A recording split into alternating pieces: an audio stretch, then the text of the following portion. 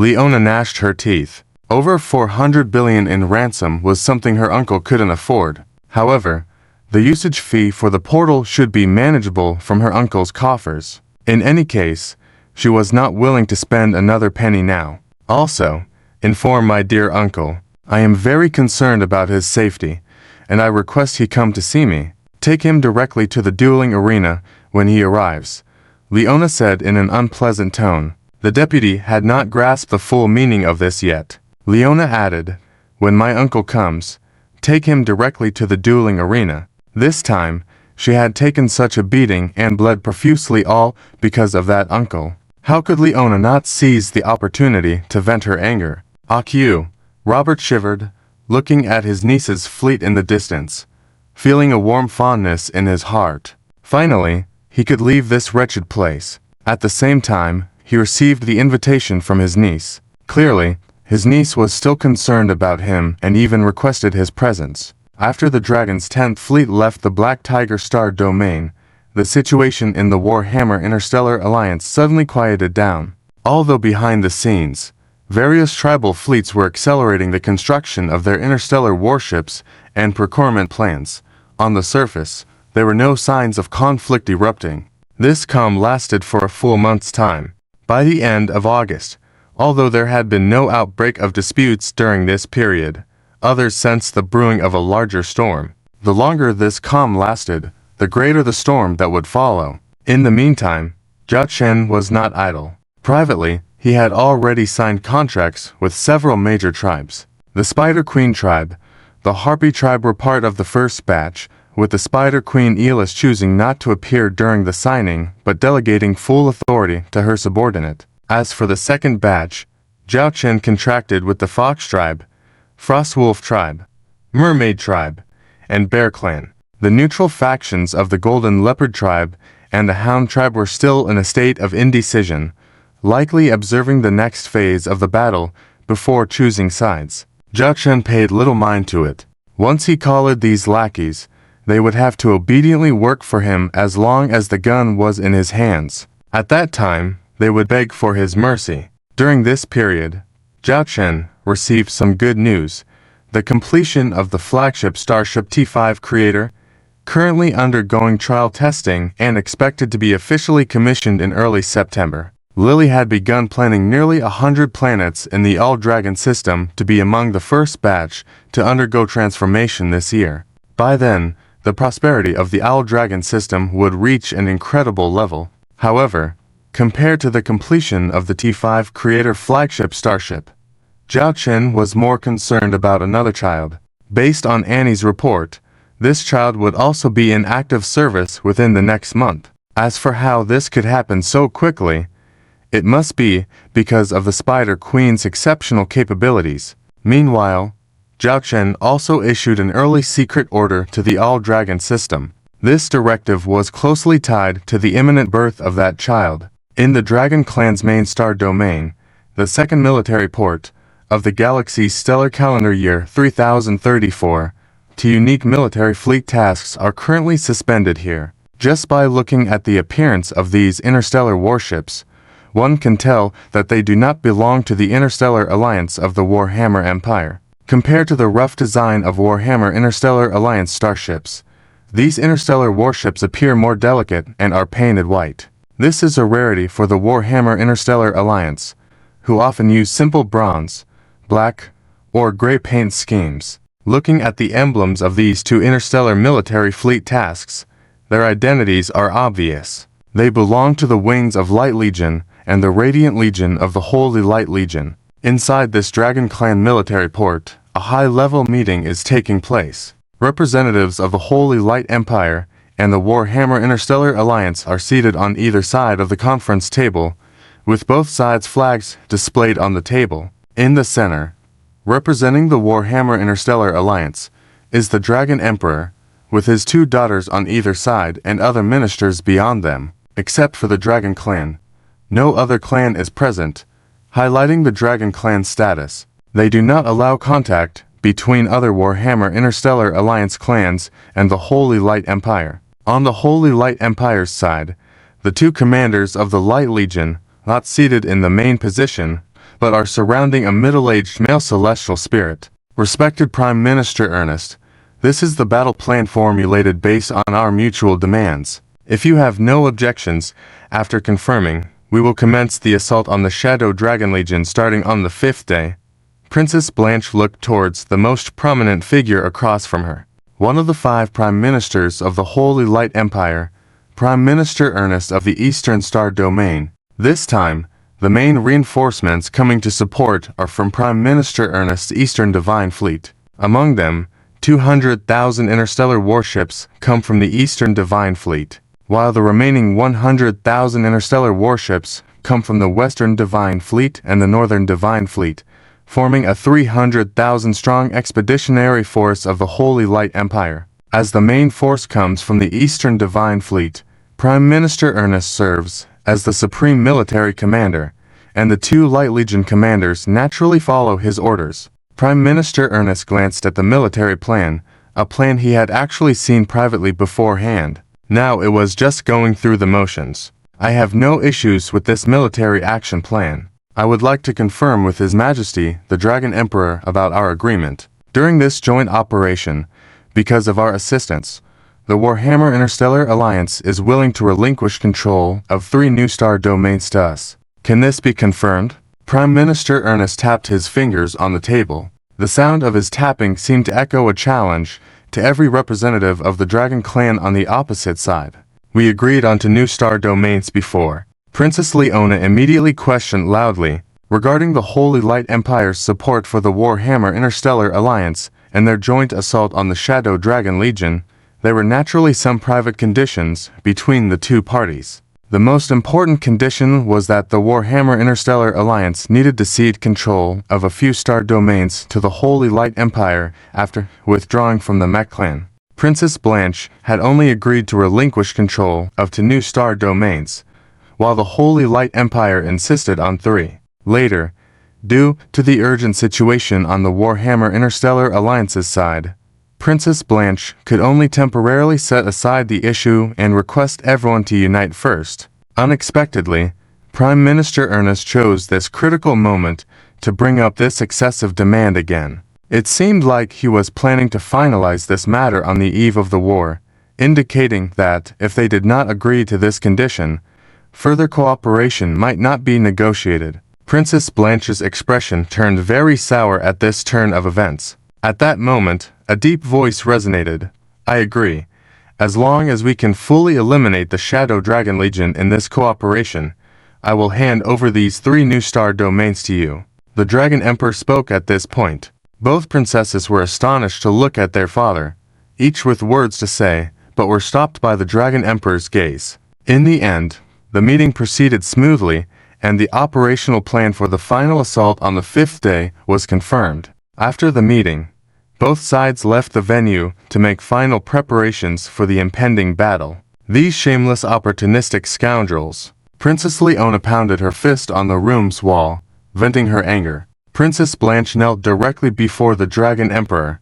Father, it's my fault. I didn't negotiate this matter in advance, leading them to pressure you on the spot and forcing you to relinquish another star domain. The Dragon Emperor sat on the sofa and looked at his 2 daughters, gesturing for Blanche to rise. I understand the difficulties you faced during the diplomatic negotiations. The most crucial issue now is to address the internal turmoil within the Warhammer Interstellar Alliance. This matter must be resolved swiftly. Upon hearing this from the Dragon Emperor, Blanche looked disconcerted. Father, I feel like you are very concerned about the internal troubles of the Warhammer Interstellar Alliance. You seem eager to immediately quell the rebellious forces. Is there something you are hiding from us? Careful Blanche noticed some unusual behavior from her father. In the past, the strong-willed Dragon Emperor would never have agreed to such sudden conditions at the negotiation table. He would prefer not to cooperate with the Holy Light Empire or delay related matters, rather than compromise. However, this time, he chose to compromise directly. This completely caught Blanche off guard at the time, but now looking at her father again, she detected some sort of hidden motive in his actions. What could I possibly be hiding from you? I just want to swiftly address the internal issues of the Warhammer Interstellar Alliance to launch our plans promptly. I want to create a better living environment for you before I depart, the Dragon Emperor said, doting on his daughters. Leona shook her head. Father, your health is robust. With our dragon clan's constitution, you could easily live another 100 years. Why worrying about these matters now? The Dragon Emperor smiled, his gaze scanning over his daughters. He said with a smile, I entrust this battle entirely to you sisters this time. Consider it a test for both of you. Your usual characters may clash, but I hope you can cooperate sincerely this time. Father, rest assured. I will annihilate the Shadow Dragon Legion. Leona swung her fist, already thinking of that blasted man. Blanche agreed verbally, but looked at her father with suspicion. She always felt there was something peculiar about her father's behavior. The Divine Radiance Empire Expeditionary Force and the Dragunkan tribe-formed Warhammer Alliance have started military deployments focused around the All-Dragon Legion as their target. Zhao Chen was naturally aware of these arrangements, as he did not even mention the T for Succubus Glasslight stealth interstellar reconnaissance ships he had sent out early on. Just the pieces he had planted within the enemy camp were enough to expose the enemy's hand before him. The Divine Radiance Empire's 300,000 interstellar warships are deployed in 3 locations. The main targets are the position of the first Stargate in the Black Tiger Star Domain, where we are located, as well as the third Stargate in the Holy Feather Star Domain, where the Golden Eagle Tribe and the Harpy Tribe were previously located, and finally, the location of our Beast Alliance headquarters. The coalition forces of the Warhammer are basically executing these 3 attack missions. Charlotte pointed to the holographic interstellar sandbox in front of them. Zhao Chen looked at these 3 attack targets on it. The first Stargate of the Black Tiger Star Domain was a crucial interstellar transportation hub. Once controlled, the enemy would be able to influence the entire Black Tiger Star Domain. The third Stargate of the Holy Feather Star Domain, where the Golden Eagle Tribe and Harpy Tribe were located, was the stronghold for the previous wars launched against the Black Tiger Star Domain and a key strategic position. The last location, the Beast Alliance headquarters, was in the border space of a star system. The reason this was the headquarters of the Beast Alliance was due to Zhao Chen previously having built the Radiant Moon-class Stargate there, which was a vital link to the All-Dragon star system. These 3 places can be described as the 3 fatal points of Zhao Chen's Grand Dragon chessboard. Severing one of them would throw Zhao Chen into chaos. Severing 2 would render him cornered like a trapped beast. And severing all 3 would leave Zhao Chen and the All-Dragon Legion in an impossible situation, with all pieces lost. This was the plan of the other side. 300,000 interstellar warships, to Divine Light Legions, and a governor stepping in. The Divine Radiance Empire is really putting in a lot of effort this time, Zhao Chen chuckled. Charlotte said, previously, the Divine Radiance Empire suffered losses in our hands twice in a row. Due to the constraints of the Holy War Dual Pact, they couldn't directly attack our Star Conqueror Empire's territory. There are also many considerations from the Stellar Alliance. Now, they have finally opened up a third battlefield, allowing them to legitimately retaliate against us. They won't miss this chance to avenge their previous defeats. In their view, for the Warhammer Interstellar Commonwealth to engage against our All-Dragon Legion amounts to fighting in foreign territory, and it will surely affect our combat power. If they can inflict significant damage, even defeat us, by the time 3 years pass, the Star Conqueror Empire will be helpless in their eyes, ready to be devoured. If I were to challenge that governor to another Holy War duel now, do you think he would agree? Zhao Chen joked. Charlotte rolled her eyes. The other side wouldn't fall for the same trick twice. How many coalition fleets has the Warhammer organized on this side? Zhao Chen stretched and asked. Charlotte pulled up a detailed enemy situation report.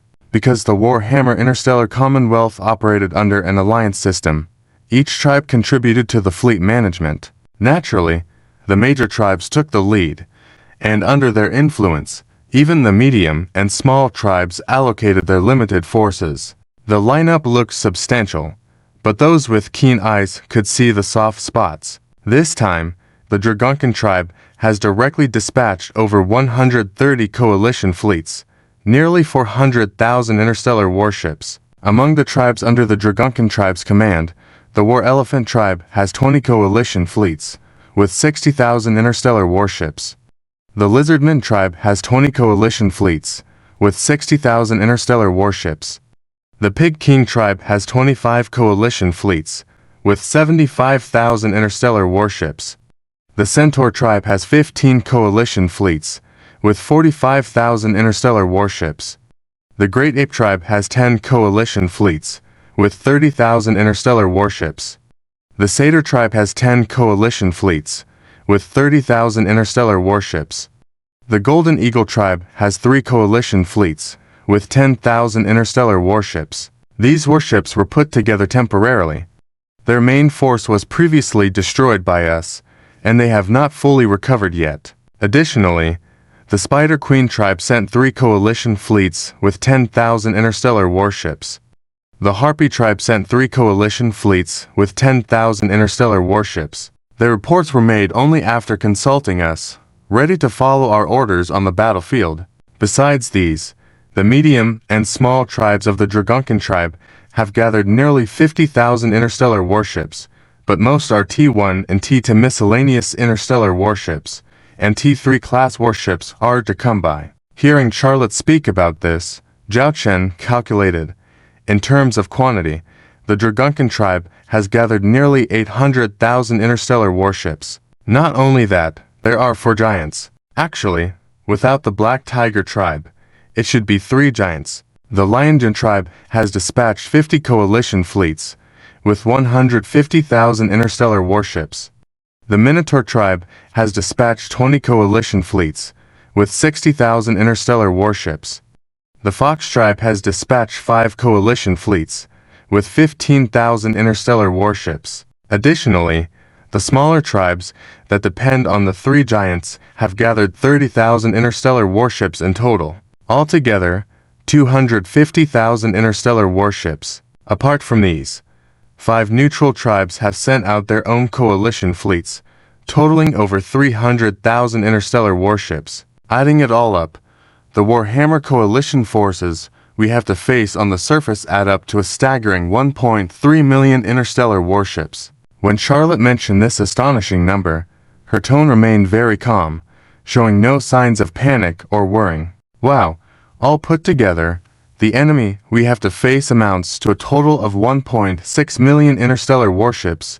Zhao Chen chuckled and shook his head. In this scale of battle, the enemy has more than 10 times our forces. How can we even fight back? We might as well raise the white flag and surrender. Watching the commander's mischievous demeanor, Charlotte rolled her eyes and pulled up another confidential data sheet. On it, the fleet forces of each tribe were categorized by 3 colors. For example, both the Dragunkan tribe and the Lionjin tribe were marked in red. The majority were actually in red. The rest were in yellow and green. Green represented tribes that had actually laid down with Zhao Chen and were ready to rise at his command, such as the Spider Queen tribe, the Harpy tribe, the Fox tribe, and the neutral tribes. The numbers from these were surprisingly significant, with over 200,000 interstellar warships. The remaining yellow represented tribes who were in a neutral position. They might have had contacts with the Owl Dragon Legion or the Beast Alliance in private,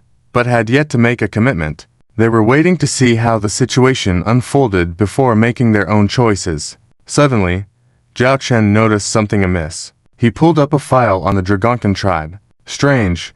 According to this data, aside from the fleets stationed in each territory, the Dragunkan tribe has 20 Dragon Corps group, 2 of which were eliminated by us previously. That would leave 18 remaining. But this time, with the 400,000 interstellar warships of the Dragunkan tribe, it covers only 13 Dragon Corps group. What about the other 5? Zhao Chen furrowed his brow, inquiring. I have noticed about this as well, but so far, the only clue we have is that these 5 Dragonman fleet groups have been stationed on the border of the Dragonman tribe's territory, with no signs of movement, because that area is on the other end of the Warhammer Interstellar Republic's territory.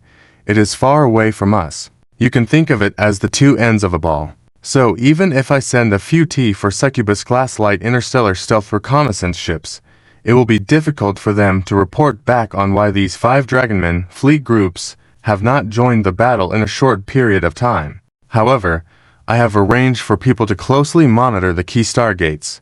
Once these 5 Dragonman fleet groups rush to join the battle, we will receive the news immediately, Charlotte replied. Zhao Chen fell silent for a moment.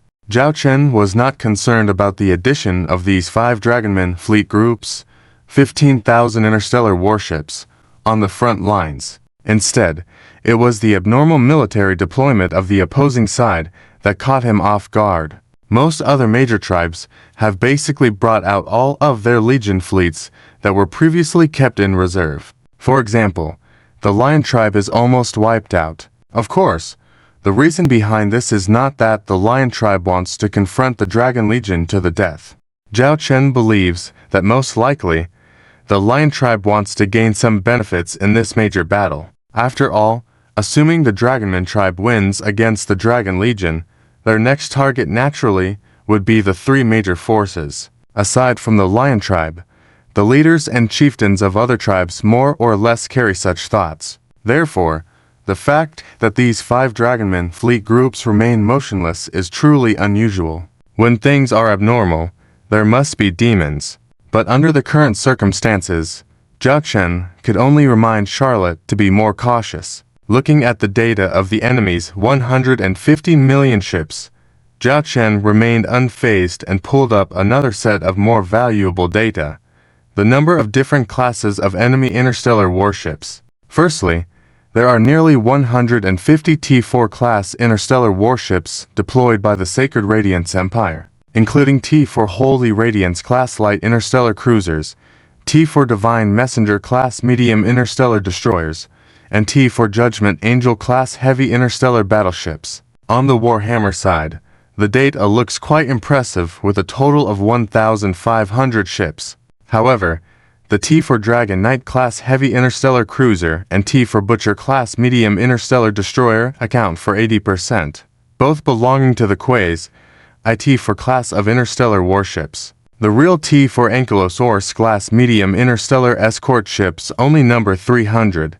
Zhao Chen couldn't help but smile at this point. He couldn't help but jest. They claimed before to have 1,000 T4 interstellar warships, and now they bring out 1,500. Indeed, no one is entirely honest when reporting numbers. Everyone has a hidden ace up their sleeve. However, Zhao Chen was not worried about it. He has more than 500 active T4 class interstellar warships under his command, covering various ship classes. Moving on, the Sacred Radiance Empire still has 50,000 T3 interstellar warships and 250,000 T2 interstellar warships remaining, whereas the Warhammer Interstellar Republic still has 100,000 T3 interstellar warships, 700,000 T2 interstellar warships, and 500,000 T1 interstellar warships left. Only looking at these numbers, one might think that the Warhammer side is in a more favorable position. But for those with a discerning eye, the stark gap in strength between the Sacred Radiance Empire and the Warhammer Interstellar Republic is evident. It's needless to mention T4 class interstellar warships. In terms of T3 interstellar warships, the declared numbers might show Warhammer having double the amount, but one must understand the base number. The Sacred Radiance Empire's 50,000 T3 ships come from a base of 300,000 interstellar warships. In contrast, the Warhammer Interstellar Republic's 100,000 T3 ships come from a base of 1,300,000 interstellar warships. One has a ratio of 6:1, whereas the other is 12:1. It's widely known that Warhammer's interstellar warships are the weakest in their class, amplifying the actual difference. As for the remaining ships, the Warhammer Interstellar Republic claimed to have assembled a joint fleet of 1,300,000 interstellar warships this time. In reality, 50,000 of those are still T1 interstellar warships. What can T1 interstellar warships do? Even T2 interstellar warships are now deemed inadequate in the eyes of the Dragon Legion. Charlotte's calm demeanor stems from her knowledge of the adversary. In reality, there are only 15,000 T3 interstellar warships and those T4 interstellar warships that pose a real threat. The rest are just a group of ants. All she needs to do in battle is to be cautious and not get entangled by these ants. If faced with other adversaries, perhaps there would be more cause for concern. But for the Dragon Legion, who has always focused on maximizing firepower output, these other ships pose no threat at all. Lilith, 1 month's time. Are our provisions for warfare ready? Zhao Chen inquired with Lilith, the housekeeper. Lilith nodded, saying, "Thanks to this buffer month, we have prepared war supplies worth 800 billion stars. Of these, 200 billion were from that Miss Leona as ransom. It's a pity that most of the 400 billion ransom is not in war materials. Otherwise, we could have prepared more. As for the subsequent war, if it breaks out, the Dragon Star system can ensure at least 100 billion stars in daily logistical supply. Also, Empress Qinzile is aware of our situation, and let me convey that if you need it, she can mobilize the entire industrial capability of the Starlight Empire to provide us with war materials. Additionally, her Legion fleet is ready to follow your command at any time." Zhao Chen nodded with satisfaction. 500 billion in war materials would be sufficient for the upcoming skirmishes. As for the support from Empress Qinzile, Zhao Chen felt it unnecessary. Currently, the Starlight Empire is in a phase of recovery and many resources are focused on construction. Increasing military spending at this time would significantly delay the Empire's recovery.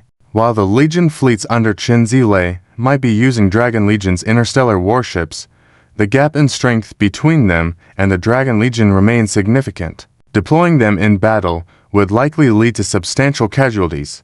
The cost doesn't match the benefits. In the current situation, there's no need for them. Please convey to Empress Qin that I appreciate her offer, but we don't require assistance at the moment. Let her focus on handling the Empire's affairs. If the need arises, I won't hesitate to ask," Zhao Chen stated frankly. As the regent of the Starlight Empire, he had the authority to mobilize most of the Empire's forces beyond Qinzile's purview. "And what about that thing? How is it going?" Zhao Chen inquired, looking at Lilith. Lilith's eyes sparkled with light. "The latest information indicates that it is still in progress, but it will take another week, not including the subsequent trial voyages." "Trial voyage. I have a more suitable place for that," Zhao Chen said with anticipation. Regarding the deployment and mobilization of the Sacred Radiance Empire Expedition Fleet and the Warhammer Allied forces, Zhao Chen chose to observe calmly and use a quiet approach. Zhao Chen sat on the captain's chair, closing his eyes to rest. Beside him, Huxinger, who was temporarily serving as one of the secretaries, looked at this man in surprise. The great battle was imminent, yet this man remained so calm and composed, which was truly puzzling. In fact, Zhao Chen was not resting with his eyes closed at the moment. He was checking on something else. It was already mid-September, with only half a month left until the end of the month. This meant that the quarter was coming to a close. Zhao Chen still had quarter tasks to complete. Quarterly task content: choose to eliminate or subdue 20 major tribes of the Warhammer Interstellar Republic. Completing 10 unlocks basic rewards. Completing 13 unlocks a bronze chest. Completing 16 unlocks a silver chest. Completing 20 unlocks a gold chest. Current progress: 6. He was for tribes short of the minimal requirement for this quarter task, but considering the upcoming battles, completing 4 should not be difficult. Besides the quarterly task, there was also an annual task. With only 3 months left until the year end, it was crucial to consider the completion of the annual task. The rewards for the annual task were far more substantial than those for the quarterly task. Annual task content: Task 1. The death of Qin Ming completed. Task 2. Control at least 4 star domains of the Starlight Empire completed. Task 3. Control 4 star domains of the Warhammer Interstellar Republic. Progress: the Black Tiger domain. The criteria for this judgment were somewhat ambiguous. Thus far, Zhao Chen only completely controlled the Black Tiger domain. As for the other Warhammer domains, there were varying degrees of influence, but none were as thorough as the Black Tiger domain. It seemed that in the upcoming battles, he needed to take a step forward quickly. After reviewing these system tasks, Zhao Chen did not forget the task that was currently the most important to him. Initiate Task T5 Shopping Mall. T5 Mall Initiation Task Completion 40%. Following the task prompts, make a selection. Upon completion of the selection, the corresponding completion percentage will be obtained. When the task completion reaches 100%, the T5 System Mall will be unlocked. The following options can each contribute towards completion, with a time limit of 6 months. Option 1. Conquer the Mermaid Queen of the Sea Monster Tribe, which earns 10% completion. Incomplete. Option 2. Conquer the Harpy Queen of the Eagle Harpy Tribe, which earns 10% completion. Completed. Option 3. Conquer the Queen Spider of the Spider Tribe, which earns 10% completion. Completed. Option 3. Conquer the Fox Queen of the Fox Tribe, which earns 20% completion. Incomplete. This round of T5 Mall tasks presented for options, and they could be completed repeatedly. Up to this point, Zhao Chen's completion was only at 40%. However, he believed that the remaining 30% was just a matter of time. The Fox Queen Su Yaya had privately chosen to stand with Zhao Chen, but he did not think that a promise or contract could make a person obediently bring their family's influence to join you. This was especially true when the situation appeared unfavorable. The last time Zhao Chen had seen the Fox Queen Su Yaya, her conquest value was still only at 95%, and it was difficult to increase further. Zhao Chen speculated that it would probably take until the winner of the current battle was determined to make the Fox Queen's conquest value reach 100%.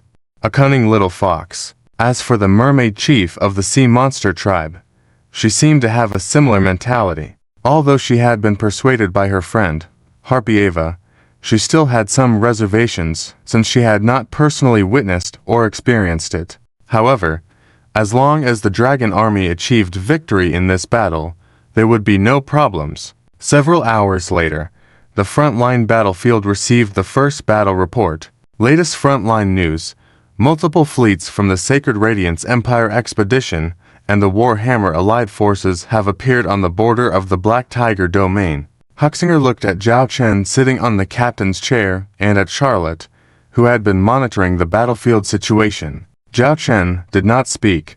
He had already delegated authority to Charlotte. This was Charlotte's battle. It was a battle for Warhammer, a battle for the New Order. Charlotte looked at the enemy fleets approaching the Black Tiger domain on the tactical map and calmly said, "The Dragon Tiger Legion and the Bestial Legion tasked with patrolling the front line only need to have a slight contact with the enemy. After ensuring their safety, engage in partial armed contact, and then gradually abandon these front-line positions without engaging in prolonged conflict." Hearing Charlotte's command, Huxinger looked surprised and asked, "Are we abandoning our front-line positions?" She initially thought Charlotte intended to fight at the front line, but unexpectedly, Charlotte ordered a retreat after a brief encounter. This would mean abandoning a large portion of the advantageous positions in the Black Tiger domain. "Execute my orders," Charlotte said coldly to Huxinger. Her eyes sent a shiver down Huxinger's spine, transforming her from the previously approachable and humble General Charlotte into a completely different person. "Yes. Huxinger hurried to relay the command. At this moment, the Fox tribe leader whispered to her daughter, "Pay attention to the present situation. In the past, General Charlotte may have been friendly and interacted with you as a friend, but now, she is the supreme commander of this battle, and you are her secretary. Unless under special circumstances, do not speak out and follow the supreme commander's orders. That is your responsibility." Huxinger nodded in understanding. The Fox tribe leader looked at her daughter, acknowledging her innate talent but recognizing her lack of experience. She hoped that following General Charlotte could help her gain some experience and only could give her some reminders. At this moment, the Fox tribe leader approached Commander Zhao Chen. Since Lily, the secretary, had gone to the Bright Moon-class Stargate, overseeing the logistics and transportation tasks for the Dragon Army in both locations, she had chosen to inquire about the most critical areas. She had complete trust in General Charlotte's ability to command the army. As for the shortage of people around the commander, She continued to temporarily act as Commander Zhao Chen's secretary.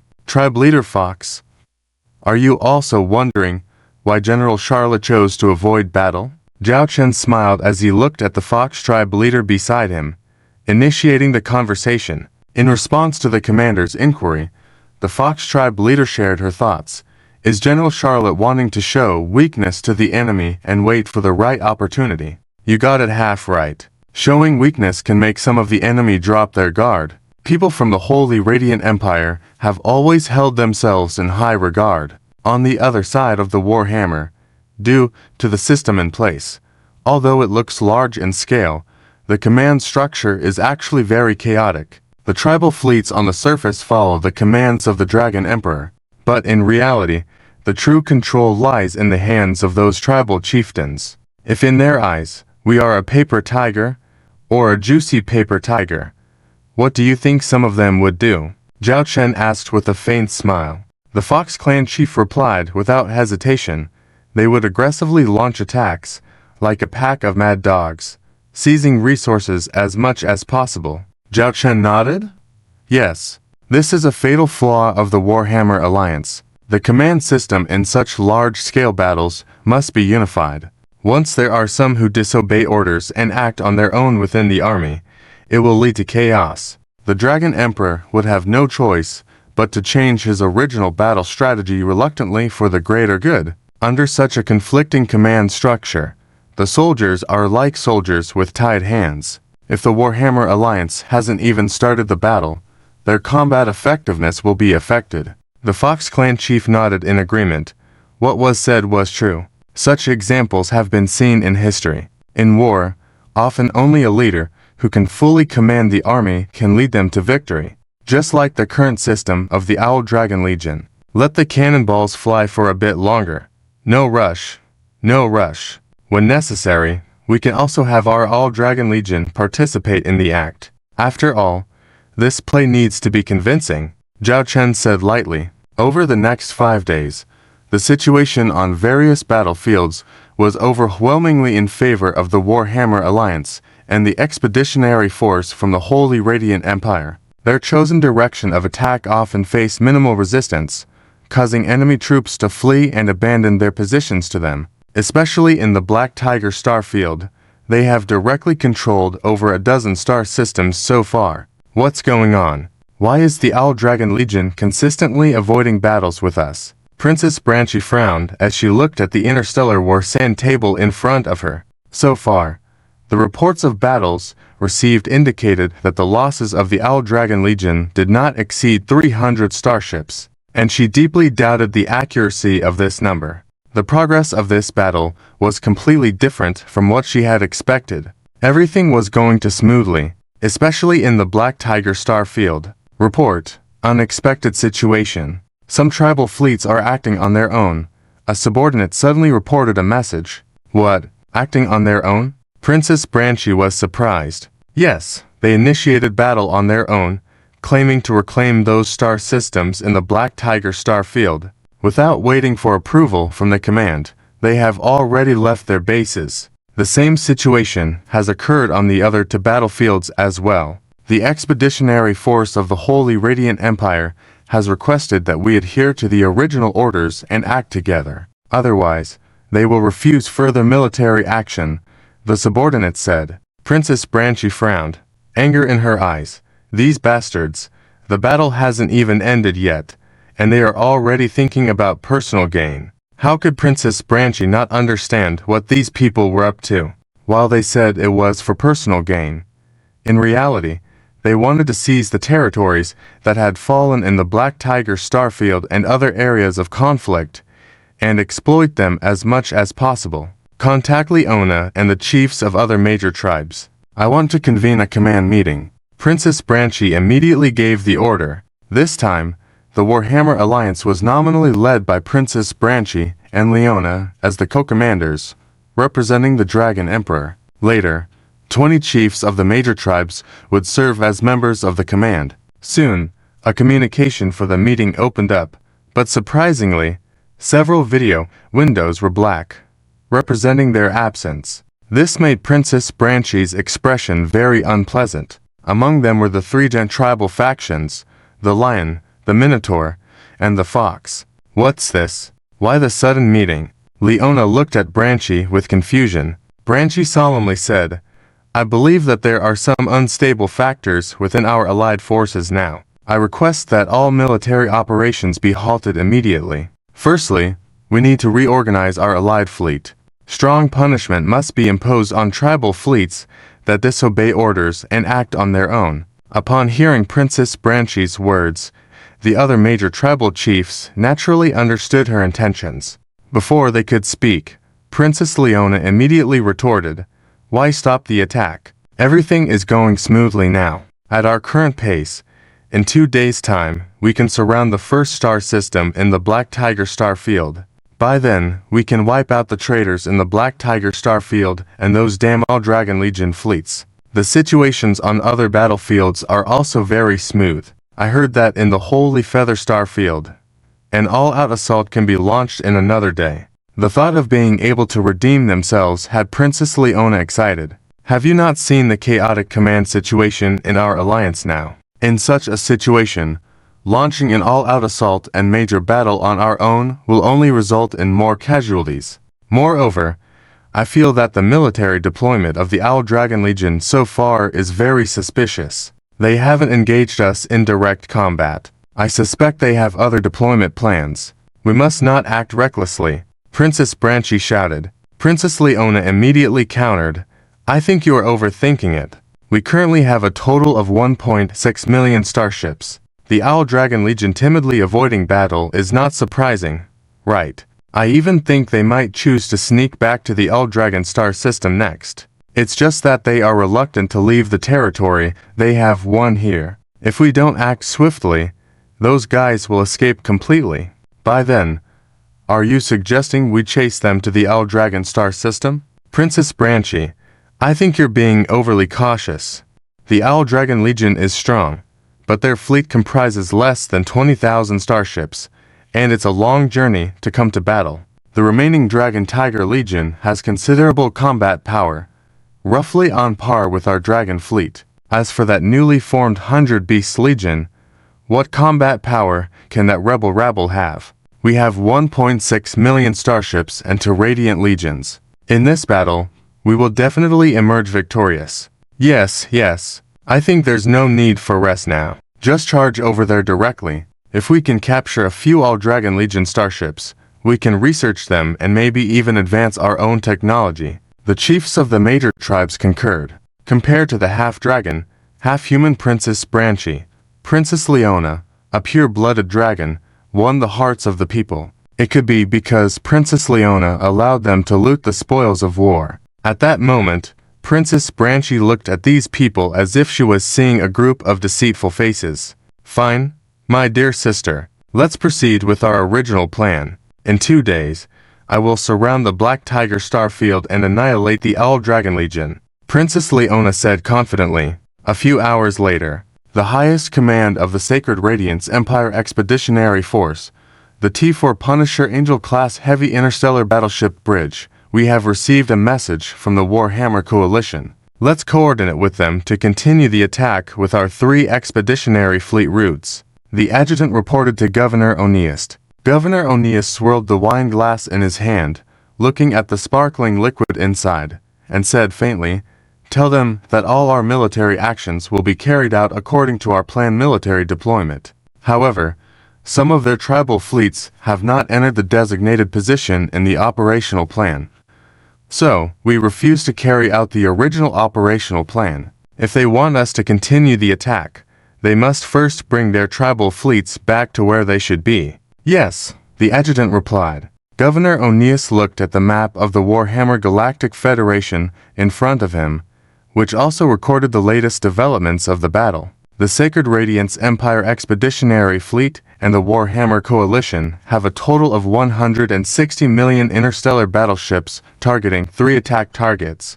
They have already surrounded these 3 regions, especially the Black Tiger Star Domain, which can be described as well defended. It is said that the main fleets of the All-Dragon Legion and the Dragon Tiger Legion are there. Governor, So far the Owl Dragon Legion has not engaged us in direct combat. I suspect the Owl Dragon Legion may have some plans. We cannot be careless. An officer reminded him. Governor O'Neas said faintly, "In this an obvious question that only fools would miss? Although I also don't care much about the Owl Dragon Legion, with fewer than 20,000 interstellar battleships in their fleet. But they managed to defeat two Sacred Light Legions, one of which defeated that woman in the Holy Battle Duel. This proves that the Owl Dragon Legion has some strength. They also forced Stanford, the cowardly governor of the Southern Star Domain, to retreat from the Galactic Alliance. Although that Stanford guy is the most cowardly and cautious among the 5 governors, he has received much mockery from us. But being able to scare off his fleet, it must mean they have some strength. This kind of Owl Dragon Legion, after we deployed the attack formation, has so far made no significant movements. They retreat as soon as we attack, without engaging in large-scale direct combat. It's no wonder. Shouldn't we be prepared?" the officer asked. Governor O'Neas said faintly, "Haven't we already prepared for that? I was thinking about delaying our military operations to let others test the depth of the Owl Dragon Legion for us. The brainless half-orcs from the Warhammer gave me a good reason. So now we just wait here for the Owl Dragon Legion's killer move.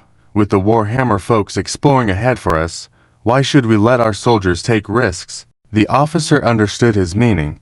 "But we can't just sit back and watch. Keep a close eye on the Warhammer Coalition's movements, especially their elites, such as the Dragon Fleet. Keep our fleet within half an hour to an hour's reach of their position. After all, the Owl Dragon Legion has quite a few good things. If the Warhammer guys manage to defeat them, we can't let these good things fall into the hands of the Warhammer orcs," Governor O'Neas reminded. This time he came here not only to agree to the conditions set by the Warhammer, but also to be interested in severely damaging or even eliminating the Owl Dragon Legion, trying to obtain their technological expertise. Now, everyone knows that the Owl Dragon Legion possesses a considerable amount of T4 class ship technology, something that none of the 3 empires have. If anyone can obtain, absorb, and digest it for themselves, it will significantly enhance their own combat capabilities. Following this, the attitude of the Sacred Radiance Empire Expeditionary Fleet towards the Warhammer Coalition is also annoyed. But who caught the cause? Ultimately, Princess Leona's suggestion led to a direct attack, first capturing those strategic positions. Because from the perspective of the Warhammer Coalition's high command, in the current situation, the Owl Dragon Legion should not cause much trouble. As for the Owl Dragon Legion's recent inactivity, it has made the emotions of the various races within the Beast Alliance somewhat unstable. Why hasn't the Owl Dragon Legion taken any action yet? Up to now, with the Black Tiger Star Domain directly threatened, so many star systems have been lost in vain. Someone complained. In their eyes, once the Black Tiger Star Domain is taken, it naturally belongs to the Beast Alliance, and it will fall into their hands in the future, equivalent to their territory. Seeing their territory lost, they naturally felt very unpleasant. The Black Tiger Star Domain is okay. At least there is a lot of defense in depth. The worst situation is here at the headquarters of the Beast Alliance. If we don't organize effective defense, in 6 hours, the Warhammer Coalition fleet can directly bombard our Beast Alliance headquarters. Someone said fearfully. Such words were commonplace in the high-level council of the Beast Alliance. "Enough, quiet, quiet," Chief Ted shouted several times. But obviously Chief Ted's prestige was not enough, and the people below were still complaining and lamenting, like a marketplace. Chief Ted sighed and looked at his daughter, Miter. Miter had already turned red with anger. Although she wielded real power, these people often disregarded her words due to their seniority. In this situation, they could only rely on a hero to appear. Miter felt her father's gaze and glanced at the time, nodding slightly, and the next second, a holographic figure appeared in the middle of the conference room. The entire meeting room quieted down at that moment. "Why stop arguing?" Charlotte said coldly. No one dared to make a sound. The face of Chief Ted and people like Miter might not matter to them, but they dare not disrespect the person in front of them. not to mention her current status as the highest leader of the Beast Alliance. Most importantly, behind her was someone else's identity. We were just having a lively discussion earlier. Continue, please. Charlotte glanced at everyone present. No one dared to meet General Charlotte's gaze. It was a fierce gaze, an aura accumulated by her battlefield exploits. It felt like a tiger ready to pounce and tear anyone apart. Whatever your thoughts are, do not let me hear them. If I hear anyone complain about the Owl Dragon Legion, I will cut out their tongues, Charlotte said. The few who had complained earlier closed their mouths, afraid of losing their tongues. This time I came to convey the orders of the Lord Owl Dragon. The time for action is coming. Wait for our specific instructions. Contact those tribes with whom you had private dealings before, and show your attitude and position as soon as you receive our orders. This will be their last chance. Charlotte finished, and the light disappeared. Chief Ted and Miter locked eyes, both showing excitement. After waiting for so long, the time for the counterstrike had finally come. Although the T3 Crescent Moon-class Stargate was built in the interstellar border space, over time, it became the key link between the Owl Dragon constellation and the Warhammer constellation. A star camp was built around this Stargate and named the Owl Dragon Front Line Camp by the Owl Dragon Legion. Controlled by the Owl Dragon Legion, the camp was guarded by fleets, and a few months ago, a T3 Storm Fortress-class large starport was completed here. However, today, the Owl Dragon Front Line Camp was finally facing a direct threat. The command room of the T3 Storm Fortress-class large starport reported, "We have detected enemy fleets on our radar. They are approaching our position and are expected to enter firing range within an hour based on their current speed." The subordinate reported this message to the head of the starport, who immediately issued orders. Issue the command for Storm Fortress No. 018 to enter Level 1 combat readiness. All personnel to battle stations, ready at all times. Emergency combat control in the immediate vicinity of the Storm Fortress. All weapon modules deployed. Star Shield modules activated. All turrets ready to fire. And all interstellar drones and starfighters to begin deployment. Report this information immediately to the commander? Yes. Within a short 5 minutes, the seemingly tranquil starport immediately transformed into a formidable fortress. The charged starport cannons were aimed at any potential enemies in deep space. Star shields were activated around the starport, making it look like a field of shining gemstones. As time passed, more and more enemy fleet markers appeared on the starport radar. What started as one Legion fleet with 3,000 interstellar warships had grown to over 30 Legion fleets with nearly 100,000 interstellar warships. These markers were steadily approaching the Owl Dragon frontline position. At this moment, a video window popped up. "I am Zhao Chen. I am aware of your situation over there. I have dispatched the Owl Dragon 6th Legion fleet to support the frontline camp. Command of the battle on your end will be taken over by the commander of the Owl Dragon 6th Legion." Zhao Chen spoke. Understood. The head of the starport received the command and took a deep breath. At the same time, news came from the Stargate operator's side. Report. Our Stargate has received the transition request of the Owl Dragon 6th Legion fleet. 3,000 interstellar warships of the Owl Dragon 6th Legion will transition to our gate area within 10 minutes. Upon hearing this, the head of the starport felt a sense of relief. She also became curious about this newly established Owl Dragon Legion. It was not surprising, as their interstellar warships were always produced at an incredible speed. The command of this 6th Legion, however, was a mystery. Her gaze rested on the Crescent Moon-class Stargate, where one interstellar warship after another emerged. All were combat-type interstellar warships of the Owl Dragon faction, with a level of T3 or above, and all brand new. Besides the Owl Dragon Legion emblem, each ship displayed a fleet helix number. 6, a golden dragon mark with the number 6. It marked these warships as part of the Owl Dragon Legion. Soon, she saw the appearance of a colossal vessel, rarely seen but familiar to her. The T4 blue-eyed white dragon-class heavy interstellar armored battleship, one of the Owl Dragon Legion's strongest main battleships, often serving as a flagship or vice flagship. Presumably, the commander of the newly promoted Legion is on board, And as if in response to her thoughts, another video window popped up. A woman sat in a captain's chair, her most striking feature being her snake-like hair. I am Medusa, commander of the Owl Dragon 6th Legion. I have been ordered to guard the Owl Dragon front-line camp. Medusa spoke in a cold tone, exuding a chilling aura from each of her eyes. As in the rumors, this queen from the reef's domain always appeared as an icy beauty, unwelcoming to strangers, except in front of the commander. Yet her senior officers who worked closely with her admired her abilities. She had extensive combat experience and sharp learning skills. In peacetime, she would often be seen on the Starship Academy-level starships, asking the headmistress all sorts of questions. Coming back to the present, she straightened up and saluted, saying, I am Jay Xiaoyu, head of the 018 Storm Fortress Starport at the Owl Dragon Frontline Camp. I have received the commander's orders. The highest wartime command here will now be transferred to you. We await your orders.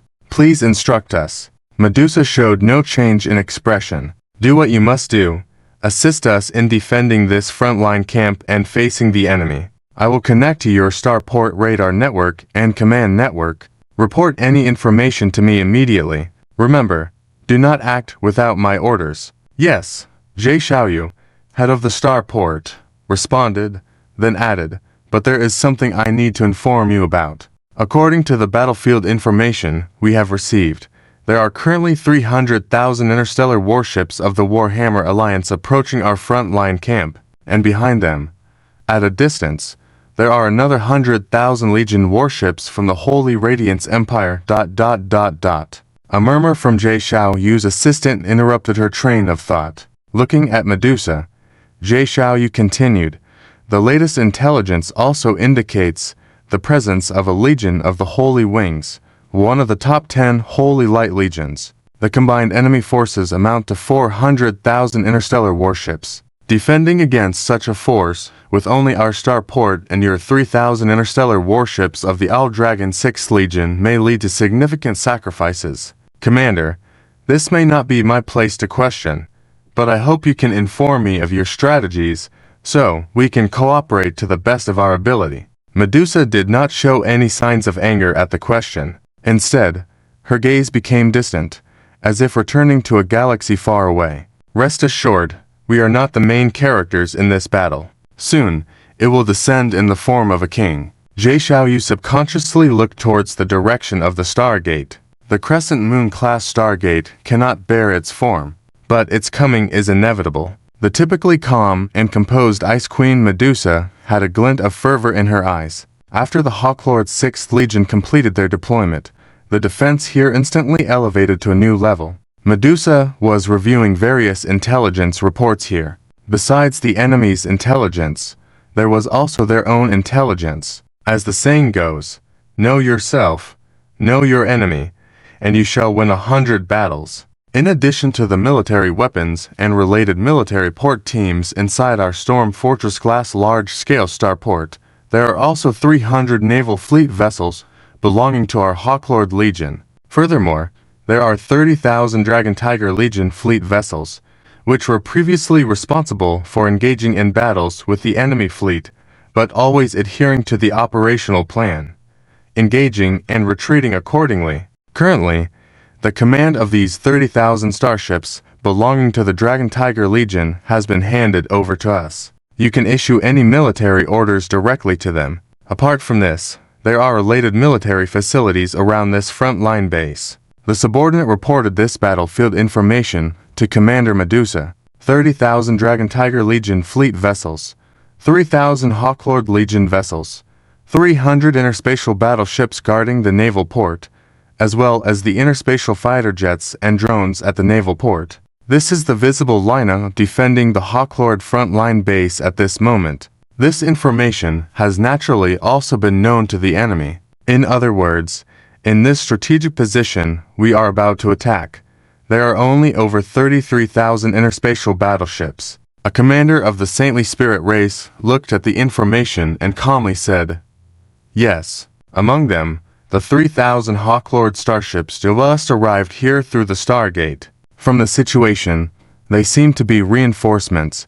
Although they are 3,000 interspatial battleships, they are all of the T3 level, with over 100 of the T4 level interspatial battleships. Their combat strength should not be underestimated. The staff officer reminded the Saintly Spirit Legion commander, the Saintly Wing Commander, one of the top 10 Saintly Spirit Legions. In the sequence of the Saintly Spirit Legion, they are ranked 6th. Although their combat strength should not be underestimated, we are not the Saintly Spirit Legion. The Saintly Wing Commander looked disdainfully at a battle report in hand.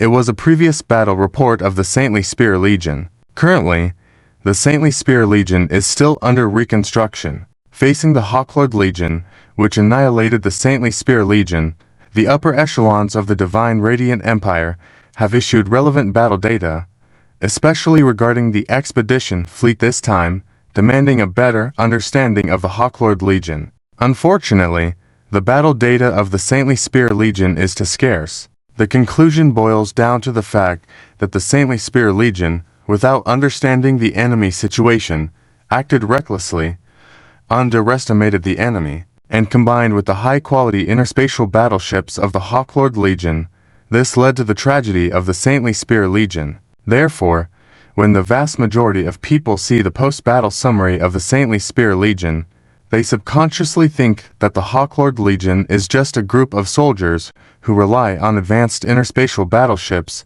and interspatial missile carriers to crush the enemy. Although we are all part of the Saintly Spirit Legion, don't forget that our strength can rank us 6th. I even think that our Saintly Wing can stand shoulder to shoulder with the 5th-ranked Saintly Crusader Legion, the Saintly Wing Commander proudly stated. The staff officer did not interject on this matter. The Saintly Wing Commander casually raised his hand. Alright, we already have a good understanding of the Hawklord Legion. We just need to use the interspatial battleships of the Warhammers, that group of barbaric half-beast beings, to absorb the Hawklord Legion's interspatial missiles. Then we will go in for the kill. I was worried before about us enduring too much loss, but I didn't expect those foolish half-beast beings from Warhammers to directly give us a perfect excuse. It would be even better if they could use their starships to consume this Hawklord Legion. Notify our Legion fleets.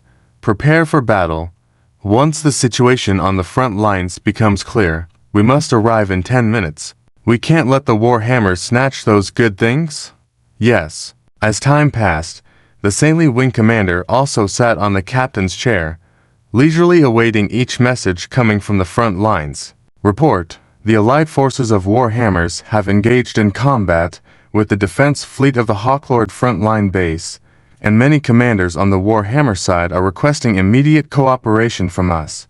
Tell them we will hasten our advance, so they can rest assured, the Saintly Wing Commander said lightly, actually not issuing commands for other Divine Radiant Empire Legion fleets to join the battle. They continued to advance at a leisurely pace. Report: the Hawklord Legion's interspatial battleships have directly entered the combat, while the Dragon Tiger Legion fleet that had previously clashed with us is positioned on the second line.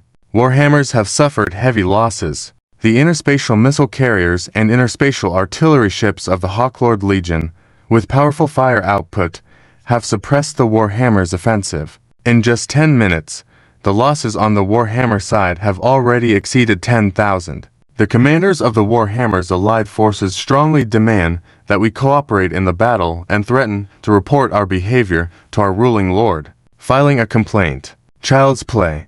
But we have to give them some face, in case they become impatient and refuse to cooperate. With the immense number of interspatial missiles the Hawklord Legion has, who will absorb them. Transmit my order. Arrange for a fleet of Divine Radiant Empire to enter the battle, but don't go all out. Just put on a show. The Saintly Wing Commander ordered?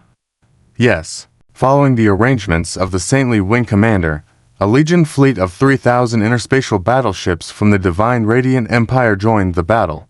But with this little force, they could not bear the pressure for the Warhammer allied forces. The commanders on the Warhammer side were furious, but found themselves helpless against the Divine Radiant Empire side. How many rounds of interspatial missiles have been launched by the Hawklord Legion over there? The Saintly Wing Commander inquired. According to the interspatial reconnaissance ship's report from the front-line inspection, up to now, A total of 50 T-3 Judicators class heavy interspatial missile carriers have been discovered, and they have already launched 3 waves of interspatial missile attacks. This has caused nearly 100,000 interspatial battleship losses on the Warhammer side, but mostly from T1 and T2 level interspatial battleships. The battlefield's casualty rate has reached 30%. My lord, it's time for us to act. If the Warhammers suffer too much loss, it will inevitably affect the subsequent operations. The staff officer looked up at the Saintly Wing Commander. The Saintly Wing Commander smirked. 3 rounds. They should be almost depleted. Transmit my order. All Divine Radiant Empire Legion fleets speed to the battlefield. Break through the Hawklord Legion's defense line at the fastest speed. Prioritize destroying the Hawklord Legion's interspatial battleships, especially their interspatial missile carriers. Yes, at this moment, after a long wait, the 100,000 Divine Radiant Empire interspatial battleships and this Saintly Wing Legion fleet finally set out. They were ready to reap the rewards that belonged to them. However, at that moment, as they were about to act, spatial distortions appeared in the deep space ahead of the Saintly Wing Legion. Report: Starship radars detected unstable spatial fluctuations in the airspace ahead. When the commander of the Holy Wing heard the report, he showed a surprised expression. Then he became nervous and stood up directly. Issue my command. All interstellar battleships enter level 1 combat status. All gun barrels aim at the distorted space ahead. And order all the fleets of the surrounding Sacred Radiance Empire legions to immediately converge towards our Holy Wing Legion fleet position. After conveying this series of commands, the commander of the Holy Wing pointed at the subordinate responsible for the radar system. Immediately check for me if this spatial anomaly wave is the same as the rumored T4 class special interstellar battleship capable of leaping for the All Dragon Legion. The All Dragon Legion's T4 Wisdom Light class interstellar leaping ship is now a well-known secret. Everyone knows that the All Dragon Legion has this powerful weapon, so their combat style has been very cautious until now, with fleets not straying too far from each other to prevent ambushes. All key strategic positions remain on high alert, ready to respond tactically at a moment's notice to any attack. Therefore, when another spatial anomaly wave appeared, the first thing the commander of the Holy Wing thought of was the All Dragon Legion's ambush tactics.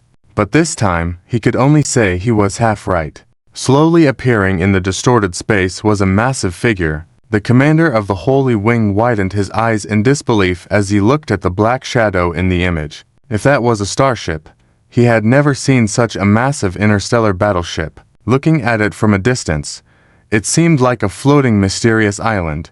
Based on the visual situation, if it was indeed a starship, the captain must be over 100 kilometers, because his T4 Punishment Angel-class heavy interstellar flagship observing from this distance would only be 1/10 the size of this massive object in front of him. The initially blurry shadow began to gradually become clear. It was indeed the silhouette of an interstellar battleship.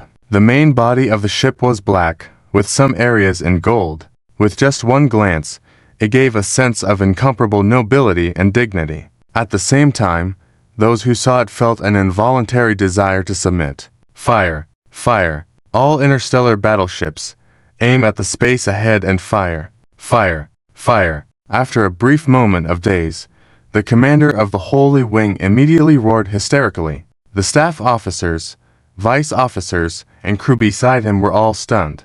This was the first time they had seen their commander lose control like this.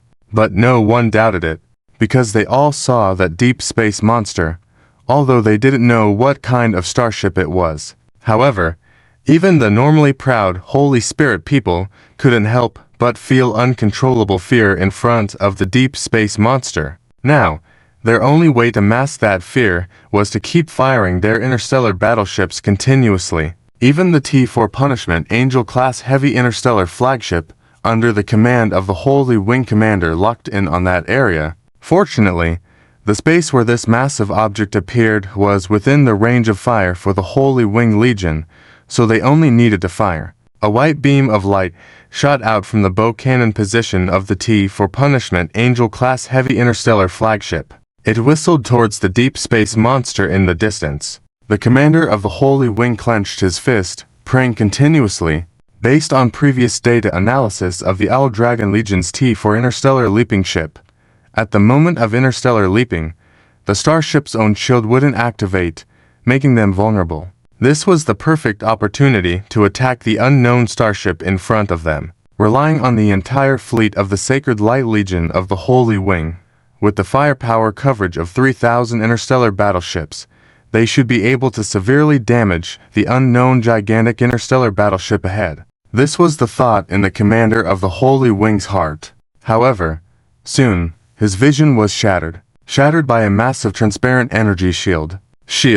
This interstellar battleship had activated its shield, and under the attack of the 3,000 interstellar battleships of the Holy Wing Legion fleet, it remained unscathed. Even the strongest attack from the bow cannon of the T-4 Punishment Angel-class heavy interstellar flagship was completely stopped by that energy shield, unable to cause any visible impact. What kind of monster is this? The Holy Wing commander tremblingly said. Report.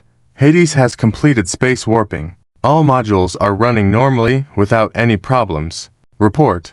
Hades' star shield defense system is under attack. Report. Radar system has scanned enemy targets within the attack range. Identified and searched from the database. Belonging to the Holy Light Empire's one of the 10 legions, the Holy Wing Legion. They possess 3,000 interstellar battleships, with 30 being T-4 class and the rest T-3 class interstellar battleships. The flagship is the T-4 Punishment Angel class heavy interstellar battleship. One message after another came in, and a figure with twin ponytails calmly organized them on the command platform. Zhao Chen sat on the sofa, watching the orderly situation in various departments inside the bridge. He was very satisfied. Din Xiang, you've worked hard. Based solely on the information I provided, without actual starship training, you managed to train qualified crew members for this starship in such a short time. Zhao Chen looked towards the Din Xiang who accompanied him on this mission. Din Xiang was the dean of the Goddess College class Starship Academy and also responsible for recruitment, training, and related matters for the Owl Dragon Legion. Considering this starship's imminent service and the current battlefield situation, if they waited for the starship to go online for service before training crew members, it would take too much time. So, based on the information available to him, Zhao Chen handed it to Din Xiang, letting her figure out how to train qualified crew members under these circumstances. Unexpectedly, Din Xiang really accomplished this task. She was indeed very diligent. Crackle, burp. At this moment, an inappropriate sound sounded from the corner. Zhao Chen turned his head and saw a figure squatting in the corner, holding a bag of chips half her height in her hand.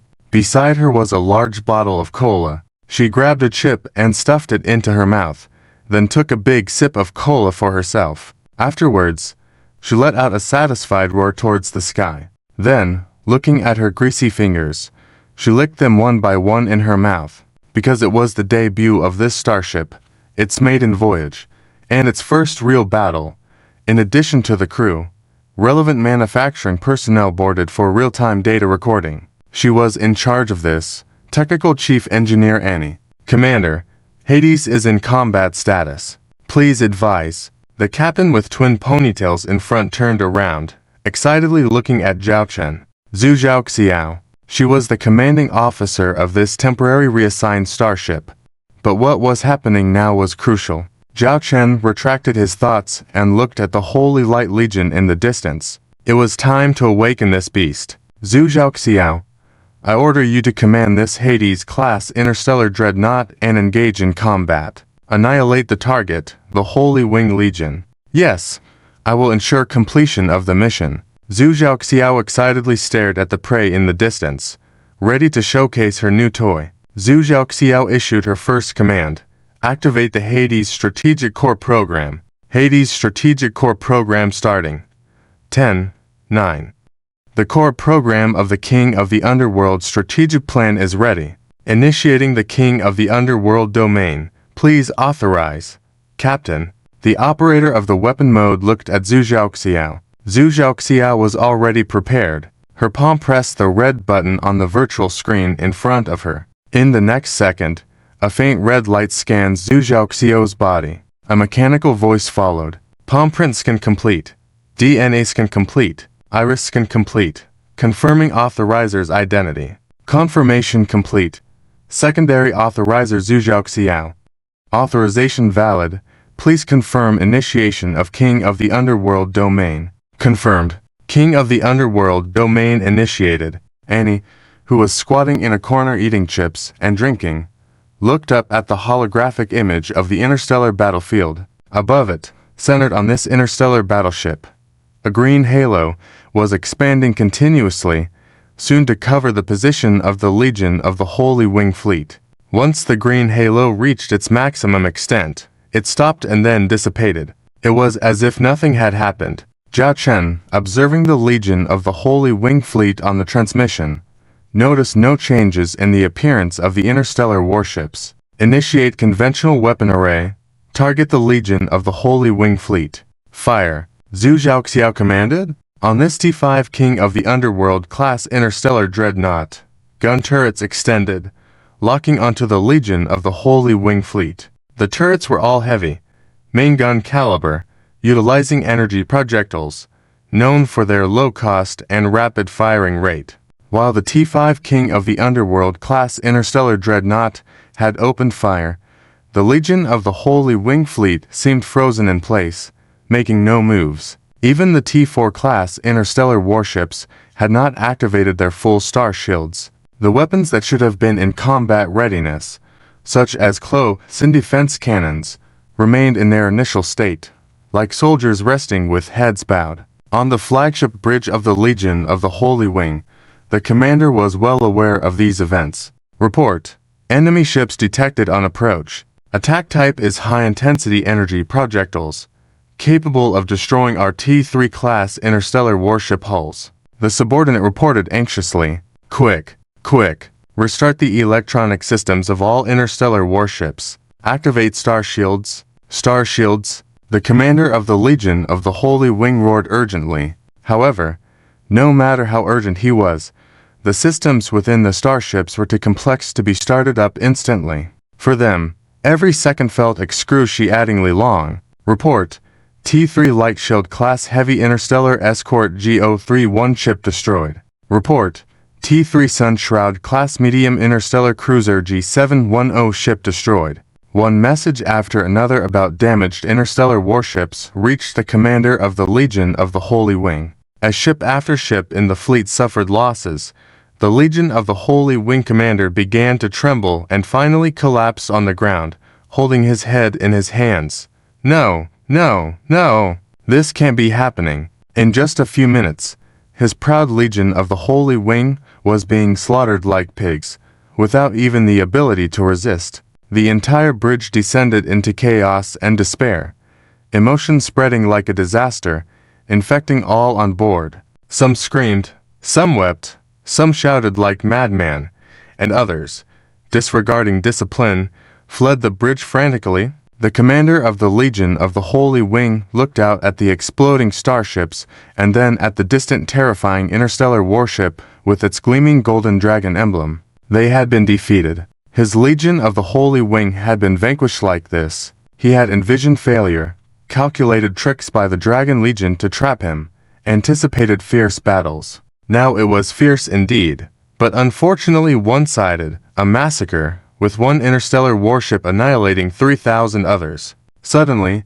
from the communication device, a voice came. Commander, we just received a message from the backup fleet. Listen quickly. The communication officer ran over excitedly, looking at the commander. We are the fleet. Will arrive at the Legion of the Holy Wing coordinates in about 5 minutes, escorting. Please wait for support. Please wait for support. The communication was intermittent and unstable. The Legion of the Holy Wing commander, hysterically screaming into the communication device, shouted, "Don't come. Escape quickly. All Imperial Light Brigade interstellar warships retreat at full speed. Leave this place. Withdraw. Immediately inform the Empire, the Dragon, Before the Legion of the Holy Wing commander could finish speaking, the entire bridge began to shake violently, the ground collapsing and cracking. And then, there was nothing after that. The flagship of the Legion of the Holy Wing, the T for Blue Eyes White Dragon-class heavy interstellar armored battleship, fell. At the same time, on the other end, as they tried to contact the Legion of the Holy Wing, the Sacred Radiance Empire fleet lost contact that had just been established with the Legion of the Holy Wing. What's going on? I couldn't hear a few words clearly just now. How did communication cut off? The Legion commander rebuked the communication officer. The communication officer helplessly replied, "I don't know either. The Legion of the Holy Wing lost contact after sending out the distress signal. We managed to establish contact using the most primitive means, but then it suddenly cut off. They said some things, but due to signal instability, we couldn't hear clearly. If you need, we can take a few minutes to restore the content of that communication. Hurry. The governor is waiting for my message," the commander urged.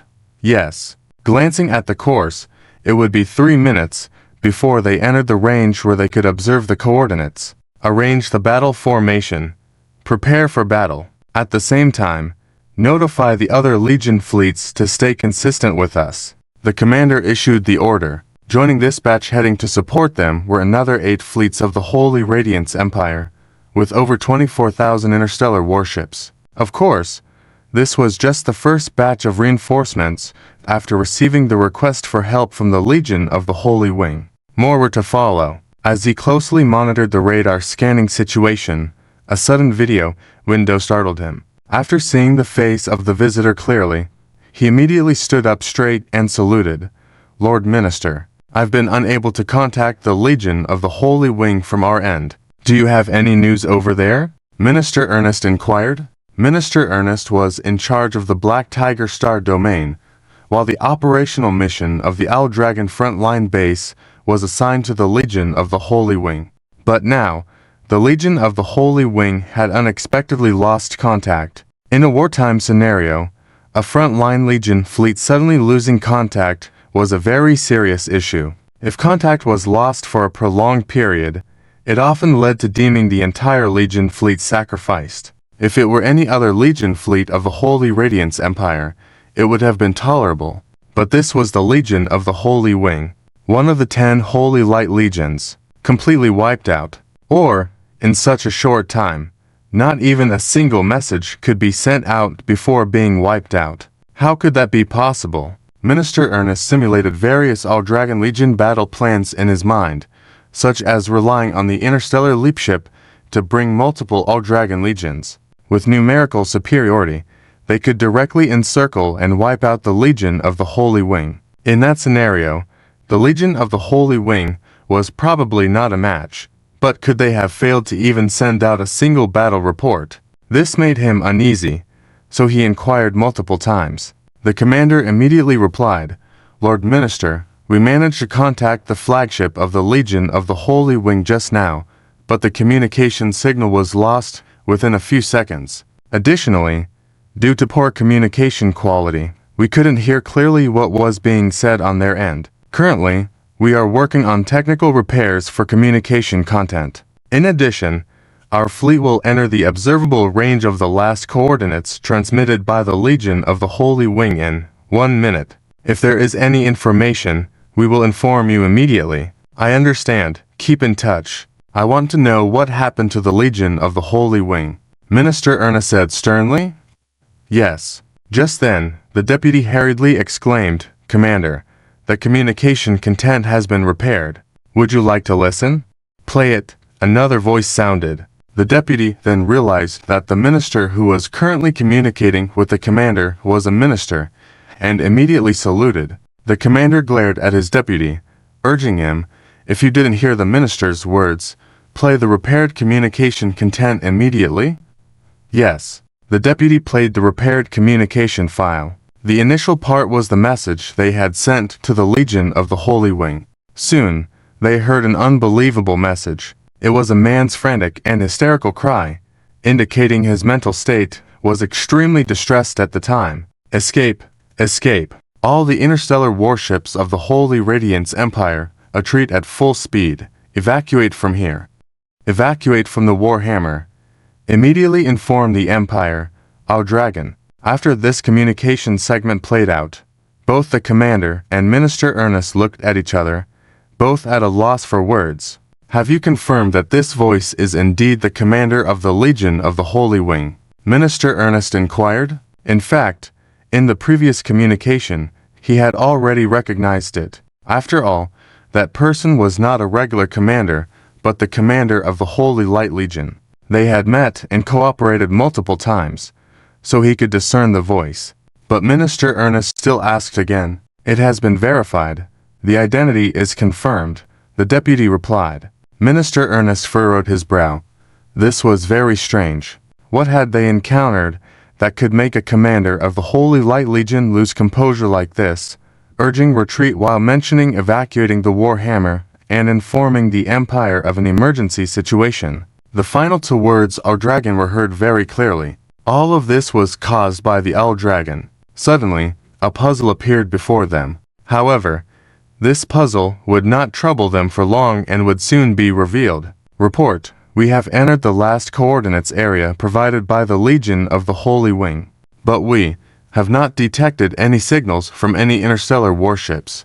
Please advise. The navigation officer looked towards the commander. The commander hesitated, casting a glance at Minister Ernest on the video window opposite. This eerie situation left him unsure of how to proceed. Investigate what exactly happened to the Legion of the Holy Wing, Minister Ernest ordered. The commander took a deep breath and began ordering his subordinates. Maintain level 1 combat readiness. All radars open. Release all interstellar reconnaissance drones. Also, notify the other Legion fleets to maintain a safe distance from us and prepare emergency response plans.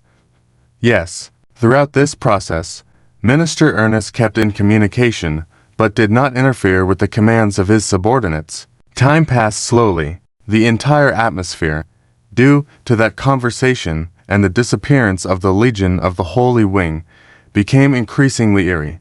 But soon, a report broke this quietude. Report: abnormal situation detected ahead. Maybe related to the Legion of the Holy Wing. The deputy reported, face pale. Don't waste time. Immediately bring the visuals to me, the commander urged.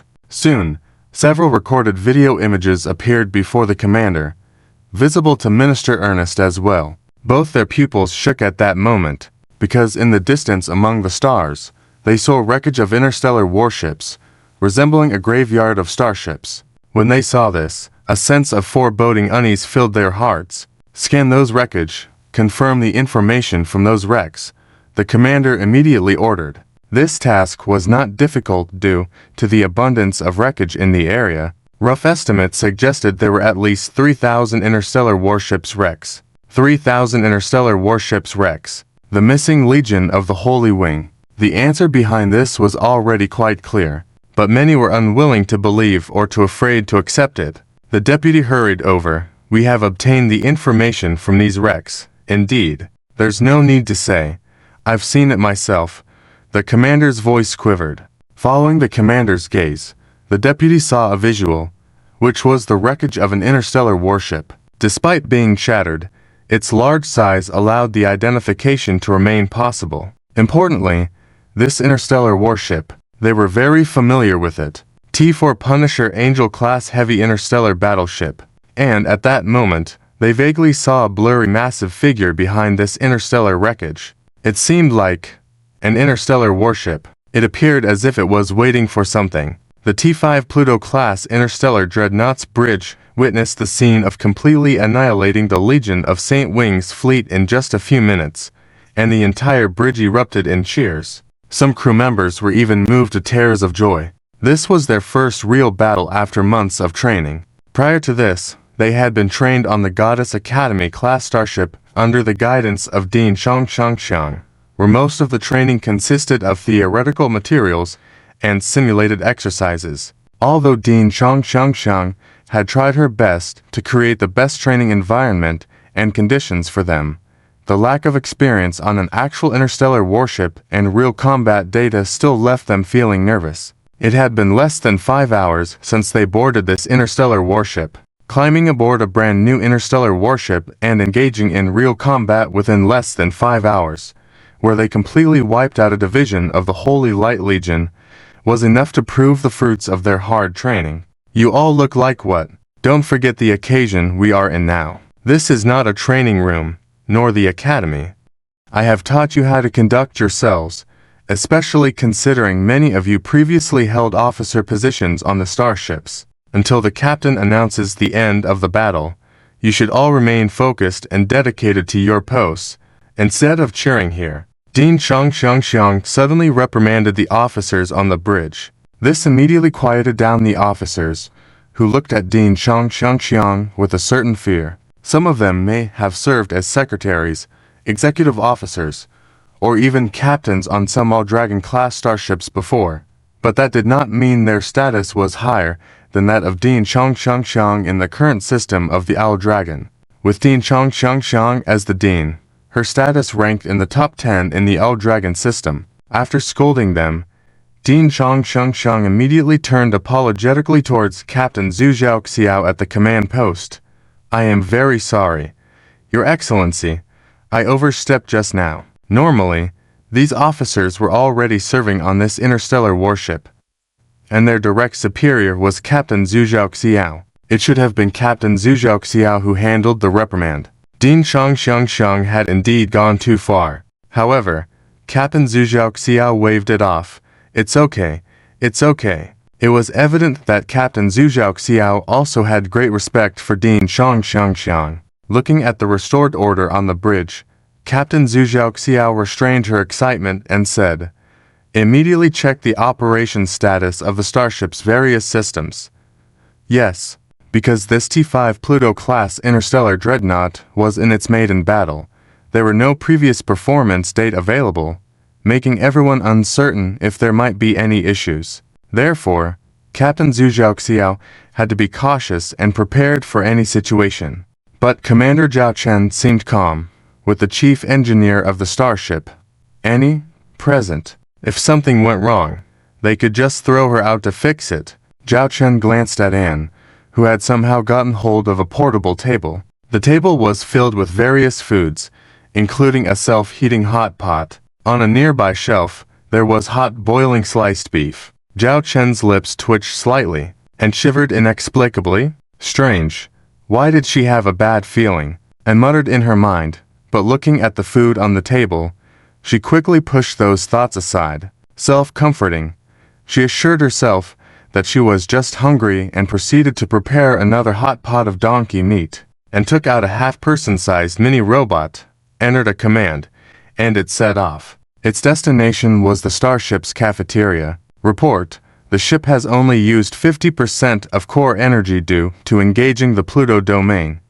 Currently, it is still recovering, with no other impacts. Without using any weapons requiring energy consumption, the core energy is expected to recover in 100 minutes, reported the officer on the bridge to Captain Zhu Xiao. Understood. Captain Zhu Xiao breathed a sigh of relief and approached Commander Zhao Chen. Commander, the T5 Pluto-class interstellar dreadnought has completed its maiden battle mission, annihilating 3,000 starships of the Holy Light Legion. Our starship has not sustained any damage. Please provide further instructions. Zhao Chen nodded in satisfaction.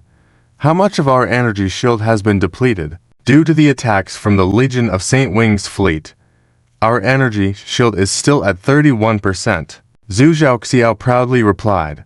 With 31% remaining, how long is needed for replenishment? Zhao Chen inquired. Zhu Xiao was momentarily surprised as she hadn't received this experimental data yet and wasn't sure. The only one who had insights into this was Zhao Chen, and the others looked towards Annie, who was busy with the beef. Annie stared at the pot and mumbled, "It's almost done. Cooking it further might make it too tough." Ahem. Dean Xiang's cough made Annie look up and realize that Commander Zhao Chen's gaze was on her. "Are you all going to eat the sliced beef?" Annie asked softly. internally worrying because the portions were calculated for herself. If shared, she would have nothing to eat. Ahem, Commander is asking you. The current Pluto's energy shield is at 31%. How long will it take to recover? Dean Shang covered her face, barely containing her laughter. Annie suddenly came to her senses and quickly said, "This question, although the Pluto has not undergone actual navigation, based on our simulation tests, it is like this." To summarize her explanation, the Pluto's core system functioned like a spring, with a large reservoir of energy that could be stored. The energy required for regular weapon consumption was supplied from this core. The energy consumption for regular weapons and shield replenishment was generally balanced, but additional tasks like shield replenishment and activating the Pluto domain required allocated resources, akin to depleting a significant amount of water from the spring, which could only be gradually replenished. According to the captain's regulations, the energy reserve of the Pluto's core system should not drop below 10% to ensure readiness for unexpected situations. However, in the state of star shield activation, energy replenishment cannot be carried out. In other words, for the star shield to replenish energy, it must be in a non-combat state, emphasized Annie. Just now, activating the Dark King's domain once require directly consuming 50% of the Dark King core's energy storage, asked Zhao Chen. Annie nodded. Yes. Dark King's domain is one of the two special abilities of the T5 Dark King class interstellar dreadnought. It has two ways of use. One is to release it outward with the Dark King at its center, which has the widest range. The other is to designate a specific area within range to deploy the Dark King's domain, which has a smaller impact range than the former and depends on the actual situation of deployment for specific influence. According to our estimates, it is less than 1/5 of the former. However, the Dark King's domain released, with the Dark King at its center, has a small issue. It is a weapon of indiscriminate attack, affecting both enemies and allies, except for the Dark King himself. You have also seen the effects. It can paralyze electronic systems of interstellar warships within this range, except for the Dark King. The principle behind this is the release of an electromagnetic pulse. Alright. Let's just leave it at that. For these commanders, they only need to understand how to use it, interrupted Zhao Chen, cutting off Annie. Annie pursed her lips. Fine, I won't say any more. I hadn't even thought of saying anything. Annie picked up her chopsticks, ready to pick up some sliced beef for herself. Then how much Dark King core system energy does the other mode consume? Also, you seem to have not mentioned the conditions for using the Dark King's domain. Zhao Chen interrupted Annie's meal once again. Annie suddenly jumped onto the table, pointing angrily at Zhao Chen's nose.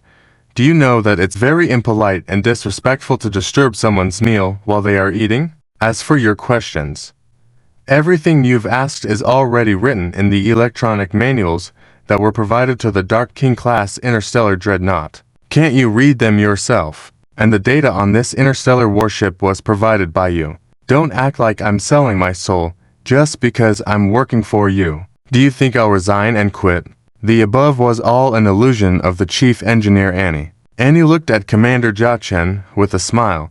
For the other attack mode, the consumption method is different. Activation requires consuming 30% of the core energy storage, and subsequent consumption depends on the duration of use. After each use, there is a 10-minute interval to wait for the weapon module to reset before it can be used again. As for the Dark King's domain, there is also a 10-minute reset time after use. So, in terms of time, it's not much, mainly an issue of core energy efficiency. Only by utilizing the Dark King core system properly can the true power of this interstellar warship be unleashed. Zhao Chen nodded in satisfaction. Annie smiled slightly, looking at the commander. Any other questions? None for now, replied Zhao Chen. Annie's lips twitched slightly. Relax, Annie, relax. Food. You have to be in the best mood to taste the best food. Annie smiled brightly at the pot of sliced beef, picking up a piece of it. Report. Radar has detected multiple fleets of the Sacred Radiance Empire approaching. They will enter within firing range of our Dark King in 1 minute. Suddenly a voice made Annie's chopsticks tremble, dropping the sliced beef directly on the floor. Annie pouted in distress, but she had no choice. She could only console herself in her heart. It's still edible if picked up. It's still edible if picked up. Can't waste it. Sister Cow said that wasting is disgraceful. She immediately picked up the sliced beef from the floor and stuffed it into her mouth. Annie made a bitter face. Overcooked.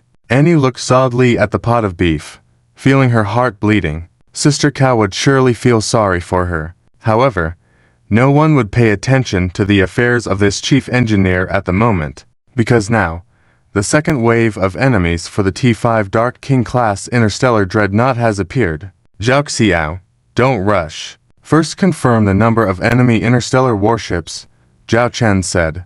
Yes. Zhao Xiao immediately began arrangements. Soon, she received the precise information. There were 8 fleets of the Sacred Radiance Empire, with over 24,000 interstellar warships moving towards them in a fan-shaped formation. Based on the posture of the enemy interstellar warships, they seem to have already discovered the existence of the Dark King-class interstellar dreadnought and were ready for combat at any time. They were presumably reinforcements coming to the aid of the Legion of the Holy Wing. Unfortunately, they were late. However, if lucky, they might be able to catch up with the Legion of the Holy Wing. Zhao Xiao, use the other attack mode next and try to bring the enemy closer, ordered Zhao Chen. Yes. Zhao Xiao nodded excitedly, as she already had this idea. She had planned to use the alternate special mode after releasing the Dark King's domain earlier, but it seemed that the Legion of the Holy Wing was not resilient. 3,000 interstellar warships were swiftly wiped out. Unexpectedly, at that moment, another batch of enemies came to their doorstep. Zhao Xiao immediately issued orders, made all necessary deployments, and waited for the enemy to step into her trap. Report, the enemy fleet has entered our firing range. There are 20 seconds until the enemy's interstellar warships come within range. In 1 minute, our ship will be within the firing range of all enemy interstellar warships, reported the subordinate to Zhao Xiao. Don't rush, bring them all in. The closer, the better, Zhao Xiao said with a mischievous smile. Compared to the Dark King's domain, she preferred the other attack mode. As time passed, Zhao Xiao felt that the enemy's interstellar warships were moving too slowly, like turtles. Soon, the enemy's interstellar warships began to launch tentative attacks against the Dark King-class interstellar dreadnought. However, due to the presence of the Star Shield system, these attacks posed no significant threat to the Dark King-class interstellar dreadnought in the short term. However, as the enemy fleet approached, the intensity of these attacks increased. Soon, the energy value of the Star Shield system dropped below 30%. The subordinate inquired with Zhao Xiao, the captain. Zhao Xiao licked her lips and said, "Wait another half a minute." Half a minute later, Zhao Xiao's eyes sparkled, and she immediately began operating. She shouted, "Prepare to activate the Dark King's sword." The bridge crew, who were already prepared, operated at the fastest speed. Soon, an authorization window appeared in front of Zhao Xiao. Without hesitation, Zhao Xiao authorized and activated it. Dark King's sword attack mode activating. In the eyes of the Sacred Radiance Empire's fleet on the opposite side, the unknown giant ship that had been silent and enduring their attacks suddenly changed. At the bow of the ship, a split appeared. From the split, a huge ship cannon slowly extended, swirling with black and gold and dazzling energy particle light, just like a sword about to be unsheathed. Report, detected enemy vessel with super high energy intensity reaction. This directly exceeds the critical value of our shipborne detection equipment. A panicked officer reported to his superior commander. The commander, looking puzzled at the officer, asked, "Could it be a fault in our detection equipment? Did other starships' detection equipment yield the same results?" It was one thing for there to be a super high energy intensity reaction, but surpassing the detection equipment's critical value was a bit exaggerated. No mistake. Just now other interstellar battleships also reported the same situation, interjected the deputy officer beside them. This completely bewildered the commander. What exactly was the situation? The massive warship, which moments ago remained silent like a ghostly starship, suddenly erupted with such high energy intensity. What is the concept of the critical value for our monitoring equipment? Inquired Prime Minister Ernest, communicating via video with the commander. Naturally, the commander did not know, so he could only look towards the officer in charge of that area. The officer hurriedly replied, This is roughly equivalent to the energy intensity when our T-4 Type Angel of Retribution heavy interstellar battleship fired its main cannon, multiplied by 30, and this exceeds our critical value. So, we cannot detect the energy intensity of this enemy weapon, whatever its actual value is. Only with those large-scale energy detection devices can we obtain detailed data. In fact, what the officer said afterward was not important to the commander and Prime Minister Ernest.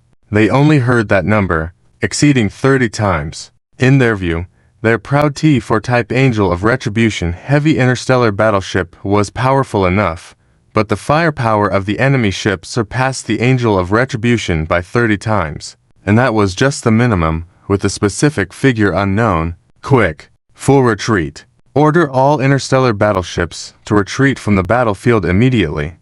Do not approach that unidentified starship. Prime Minister Ernest immediately issued the order. Reflecting now, the Saintly Wings Legion fleet was completely annihilated, likely by this mysterious giant ship. Prime Minister, we have nearly 25,000 interstellar battleships. The enemy only has one. Even if it is equipped with extremely powerful weapons, it cannot threaten our 25,000 interstellar battleships. I believe now is the best opportunity for us to understand these mysterious giant ships. It may even be the opportunity to destroy it. It just engaged in battle with the Saintly Wings Legion. Even if it is powerful, it couldn't have emerged unscathed. We should continue the fight. At this moment, the commander believed they should continue to fight. Prime Minister Ernest shouted angrily, Do you have a problem with your brain? Or is it because the members of the Owl Dragon Legion are all morons?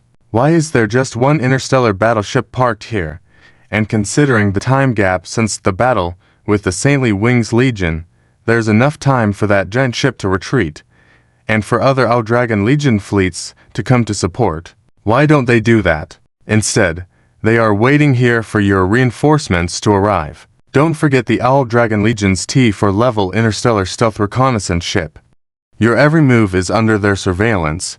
They most likely know that your reinforcements are on their way. So, why aren't they retreating? Prime Minister Ernest's face darkened as he delivered his final words.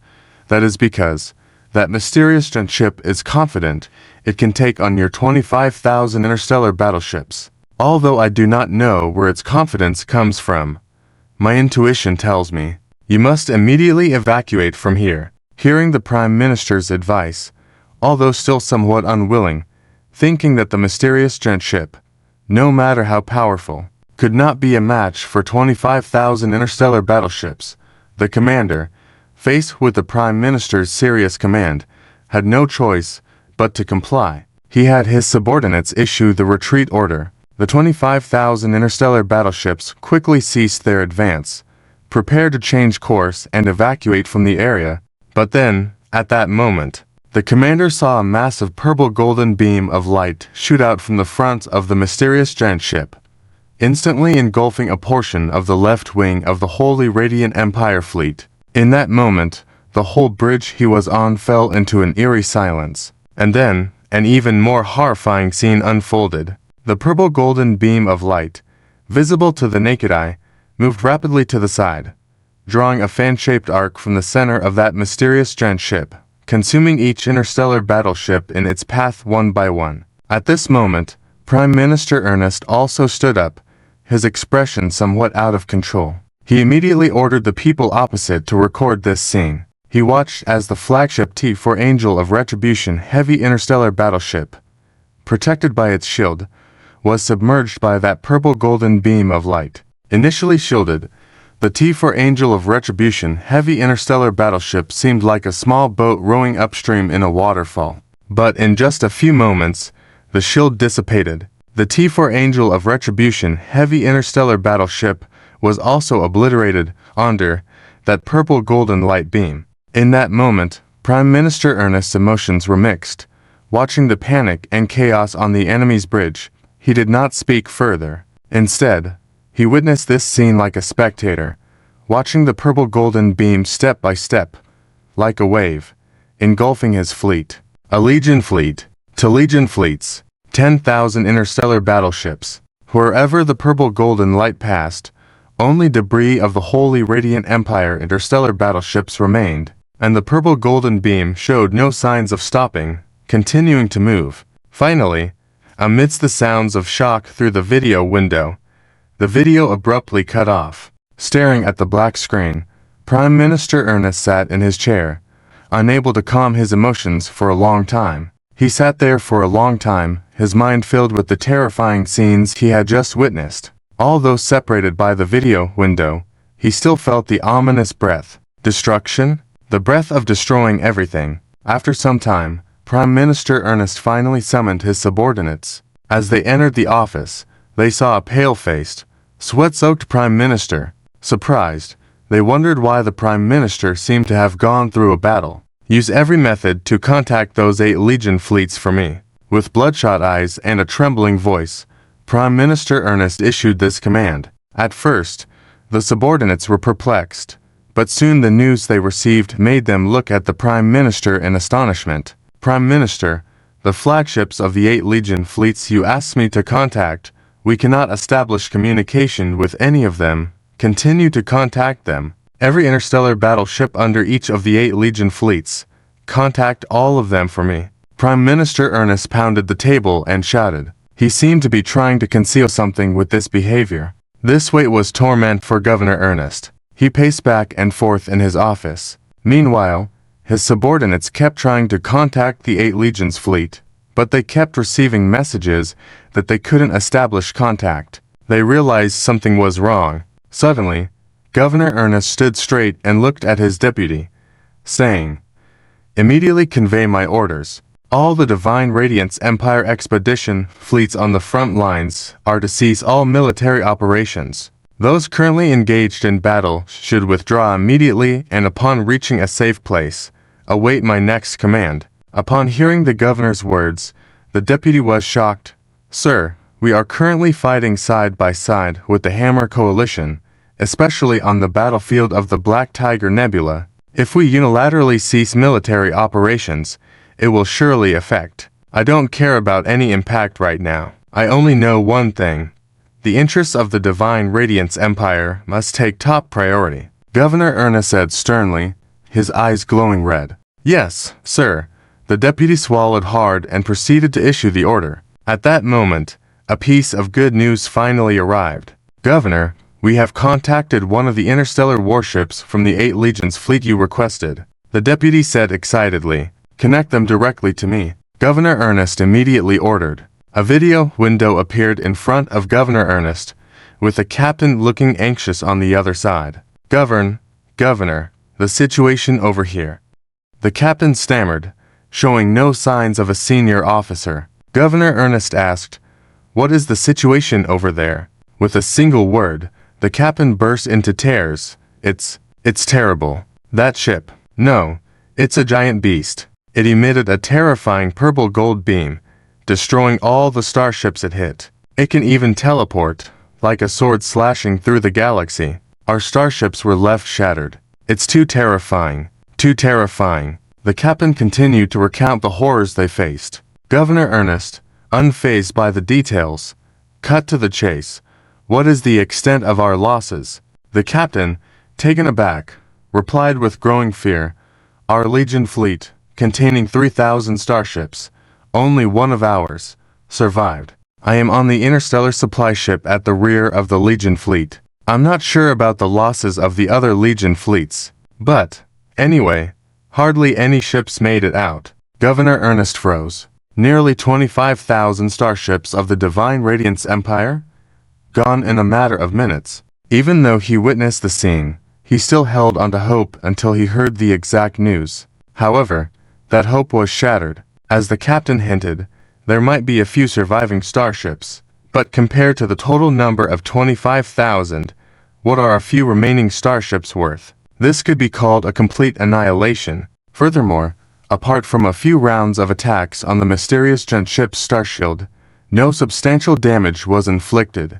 Collapsing under the weight of reality, the governor's emotions were on the verge of collapse. From the descriptions, he had a rough idea that the Owl Dragon Legion likely possessed T5-level interstellar warships, the only explanation for the mysterious ship's formidable capabilities. With 3,000 elite starships of the full Annihilation Wing Legion decimating 25,000 regular Legion fleets, with just one starship holding such terrifying combat power, there couldn't be anything other than a T5 interstellar warship. Right. The governor faced a daunting problem. How many of these terrifying giants did the Owl Dragon Legion possess? After a moment of silence, Governor Ernest directly connected with the highest commanders across all fronts and issued his orders. All Divine Radiance Empire expedition fleets were to cancel their current missions, retreat from the Hammer Interstellar Republic, and return to the Divine Radiance Empire. No questions were to be asked. The orders were to be executed immediately.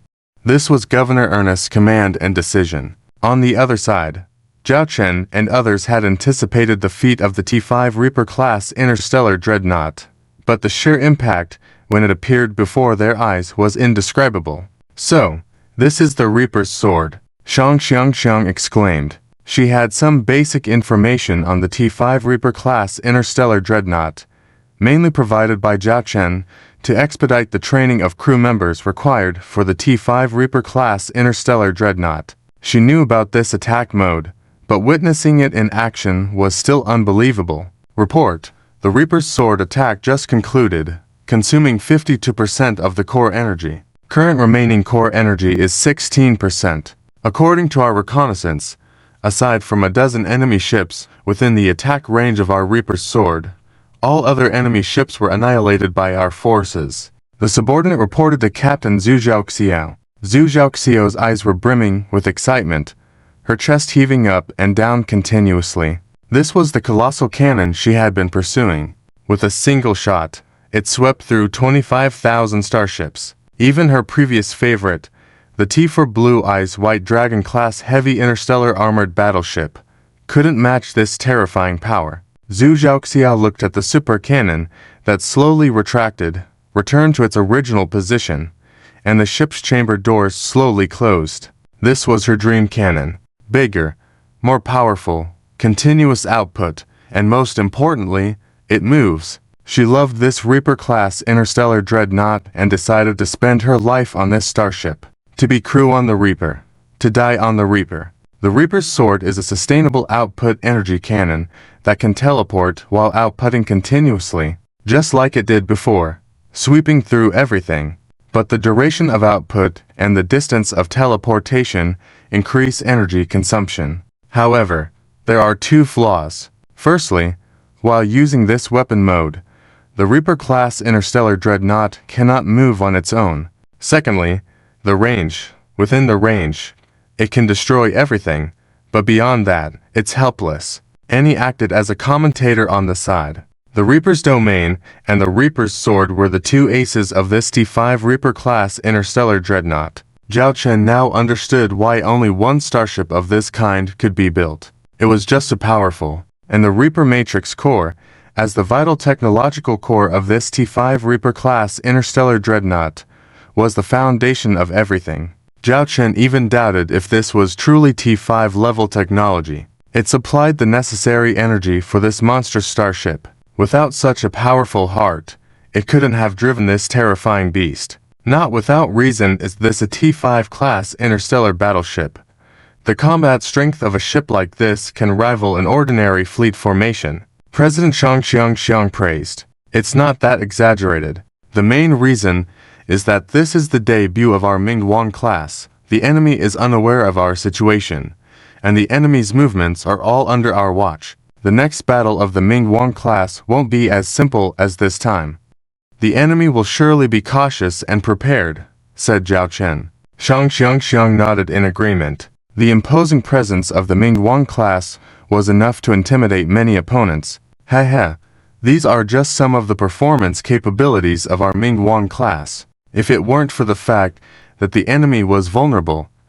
"I still have many functions left untested," said Zuzi. At this point, Xiang recalled some information about the T-5 Ming-Wang class interstellar dreadnought. This included training subjects for interstellar fighter pilots and hangar managers. Zhao Chen raised his hand and, using permissions, projected the holographic image of this T-5 Ming-Wang class interstellar dreadnought, which could be enlarged and adjusted in various positions to inspect the functions and conditions of each area of the starship. It also contained relevant briefing information. So far, the Ming-Wang class has only demonstrated the Ming-Wang sword and the Ming-Wang field as lethal weapons, along with the 880 electromagnetic main guns under the conventional attack mode. In addition, there were some functions that did not get the chance to be demonstrated. This Ming-Wang class interstellar dreadnought was also equipped with interstellar drones and fighters, though not as numerous as carrier starships.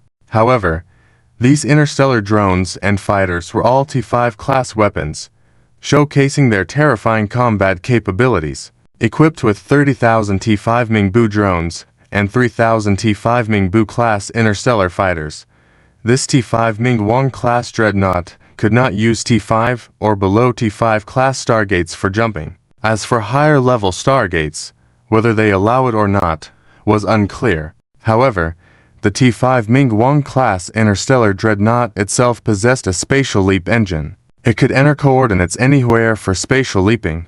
The only limitation might be its need for a significant reserve of energy for activation. According to the distance and other factors of the spatial leap coordinates, the required energy would increase as well. Furthermore, it could only perform spatial leaping with its own ship hull, unlike the Huiguang class interstellar jump ship, which can allow a fleet of a certain size to conduct spatial jumps. However, the Ming-Wang class interstellar dreadnought itself had 300 hangars. These 300 hangars allowed the Ming-Wang class dreadnought to carry a certain number of interstellar warships. After completing the spatial leap, it could release these 300 warships upon arrival at the destination. These 300 warships acted as the armed escorts of the T-5 Ming-Wang class interstellar dreadnought. The volume of these hangars had certain restrictions.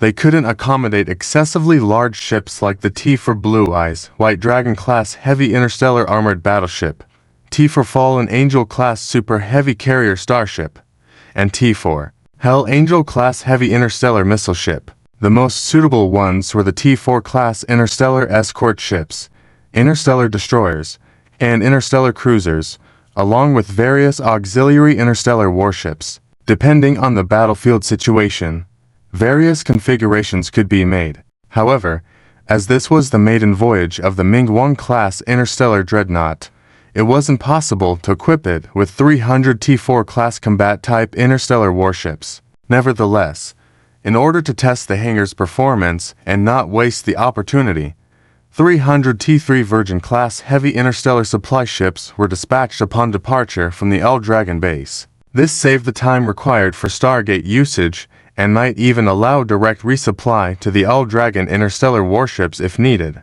If in the future it were equipped with 300 T4 class Skull King class heavy interstellar armored escort ships, then this T5 Ming-Wang class interstellar dreadnought could form a complete fleet on its own, exuding a powerful deterrent force. Alright, no more standing around. Let's begin our next tasks quickly.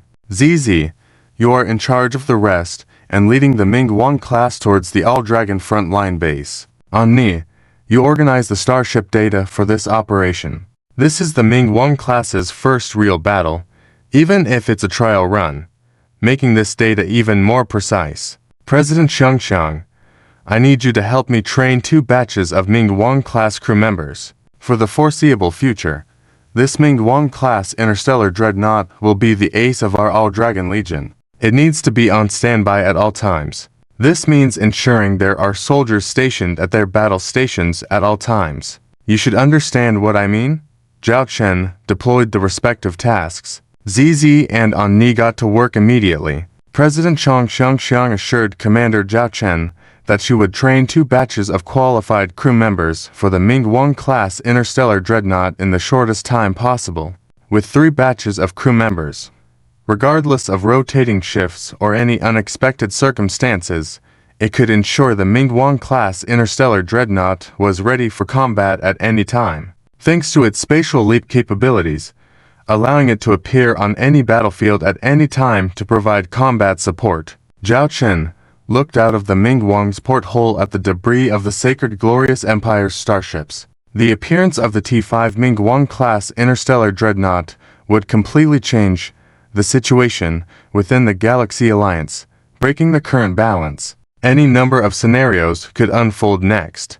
The worst-case scenario would undoubtedly be full cooperation between the Sacred Glorious Empire and the Hammer Old Party, declaring war on the L-Dragon Legion. The first battle of the Pluto-class star dreadnought has triggered a series of chain reactions, fermenting across various battlefields of the Warhammer Galactic Federation. Taking the brunt of the impact is the Black Tiger Starfield battlefield. What? The Holy Radiant Empire is completely withdrawing their forces. Princess Leona was shocked. Yes, that's the information we just received. Some fleets of the Holy Radiant Empire's expeditionary forces have arrived at our stargates and, despite our resistance, forcibly demanded the use of the stargates, threatening to take them by force if not allowed. Due to fear of the strength of the Holy Radiant Empire's expeditionary forces, some stargates had no choice but to let them through. Based on the stargate usage, it appears these expeditionary forces are attempting to withdraw from our Warhammer Galactic Federation, reported the subordinate. Report. Latest news from the front lines besieging the first star system of the Black Tiger Starfield. In the direction of our attack, the enemy fleet numbers have significantly increased, with the appearance of the Wyvern Legion starships causing severe casualties to us. Meanwhile, our frontline tribal commanders have discovered that our allied Holy Radiant Empire's expeditionary forces did not launch the attack with us as agreed. This directly led to some tribal fleet commanders abandoning the attack plan. The frontline positions are in chaos, hurriedly reported a staff officer in charge of the front lines. Hearing this news, Princess Leona's head was spinning. Why? Why has a seemingly simple operation turned into a mess? Weren't her previous battles always straightforward? Where exactly did things go wrong? Immediately contact the Supreme Commander of the Holy Radiant Empire's Expeditionary Forces, Prime Minister Ernest. Princess Leona said with a stern face. Princess, we were just discussing trying to contact Prime Minister Ernest, but there has been no response at all. We can't establish contact. The subordinate helplessly said. Princess Leona cursed. That unreliable scoundrel. He deliberately delayed the operation by focusing on trivial matters. Now he's shamelessly withdrawing forces. What does he want to achieve? What do they want? The Holy Radiant Empire. Relay my orders. Immediately seal the borders of the Warhammer Galactic Federation. All stargates barred for use by the Holy Radiant Empire. If they need to use them, let their Prime Minister contact me. At this moment, Princess Leona was getting visibly agitated. The subordinate hesitated, looking cautiously at Princess Leona. Do you really want to issue this order? What? Even you are not going to follow my orders. Go now. Princess Leona yelled hysterically. Stop. A voice suddenly interrupted. A video window popped up, and on the other side was Princess Bianchi. Are you crazy? Do you realize what the consequences of your order will be? We are currently engaged in battles with both the Wyvern Legion and the rebellion forces. If because of your order we end up fighting the Holy Radiant Empire's expeditionary forces as well, do you think our troubles aren't enough already? Bianchi scolded, disregarding the fact that the person she was reprimanding was her half-sister. Then, are we just going to let the Holy Radiant Empire violate their promises and betray us? Their actions have caused us great losses. Princess Leona couldn't hold back her frustration.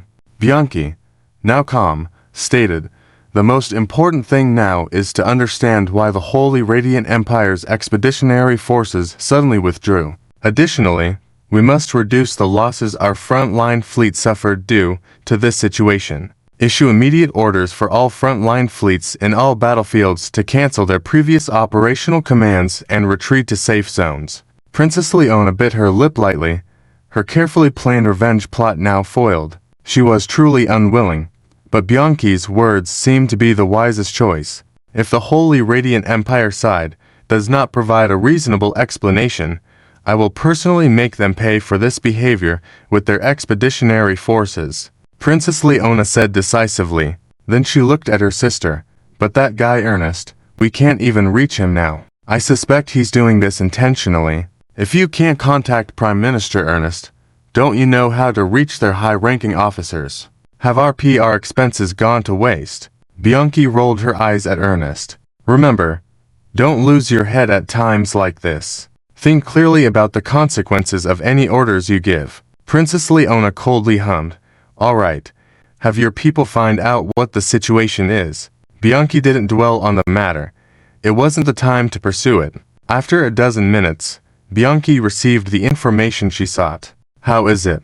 What's the situation with the Holy Radiant Empire's expeditionary forces? Princess Leona saw Bianchi's grim expression. This was the first time she saw her always calm sister look this way.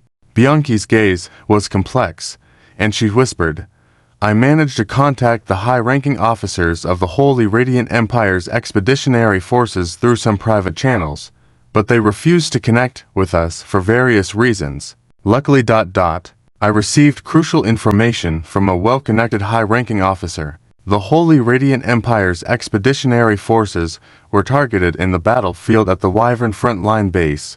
The wing of the Divine Legion was annihilated. Subsequently, 8 Holy Radiant Empire fleets were completely destroyed. The wing of the Divine Legion. Isn't that one of the 10 Holy Light Legions of the Holy Radiant Empire? How could they suddenly be completely wiped out? And 8 fleets. That's 25,000 starships gone.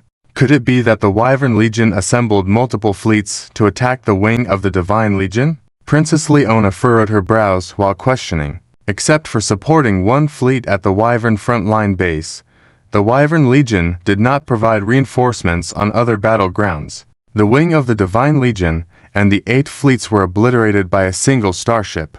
A single starship. Princess Leona hesitated for a long time, only to finally respond with disbelief. One ship. That's right, just one starship. That's impossible. How could a single starship wipe out the wing of the Divine Legion and 8 fleet teams unless it was a T5 class starship? Bianchi said it. Princess Leona's expression instantly froze.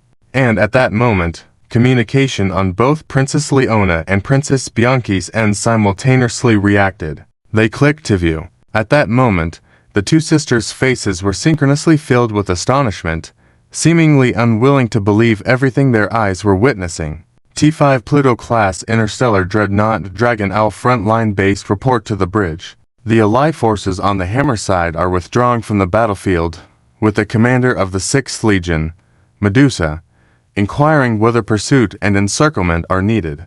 A communication officer from the bridge reported. The Allied forces on the Hammer side are retreating too. Zhao Chen was somewhat surprised. Before this, he had learned about the retreat of the Holy Radiant Empire's expeditionary force, which did not come as a surprise to him. Presumably, it was because of the performance of the T5 Pluto-class interstellar dreadnought that the ruling official chose to withdraw the troops. However, the retreat of the Hammer Allied forces was unexpected to Zhao Chen. Could it be that the intimidating power of the Pluto-class interstellar dreadnought was so strong? Suddenly, a video window appeared in front of Zhao Chen, displaying his secretary Lily.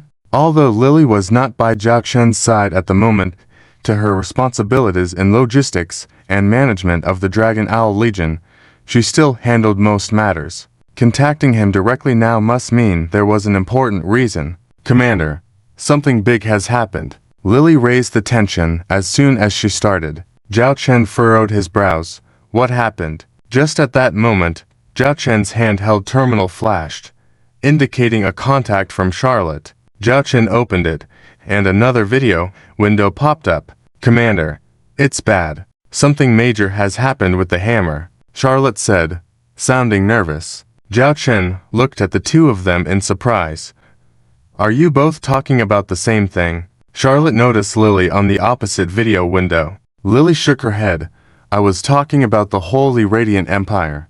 This puzzled Zhao Chen even more. How come both the Holy Radiant Empire and the Hammer Interstellar Union face significant incidents simultaneously? Judging from Lily and Charlotte's expressions, this matter was no small issue. Lily, you go first, Zhao Chen said. Lily then revealed a significant piece of news.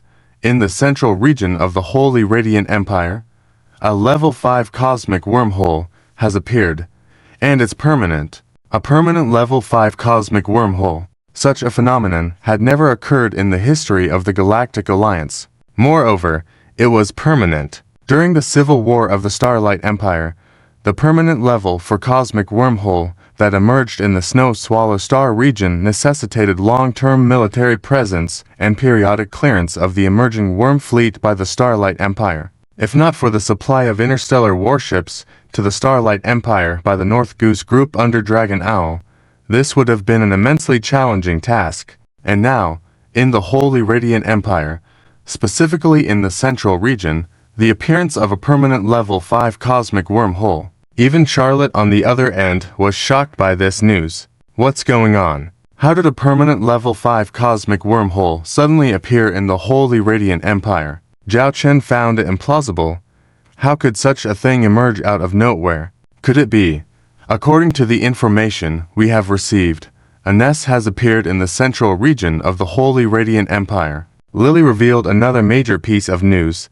It is likely related to the 9 missing eggs that we have been investigating. Zhao Chen's expression fluctuated. During his last conversation with Chen Longchang, he had been informed about the mysterious scientist and the so-called egg technology. According to Chen Longchang, due to limited resources, the mysterious scientist had only created 10 eggs. One had been detonated in the Snow Swallow Star region of the second star system, and the remaining 9 eggs had been like time bombs in Zhao Chen's mind. Even during this military action against the Hammer, Zhao Chen had ordered the Starlight Empire to continue investigating these 9 missing eggs. The permanent level for cosmic wormhole in the Snow Swallow Star region had been caused by 1 egg. If the remaining 9 eggs were to suddenly activate, it would bring significant trouble to the Starlight Empire. But who would have thought that these missing 9 eggs would appear in the central region of the Holy Radiant Empire? Do we have detailed information? Zhao Chen inquired further. We are not clear on the specifics yet. However, based on the general context of the information we have, I judge the situation to be as follows. The mysterious scientist carried the 9 eggs to the Holy Radiant Empire, likely with someone or some force cooperating during the process. We are unsure who this could be, but the speculation is that it might be from within the Holy Radiant Empire. According to one piece of information, the central area of this level 5 cosmic wormhole is a Space Technology Research Institute. This mysterious scientist likely developed the related technological advancements within this institute. Another piece of information states that at that time, 9 cosmic wormholes appeared simultaneously in that star system, merging together to form the current permanent level 5 cosmic wormhole. It is likely the result of the new technology developed by this mysterious scientist. Lily shared the information she had pieced together. Zhao Chen squinted. This explanation seemed plausible. The only question now was why this mysterious scientist had created these. From the Northian King Qinzhao Ocean to the Holy Radiant Empire, what was this person up to? And what about the Holy Radiant Empire's response? Any actions? Zhao Chen asked, speculating that chaos must be reigning on the Holy Radiant Empire's side. Despite the controlled resolution of the level for cosmic wormhole in the Snow Swallow Star region with Zhao Chen's assistance, this permanent level 5 cosmic wormhole was bound to have a massive impact. The crucial difference between level 4 and level 5 lay in the fact that while each empire might have level 4 interstellar warships to counter T for nest motherships, a level 5 cosmic wormhole could bring about T5 nest motherships. Zhao Chen had previously expended considerable effort in handling potential T5 nest motherships, so encountering a genuine T5 nest mothership now would have proven insurmountable for both him and the Dragon Owl Legion beforehand. Moreover, The fact that the level 5 cosmic wormhole was permanently open meant nobody knew how many T5 Nest motherships could emerge from it. Even without the threat of T5 Nest motherships, the sheer number of T4 Nest motherships and other worm fleet vessels would be enough to throw the Holy Radiant Empire into disarray. This scenario left Zhao Chen worried instead of pleased. Normally, Zhao Chen might have gloated at seeing the Holy Radiant Empire's misfortune, celebrating with a hot pot. But in the face of the interstellar worm threat, Zhao Chen understood that this was the common enemy of all interstellar races at present. If the Holy Radiant Empire fell, the Starlight Empire would be next in line. No one could escape that fate. This situation disrupted all of Zhao Chen's current operational plans. Charlotte, what news do you have on your end? Zhao Chen massaged his temples, looking over to Charlotte. There couldn't possibly be news more critical than the Holy Radiant Empire's on her end. Right. The chief of the Dragon Tribe, the current monarch of the Hammer Interstellar Union, the Dragon Emperor, has fallen in battle. Zhao Chen's expression froze for a moment. The Dragon Emperor is gone. We haven't even made it to the Abyssal King number. How could he be gone? What's going on? Zhao Chen looked at Charlotte in surprise. Charlotte then mentioned a person. Commander, do you remember the grandfather Deer King I told you about before? The founding leader of the Revolutionary Army, who left with those who didn't support you within the Revolutionary Army. Zhao Chen had heard Charlotte report on this matter before. The Revolutionary Army had split internally at that time. The Deer King actually supported Charlotte in his heart, but considering that these dissenters had followed him, he couldn't just sit back. So, he chose to leave the Revolutionary Army with those dissenters and make plans for the future. I remember, you mentioned later, that those members of the Revolutionary Army later went north to the Starhammer Interstellar Federation. Right. Because that area is more remote. Coupled with the disputes between Starhammer and us, there have been few reports coming in. Why bring this up now? Zhao Chen was puzzled. Because the news of the Dragon Emperor's death was told to me by the Deer King. He contacted me on his own. Charlotte said. This matter was getting more and more strange. Zhao Chen urged Charlotte to continue. The information on Charlotte's side was much more detailed than what Lily had mentioned about the Holy Glory Empire just now. The one providing them with information was one of the parties involved in this incident, the Deer King. This story needs to start a few months ago. The north of the Starhammer Interstellar Federation was originally controlled by the Mechanoids. But, as the Mechanoids withdrew, many unexplored areas were left empty. However, at that time, the Dragon Emperor ordered that no tribe should venture towards that direction to develop new star systems. And because the Dragunkan tribe's territory covered the entire northern border, not even the Dragunkan tribe themselves were developing it, and no other tribes could bypass the Dragunkan tribe to develop it. Under a fortuitous circumstance, the Revolutionary Army led by the Deer King bypassed the Dragunkan tribe's territory and entered the starry skies beyond the north of Starhammer. There, the Revolutionary Army led by the Deer King proceeded cautiously. Although the Mechanoids had withdrawn, the direction they were heading was towards the Mechanoids. However, they were surprised to find that near the border of the Mechanoids' territory, a route had appeared, and that route was quite special. On one side was close to the Mechanoids' territory, and on the other side was a starry region in a state of interstellar disaster, where even the most advanced starships would shatter upon entering. That route was like a narrow path along the edge of a precipice. The Deer King's Revolutionary Army advanced slowly, and in the middle, they discovered some relatively resource-poor star systems. These resources were not enough for the Revolutionary Army to live on for an extended period, but just enough to supply energy to the fleet. In this way, they continued to advance, searching for suitable star systems to inhabit. Finally, they discovered a starry region with signs of life, and even further there was openness. But when they entered it, they found themselves wrong. It was not a vibrant star system at all, but a hell on Earth. At this point, Charlotte's gaze turned serious. According to the Deer King, they discovered the demon clan mentioned in the records of the Galactic Alliance, and they also found a large number of slave planets. The Demon Clan had a large number of T4 class interstellar warships. But the design concept of these T4 class interstellar warships, Charlotte paused for a moment. They are powered by intelligent life forms.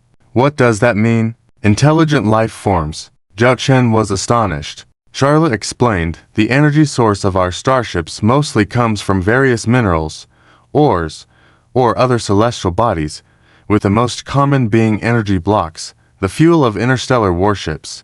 But the T4 class interstellar warships of the Demon Clan use living life forms as starship fuel. What? Living life forms can be used as starship fuel. How is that possible? Lily covered her mouth in shock. Zhao Chen remained silent for a moment after hearing this, and then slowly said, with the technological foundation for this, life itself is actually an energy body. Just like how scientists have extracted energy from plants before, because plants are also a form of life. Additionally, the biological starships of the insect race operate on the same premise, sustaining themselves through relentless combat, hunting, and feeding to keep fighting continuously, even evolving individuals. However, this technology is widely rejected by most races, and most importantly, it is just too inefficient to be worth developing. And once you use this technology, you are undoubtedly standing in opposition to all interstellar races, inviting their united aggression. Zhao Chen looked at Charlotte. So, what happened next? How did the Dragon Emperor die? Charlotte continued to narrate.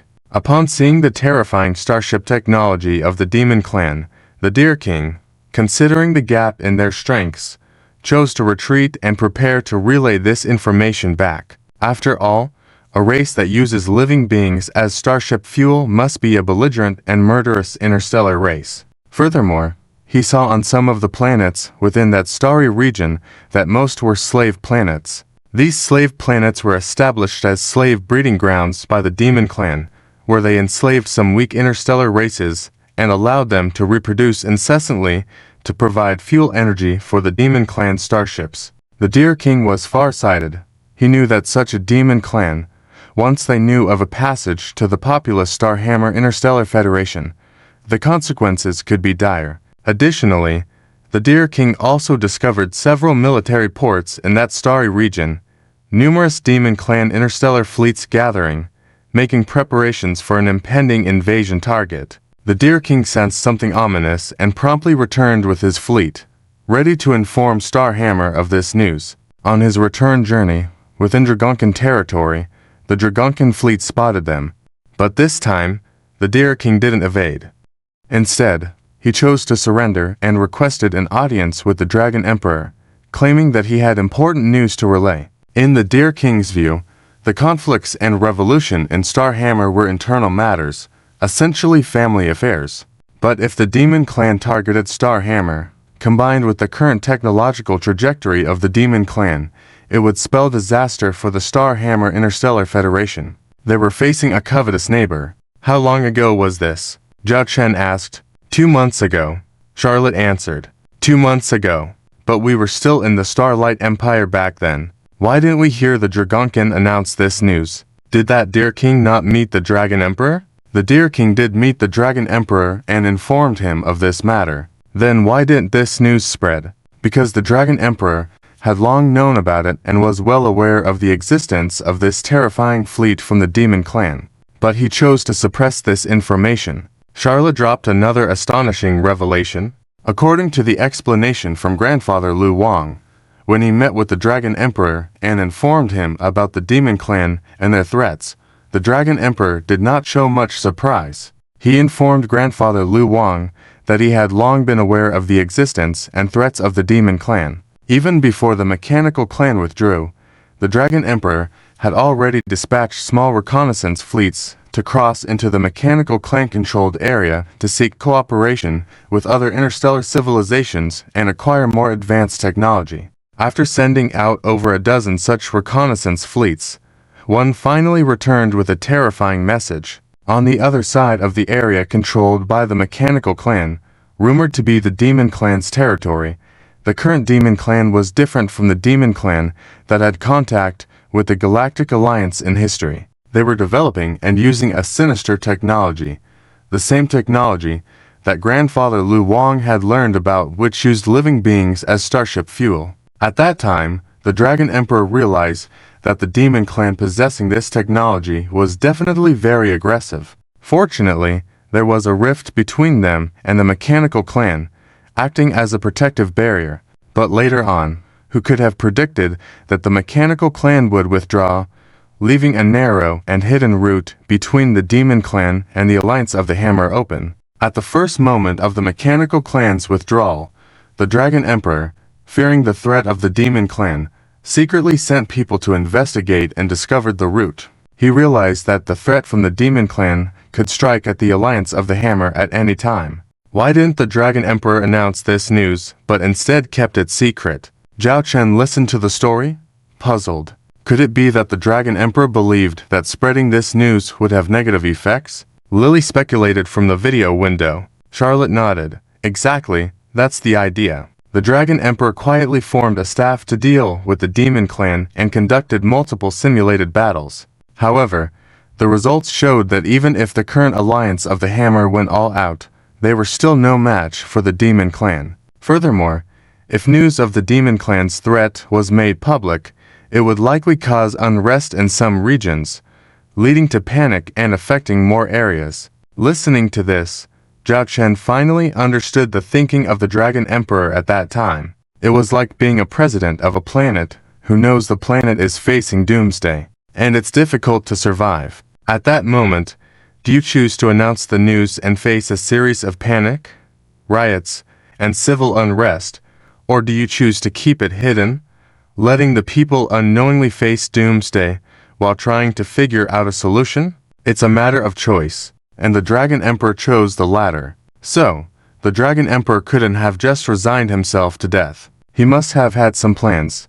Zhao Chen asked. Yes, the Dragon Emperor had a plan, and his plan was already in motion, but unfortunately, we happened to stop his plan, Lily revealed. Zhao Chen suddenly realized the Dragon Emperor wanted to unify the Hammer, break the old federal system of the Hammer, and establish a new Hammer controlled by the Dragonkin to consolidate all of the Hammer's resources to counter the future threat of the demon clan. Charlotte nodded and continued, that's right. After the last simulation by the Dragon Emperor's staff, the only winning strategy was to fully develop the potential of the alliance of the Hammer before the demon clan threat arrived.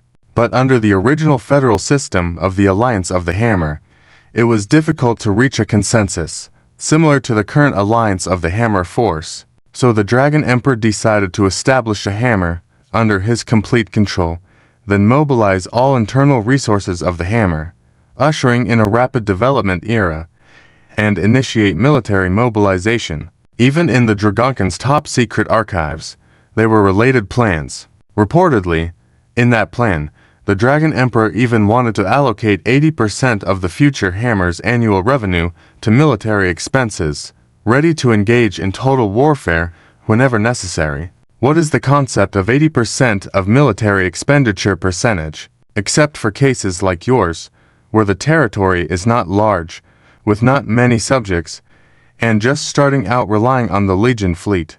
Other empires would not allocate such a large proportion of their annual revenue to military expenses. As far as I know, the military expenditure ratio of the Starlight Empire was 30% previously, and that of the Holy Radiance Empire, though lower at 20%, doesn't mean they spend less on the military, but because the fiscal base of the Holy Radiance Empire is higher. At that time, the military expenditure ratio of the Hammer reached 40%. Now, planning for the future, it's directly raised to 80%.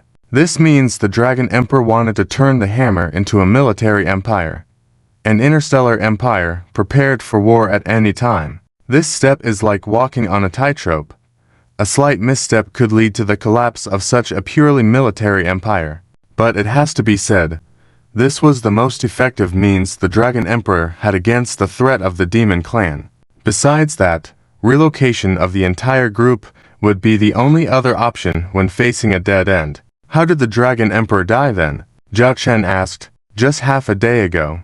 Outside the Dragonkin's northern territory, a Demon Clan fleet appeared. Remember the previously missing 5 Dragonkin fleet groups. In case of emergency, the Dragon Emperor had already deployed those 5 Dragonkin fleet groups outside the Northern Territory. Upon discovering the Demon Clan fleet, the Dragon Emperor attempted to ambush the Demon Clan fleet. If he could defeat the vanguard of the Demon Clan fleet and block that route, then in future battles against the Demon Clan, they could have the upper hand, Charlotte explained. Zhao Chen nodded, understanding that it was indeed the case. It turned out that the missing 5 Dragonkin fleet groups were waiting there, but the outcome was unexpected.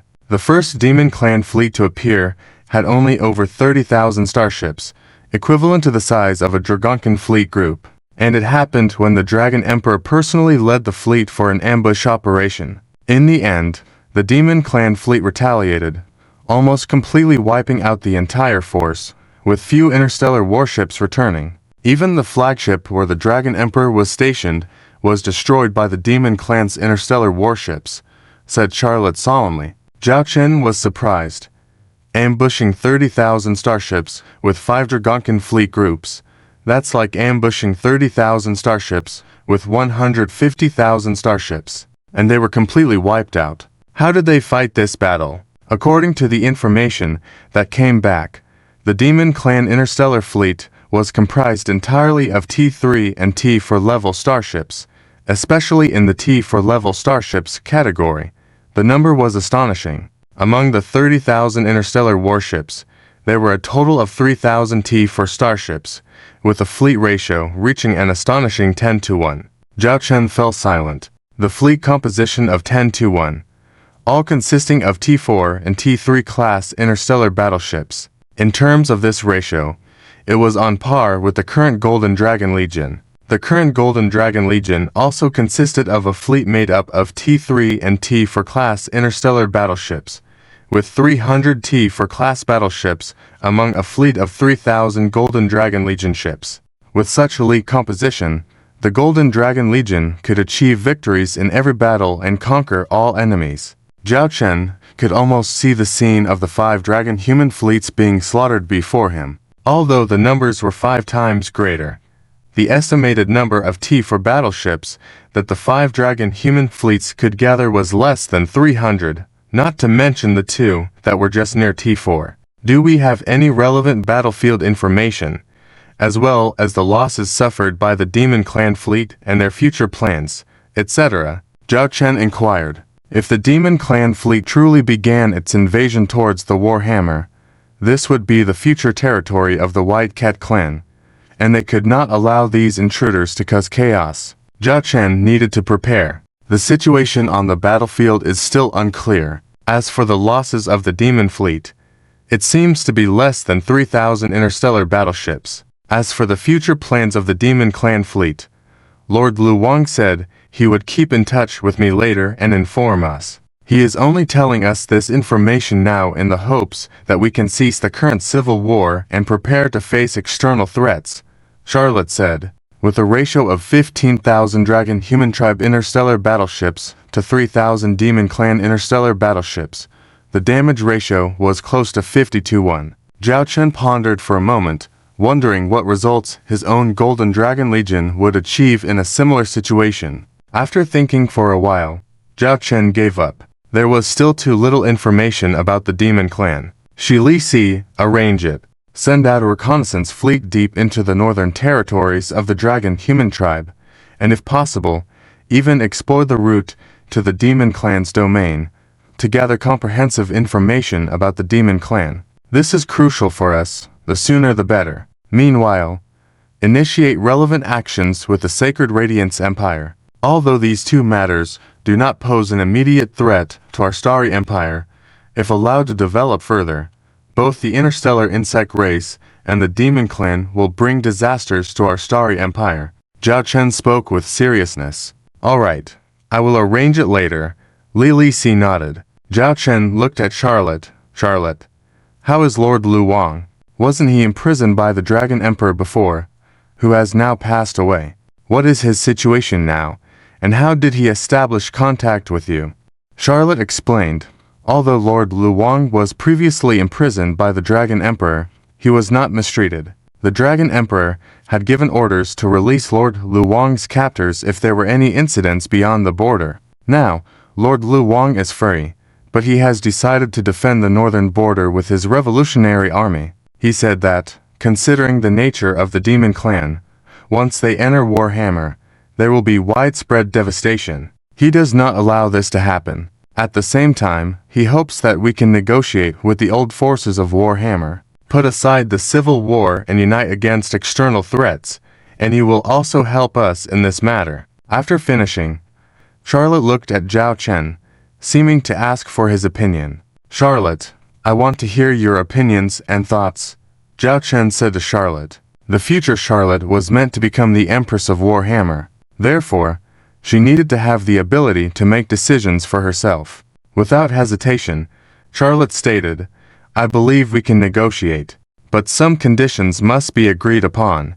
At the same time, I think we can work on multiple fronts. We cannot ignore the invasion of the Demon Clan, but we can also start controlling the actions of various tribes in Warhammer. Although the Civil War has not lasted long, our strength has been fully demonstrated, and with the T5 interstellar battleships, those previously hesitant tribes will undoubtedly align with us. Hearing Charlotte's words, Li Lixi smiled knowingly, fully supporting her answer. Zhao Chen also nodded.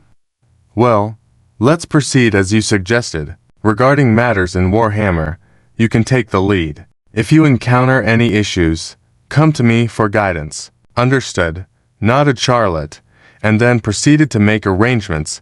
Zhao Chen then turned to Li Lixi. Amid the delicate situation they faced, he discussed how they could use the crises as opportunities to advance their influence over the Sacred Radiance Empire and the Warhammer Interstellar Federation. Li Lixi understood the implications, including the necessity of leveraging connections with the Saint Angel family headed by Saint Kana, among others. Furthermore, recalling that Chidong was also from the Demon Clan, Zhao Chen suggested they seek insights from her, as she might hold valuable information despite leaving the clan some time ago. With strategies forming in his mind, Zhao Chen recognized the need for rapid adaptation and proactive measures to navigate the uncertainties ahead. On September 15, 3034 in the Galactic calendar, the internal situation in the Warhammer Interstellar Federation, in which fierce battles were taking place, suddenly underwent a drastic change. The expeditionary forces of the Holy Radiance Empire began to withdraw. Initially, the withdrawal was orderly, but later escalated in speed due to an emergency order issued within the Empire. In a fraction of the time it took to arrive, the expeditionary forces had completely withdrawn from the Warhammer Interstellar Federation, albeit not without losses. One of the two Holy Wing Legions, the Wing of Holiness Legion, remained permanently on Warhammer, while the other managed to escape. The remaining 300,000 ships of the expeditionary forces suffered nearly 20% casualties,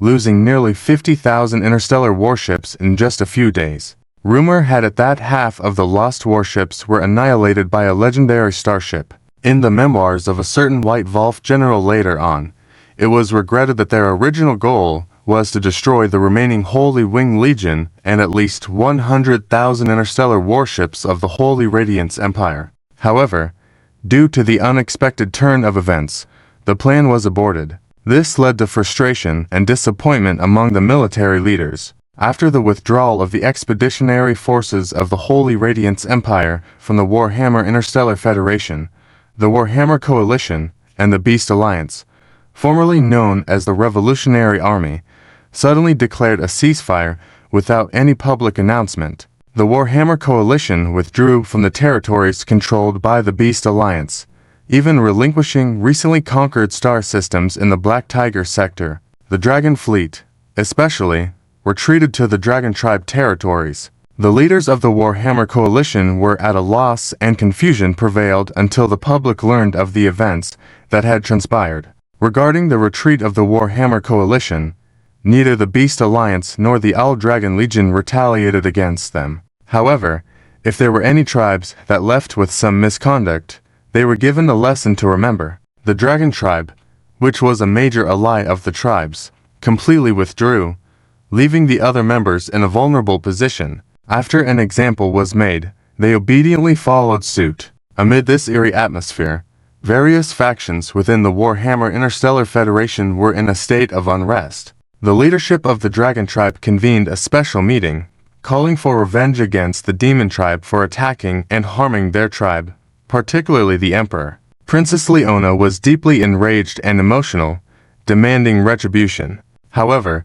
some elders of the Dragon Tribe advised caution to the overwhelming strength of the enemy, highlighting the significant losses suffered by the Dragon Fleet during the recent conflict. The situation seemed dire, and the princess was met with opposition from her sister and other leaders. A new figure, the Deer King, was introduced to the leadership as a potential strategist, despite his past as a rebel leader. He revealed crucial information about the Demon Tribe and offered a data chip containing battle reports from the recent conflicts involving the Dragon Fleet. This revelation shed new light on the situation and posed a potential solution for the Dragon Tribe's next course of action. The crowd present all felt the weight of the data chip in their hands. Even the usually composed Branchi couldn't bear to show her expression. Leona pounded her fists on the table, grinding her teeth. "I have entrusted this data chip to you.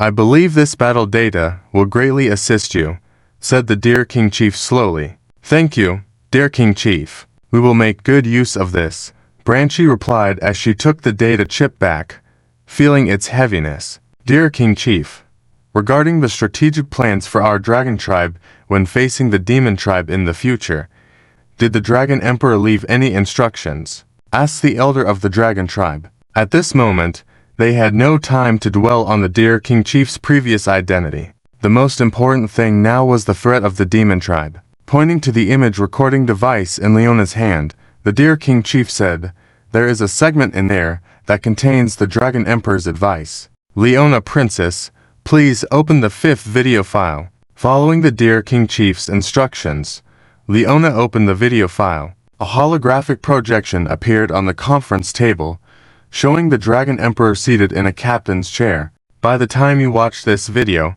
I believe I am already dead, probably killed in battle with the Demon Tribe fleet. I can't foresee the outcome, but I doubt it's optimistic. Anyway, to the point.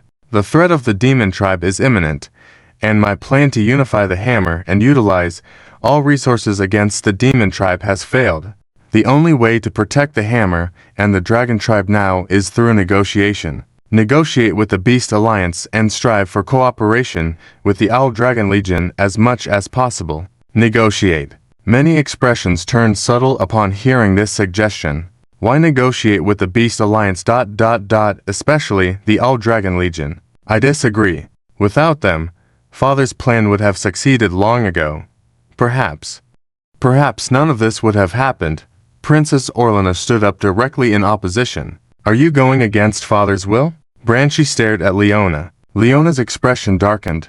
She opened her mouth, but held back. Then, Leona stood up and left the meeting room in frustration. Branchi was not surprised by Leona's departure. Her sister may be a talented commander of the fleet, but her temperament needed discipline. Let's continue discussing the next steps, especially regarding negotiations with the Beast Alliance and the Owl Dragon Legion. Branchi looked around at everyone present. At the Dragon Tribe's tumultuous situation, Zhao Chen's side seemed to be smooth sailing. Task opened in the T5 store, completion 70%. Please follow the task prompts for selection. Upon choosing, corresponding completion percentage will be achieved. When completion reaches 100%, the T5 system store will unlock. The following options can complete multiple tasks. Deadline is 6 months. Option 1. Defeat the Mermaid Queen of the Sea Serpent Tribe. 10% completion. Completed. Option 2. Defeat the Harpy Queen of the Harpy Tribe. 10% completion. Completed. Option 3. Defeat the Spider Queen of the Spider Tribe. 10% completion. Completed. Option 4. Defeat the Fox Queen of the Fox Tribe. 20% completion. Completed. These tasks were completed, reaching 70% completion, with unlocking the T5 store seemingly just a step away. Zhao Chen looked at the two figures standing respectfully before him. Queen Haina of the Sea Serpent Tribe, and Queen Suyaya of the Fox Tribe. Zhao Chen gazed at the figures above their heads. The conquest values had both reached 100. Their conquest values had been just over 95 before. It seems that they had learned about the battle record of the T5 Dreadnought Explorer. They understood the current situation and fully aligned themselves with the Owl Dragon Legion. In order to showcase loyalty, they visited in person and showered flattery moments ago. Alright, I understand your words. You should be thankful that you made the right choice before the battle began, Zhao Chen said calmly. Besides the system task reasons, Zhao Chen agreed with them mainly because they had made their stance before the battle, at the announcement of the Hammer Interstellar Federation. Some other tribes had also taken sides with them. If not for the two subsequent major events, their actions would have been the most influential in the Hammer Interstellar Federation now. However, everyone's attention was elsewhere at present. Alright, you may both withdraw now. Zhao Chen waved his hand, indicating they could leave. Before the Fox Queen Suyaya bid farewell, she glanced at Commander Zhao Chen. She knew that although they made their choice at the last minute, compared to the early forces that took a stance, their position with Commander Zhao Chen wouldn't be too high. This was the cost of their hesitation. They could only strive to demonstrate their worth in the future and elevate their position in the commander's heart. Fortunately, their kin, the Black Fox Tribe, had long sided with the Owl Dragon Legion. After the pair left, Zhao Chen received a communication. A video window opened, showing Charlotte and the Fox Yak Chief on the other side. Commander, I'm here to report the latest situation of the Beast Alliance to you, Charlotte said. Go ahead, Zhao Chen replied, simultaneously opening a mission window visible only to him. In recent days, many tribal forces have been in contact with us and expressed their willingness to join our camp. We have screened these forces according to your previous instructions, categorizing them into different levels, and providing different treatments. Annual Mission, Mission 1. Qinming's death completed. Mission 2. Control at least for star domains of the Starshine Empire completed. Mission 3. Control for star domains of the Hammer Interstellar Federation completed. Black Tiger Star Domain, Moon Goddess Star Domain, Canine Tooth Star Domain, Holy Feather Star Domain. Zhao Chen listened to Charlotte's report while looking over his annual mission requirements. Controlling for Hammer Interstellar Federation star domains had already been completed. This included the earliest Black Tiger Star Domain, as well as the Holy Feather Star Domain originally co-managed by the Harpy Tribe and the Golden Eagle Tribe. Regarding the Harpy Tribe, the Golden Eagle Tribe had been crippled by the Owl Dragon Legion previously, and now the tribe's bigwig was preoccupied. The Golden Eagle Tribe promptly requested to join the Beast Alliance, leading the Holy Feather Star Domain to naturally fall into Zhao Chen's hands. The remaining Moon Goddess Star Domain and Canine Tooth Star Domain were controlled by the Sea Serpent, Frostwolf, Hyena, and Golden Leopard tribes, who had all dutifully submitted to Zhao Chen. As he looked at the missions, the annual mission actually refreshed, adding a mission 4. At the same time, there appeared below the completion of said mission, which would allow completing the annual mission, as well as the reward for the annual mission. Zhao Chen's eyes lit up at the sight of the reward. Annual Mission 1. Qinming Death Completed Mission. 2. Control at least for star domains of the Xingyao Empire. Completed Mission 3. Control for star domains of the Warhammer Galactic Union. Completed Mission 4.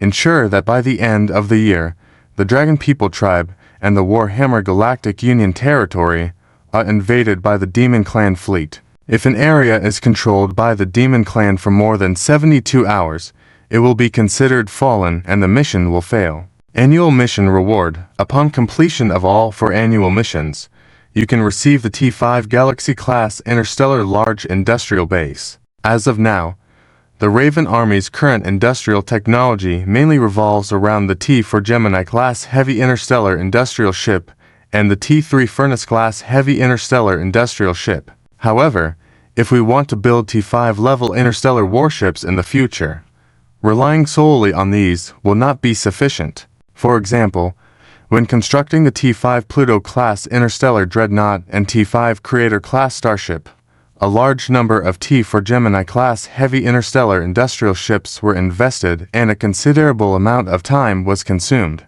Additionally, the reward given by the system this time is not an interstellar industrial ship, but an interstellar industrial base. While both the interstellar industrial base and interstellar industrial ship are products of industrial manufacturing, there are some differences between them. With the same level of technology and volume, the production capacity of the interstellar industrial base far surpasses that of the interstellar industrial ship.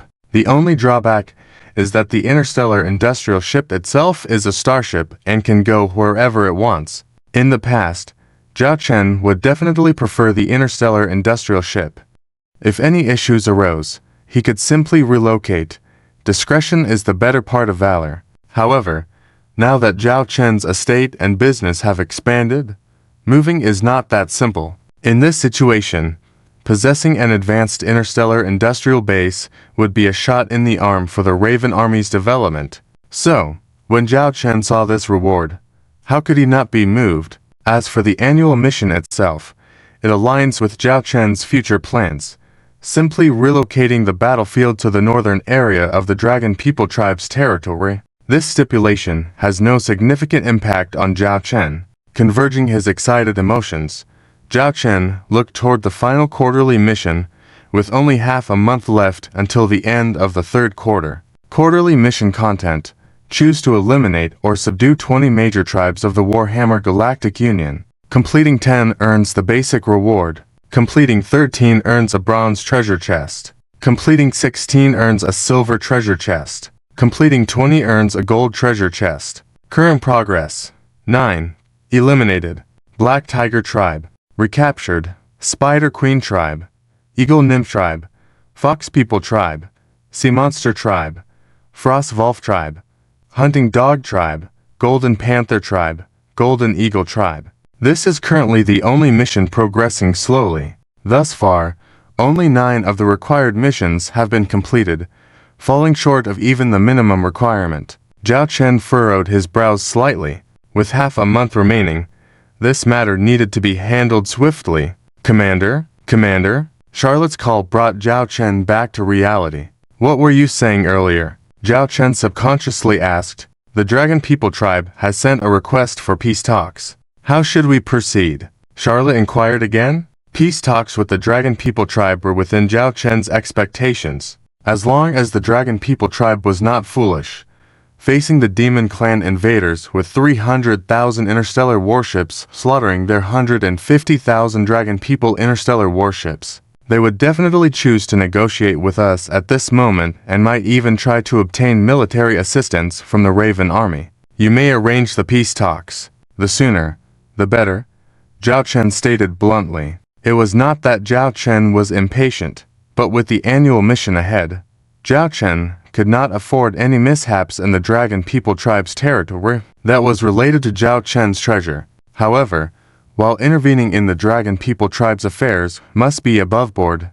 Zhao Chen also needed to exert some pressure. They couldn't wage this war in vain. I have also contacted Crimson Eyes. From her, I learned that her understanding of the Demon Clan is limited to exchanges with her elders. Since her elders seem intent on concealing information, they rarely discuss matters related to the Demon Clan, so her knowledge is limited. However, if the commander wants to learn more about the Demon Clan, Crimson Eyes mentioned that contact could be made with the Demon Clan refugees who fled to her for clues from their elders. Charlotte mentioned Crimson Eyes. Zhao Chen nodded.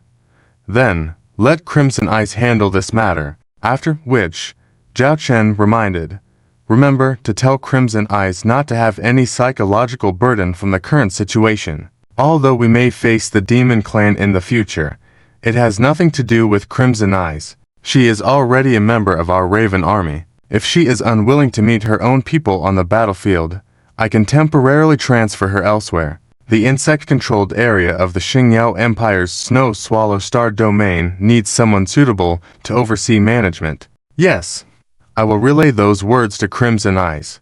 Charlotte nodded. Charlotte's efficiency was quick. In less than half a day, Feedback was received from the Dragon People tribe regarding the peace talks. A 5-party meeting was to take place. The 5 parties included the Raven Army and the Beast Alliance as 2 sides, with representatives from the Dragon People tribe, the Giant Lion tribe, and the only neutral tribe that had not fully aligned with the Raven Army, the Furious Bear tribe. In reality, the Furious Bear tribe had already sided with the Raven Army in their hearts. However, due to the offer Zhao Chen had given the tribe leader, allowing him to command an elite fleet as a condition for joining, the Blind Bear was fixed on wanting to command this elite fleet. For some reason, he refused to side with the Raven Army until he was given command of this elite fleet. Despite the attitude towards the Raven Army, their attitudes towards the Dragon People tribe and the Giant Lion tribe were downright harsh. Previously, during the Civil War, considering the high-ranking status of the Furious Bear tribe in the top 5 tribes, they were requested to dispatch their tribal fleet. The Furious Bear chief simply replied with, "I'm busy." Turning around, he then sent a private message to Zhao Chen. The content merely inquired about when he could command the elite interstellar fleet. The meeting took the form of an online holographic video. When a meeting room scene appeared before Zhao Chen's eyes, for people were already seated around the round table. Princess Blanche of the Dragon People tribe, the chieftain of the Giant Lion tribe, the chieftain of the Furious Bear tribe, Charlotte, the Beast Alliance's supreme leader, and Zhao Chen, who was fashionably late. Seeing Zhao Chen's arrival, the Blind Bear sitting diagonally across from him began to make faces, frustrating Zhao Chen to the point of wanting to fire a missile at him. "This Blind Bear, is he dense? Why are you making faces like we have some private matter going on?" Ignoring the big, burly bear blind man across from them and his ambiguous behavior, Zhao Chen opened the conversation with Princess Blanche, saying directly, "Princess Blanche, speak up. What kind of peace agreement do you propose?" Blanche saw Zhao Chen's directness and didn't beat around the bush. She immediately laid out a series of conditions she had already prepared. Blanche stated that she would acknowledge the Beast Alliance's control over the existing Black Tiger Star territory, Moon God Star territory, Holy Feather Star territory, and Canine Star territory. She also mentioned that the tribal forces aligned with the Beast Alliance would not be held accountable for their actions. Additionally, a new Warhammer regime would be established, allowing representatives from the Beast Alliance led by Charlotte to have a certain position within it. However, she also emphasized that the primary concern at the moment was the threat posed by the Demon tribe beyond the northern territories of the Dragon tribe. Stressing the threat and terror posed by the Demon tribe, Blanche requested that, after the peace talks, both the Beast Alliance and the All-Dragon Legion should support the Dragon tribe in their battle against the Demon tribe. After hearing these words, Zhao Chen smiled at Princess Blanche. Princess Blanche noticed the mockery in Zhao Chen's eyes. "Lord All-Dragon, do you have any objections?" Princess Blanche asked. Zhao Chen lazily stretched his body and raised a hand, projecting a holographic set of peace conditions that had already been prepared in front of everyone. Zhao Chen then calmly stated, "We are aware of the threat posed by the Demon tribe, and out of humanitarian consideration, we are willing to provide military assistance to the Dragon tribe for free, sending our All-Dragon Legion to protect the Dragon tribe's territory." Blanche, listening to the confident words of the man across from her, felt very puzzled. She had expected there to be significant issues or costs involved in the All-Dragon Legion providing military assistance, but instead, the other party agreed first to this proposal. However, the following series of conditions were not optimistic. "What? You actually want control over the Blood Ring sector?" The chief of the Giant Lion tribe reacted with alarm to one of the conditions. Zhao Chen shrugged, saying, "Not only the Blood Ring sector, but we also want the Muganda sector controlled by the Black Wolf tribe, the War Song sector controlled by the Centaur tribe, and the Beast Horn sector controlled by the Battle Rams tribe." This development not only made the chief of the Giant Lion tribe unhappy, but also caused Princess Blanche to have a sullen expression. The Muganda sector was jointly managed by the Black Wolf tribe and the Black Tiger tribe, but in reality, the Muganda sector had long lost its sovereignty, with the Black Tiger tribe essentially non-existent and the Black Wolf tribe crippled. The Blood Ring sector was managed by the Fox tribe and the Gent Lion tribe, the betrayal by the Fox tribe having already angered the Gent Lion tribe. Now, with the Gent Lion tribe being asked to directly cede territory, they naturally found this unacceptable. Furthermore, the Warsong sector controlled by the Centaur tribe and the Beast Horn sector controlled by the Battle Rams tribe were jointly administered by these two tribes and the Dragon tribe.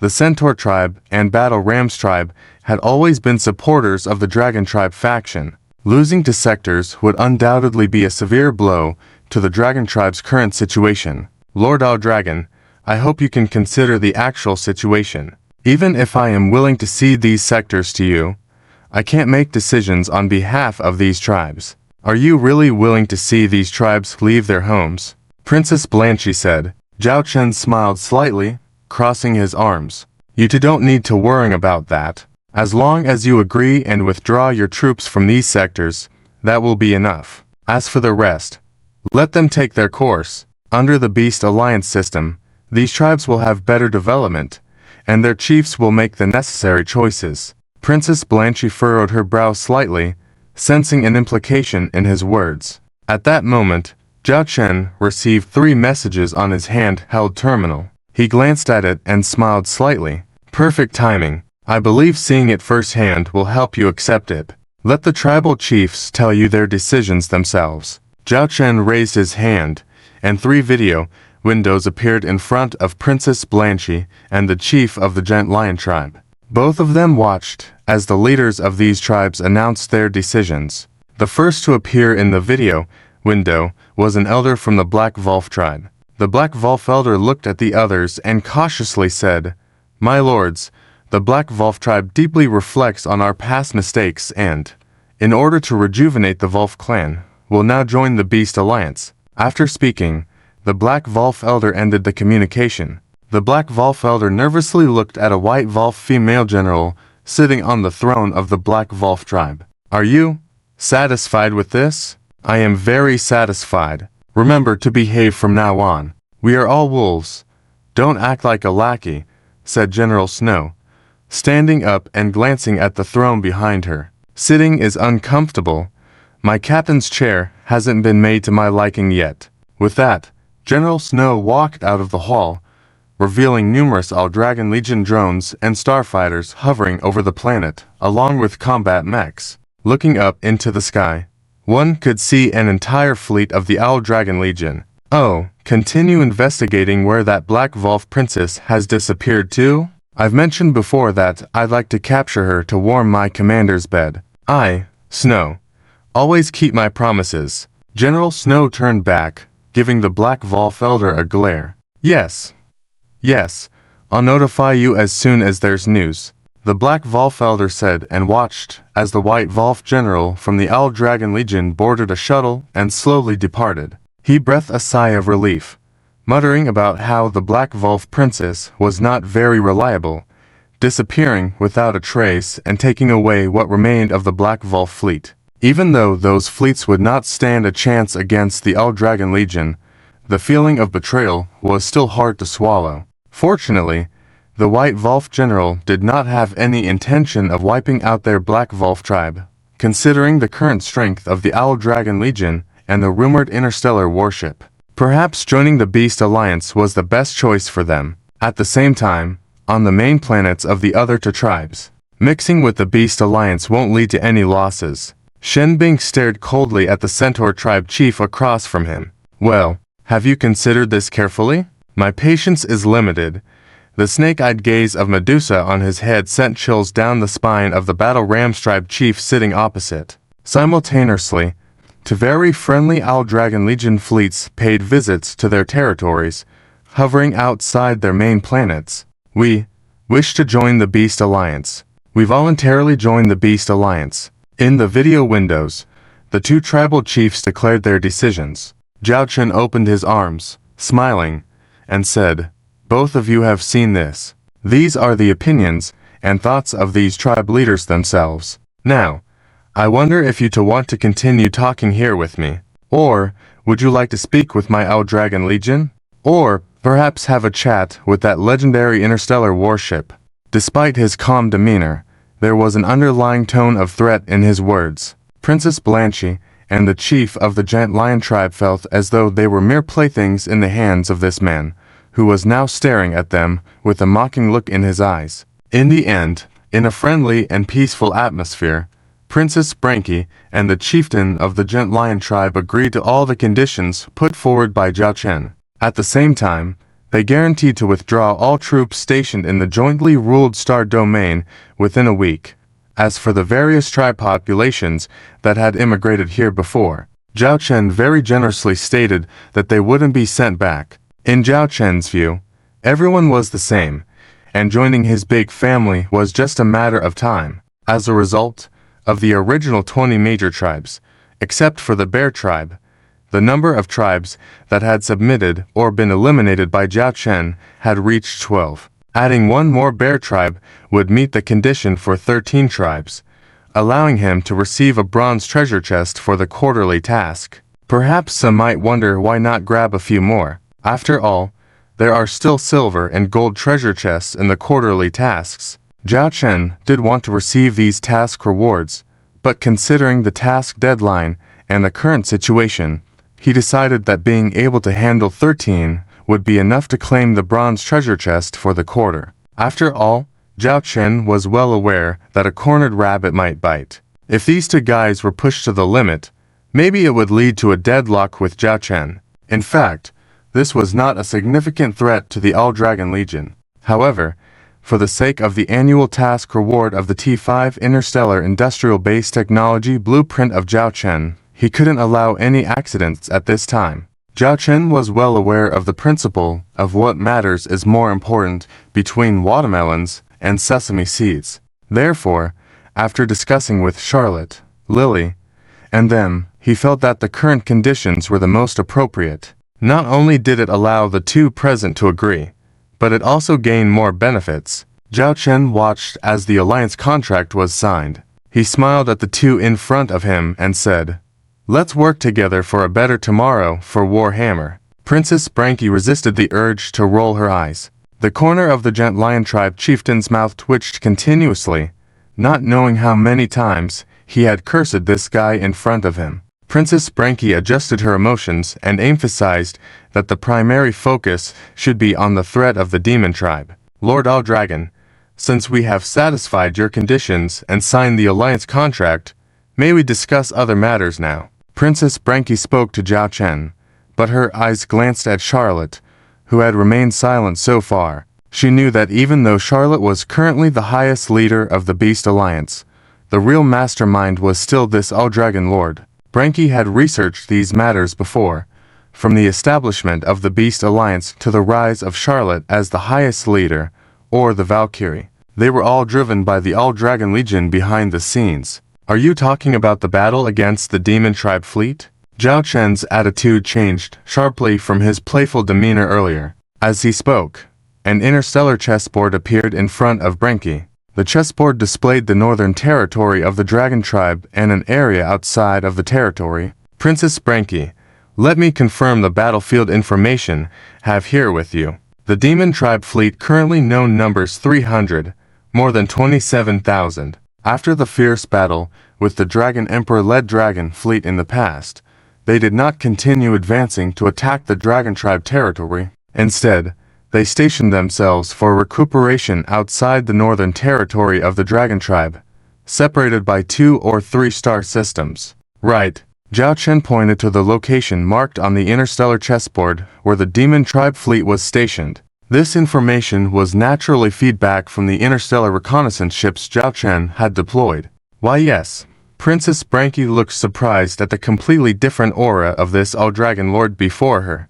Why did it feel like, by his posture, he was treating the invasion of the Demon Tribe fleet as a threat not to the Dragon Tribe territory, but to his All-Dragon star system? The killing intent and battle intent in his eyes didn't seem like a pretense at all. "Alright.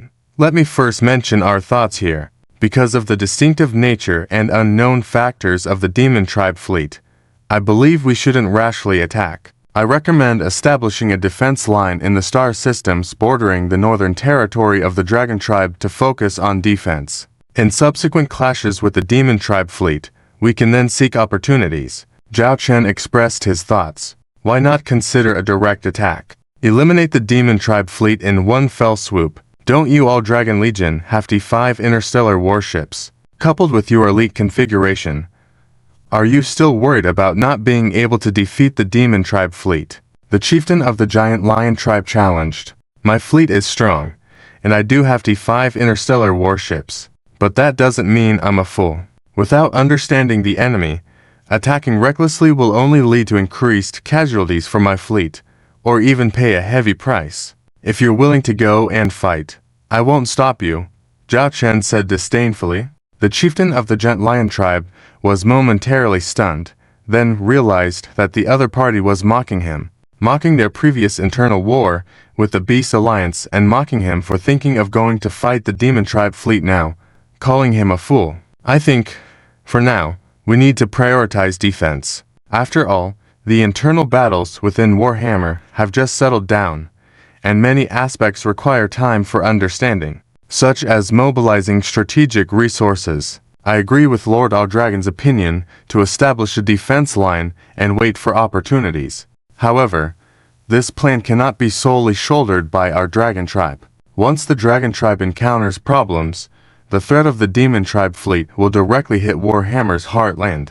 I need a solid commitment from all of you. Princess Branky looked at Zhao Chen, the chieftain of the Giant Lion Tribe, as well as Charlotte and the chieftain of the Bear Tribe. This meant that they couldn't just stand by and watch. They had to contribute.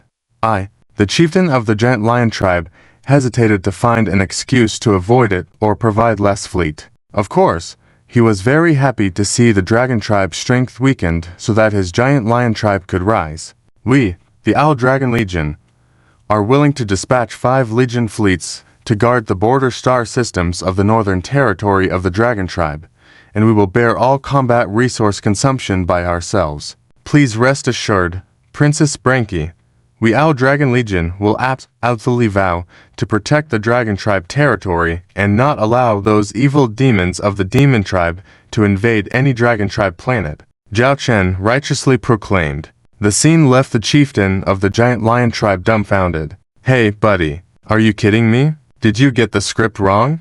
Weren't you in a life and death struggle with the Dragon Tribe not long ago? If I remember correctly, you directly wiped out the Dragon Tribe fleets and even detained them for ransom. How come you're now standing on the same side as the Dragon Tribe and taking a stance to protect them at all costs? Are you kidding me? Upon hearing Zhao Chen's righteous speech, Princess Branky's brain momentarily froze. Subconsciously, she wondered if she had misheard. After confirming she hadn't, she looked at the triumphant smile on the face of the Dragon Lord across from her. No matter how she looked at it, it sent shivers down her spine. Something was off about this man. Very off. If Zhao Chen knew these guys were criticizing him in their hearts, he would surely cry foul. Her speech just now was serious. At least until she received the annual mission rewards at the end of the year, the Demon Fleet could not invade Dragon Tribe territory. Of course, I also have conditions. Zhao Chen spoke. Upon hearing the conditions, the Lion Chief narrowed his eyes, a knowing expression on his face. Princess Branky, upon hearing this, felt much relieved. This was more like it. The previous words had truly thrown her off. What conditions? Princess Branky asked. She had already decided that she would agree as long as the conditions weren't too extreme. The threat from the Demon Tribe was too serious. She had seen the final precious battlefield date report left by her father Emperor. She knew of the terror of the Demon Tribe's threat. That's why she had agreed to things that would harm the interests of the Dragon Tribe. We have observed that at the border of your Dragon Tribe's northern territory, there are a total of 5 star systems. We insist on taking direct control of 2 of these star systems. The stargates and starports of these 2 star systems will be under our control to facilitate the transport of our strategic resources and the stationing of our Legion fleets. At the same time, these 2 star systems will be in a state of level 1 war. During this time, the political entities within these 2 star systems will obey my commands. Any disobedience will be met with my highest law enforcement authority. Additionally, if our All-Dragon Legion needs to use any stargates within the Dragon Tribe's territory, we must have priority usage rights, and all incurred costs will be borne by the Dragon Tribe. That's all, Zhao Chen finished. After a moment, he noticed that neither Princess Branky nor the Lion Chief had spoken. What? Any questions? Zhao Chen inquired. Just this. Princess Branky asked in surprise. Yes, just this, Zhao Chen nodded. Princess Branky, astonished, looked at the Owl Dragon Lord. The conditions proposed were not excessive given the circumstances, as they were crucial for defending against the demon fleet. The proposed conditions were insignificant. Very well, I agree to these conditions. Princess Branky, carrying mixed feelings towards Zhao Chen's proposals, ultimately agreed. At that moment, 3 others remained silent. It was then Charlotte who spoke up. Our Beast Alliance Legion fleet will act in concert with the All-Dragon Legion. We plan to deploy a force of at least 100,000 interstellar warships. Princess Branky did not object. She did not place much importance on the military strength of the Beast Alliance. The important thing was the All-Dragon Legion. Having the All-Dragon Legion assign 5 Legion fleets and 15,000 interstellar warships for defense was sufficient. Princess Branky turned to the remaining Lion Chief and the Bear Chief. I can handle the defense of a star system. I will dispatch 30 Legion fleets and 90,000 interstellar warships, the Bear Chief said eagerly. The Bear Tribe was inherently bellicose but principled. Their aggression was not for slaughter, but for the nature of battle itself. So, faced with the hostile force with the identity of invaders like the Demon Tribe, how could the Bear Chief pass up such a good opportunity? With the tribe's total of 100,000 interstellar warships, he effortlessly deployed 90,000. However, it put the remaining chief in a difficult position. With both the Beast Alliance and the Bear Tribe sending out so many troops, the Lion Chief couldn't assign to few forces. Thus, he agreed to deploy 100,000 interstellar warships, jointly stationing with the Bear Tribe in defense of a star system. By doing so, the 5 border star systems of the Dragon Tribe's northern territory were arranged. The Owl-Dragon Legion and the Beast Alliance would defend to border star systems. The Dragon Tribe itself would defend to border star systems, and the Lion Tribe and the Bear Tribe would defend a border star system. In total, there would be a minimum of 500,000 interstellar warships stationed in the Dragon Tribe's northern territory, not counting the Legion fleets from other tribal alliances that would be dispatched for support. After discussing other miscellaneous matters, as the meeting was about to conclude, Princess Branky presented some heavy data. My father Emperor, in the final battle, personally led a fleet of 150,000 Dragon interstellar warships against the Demon fleet.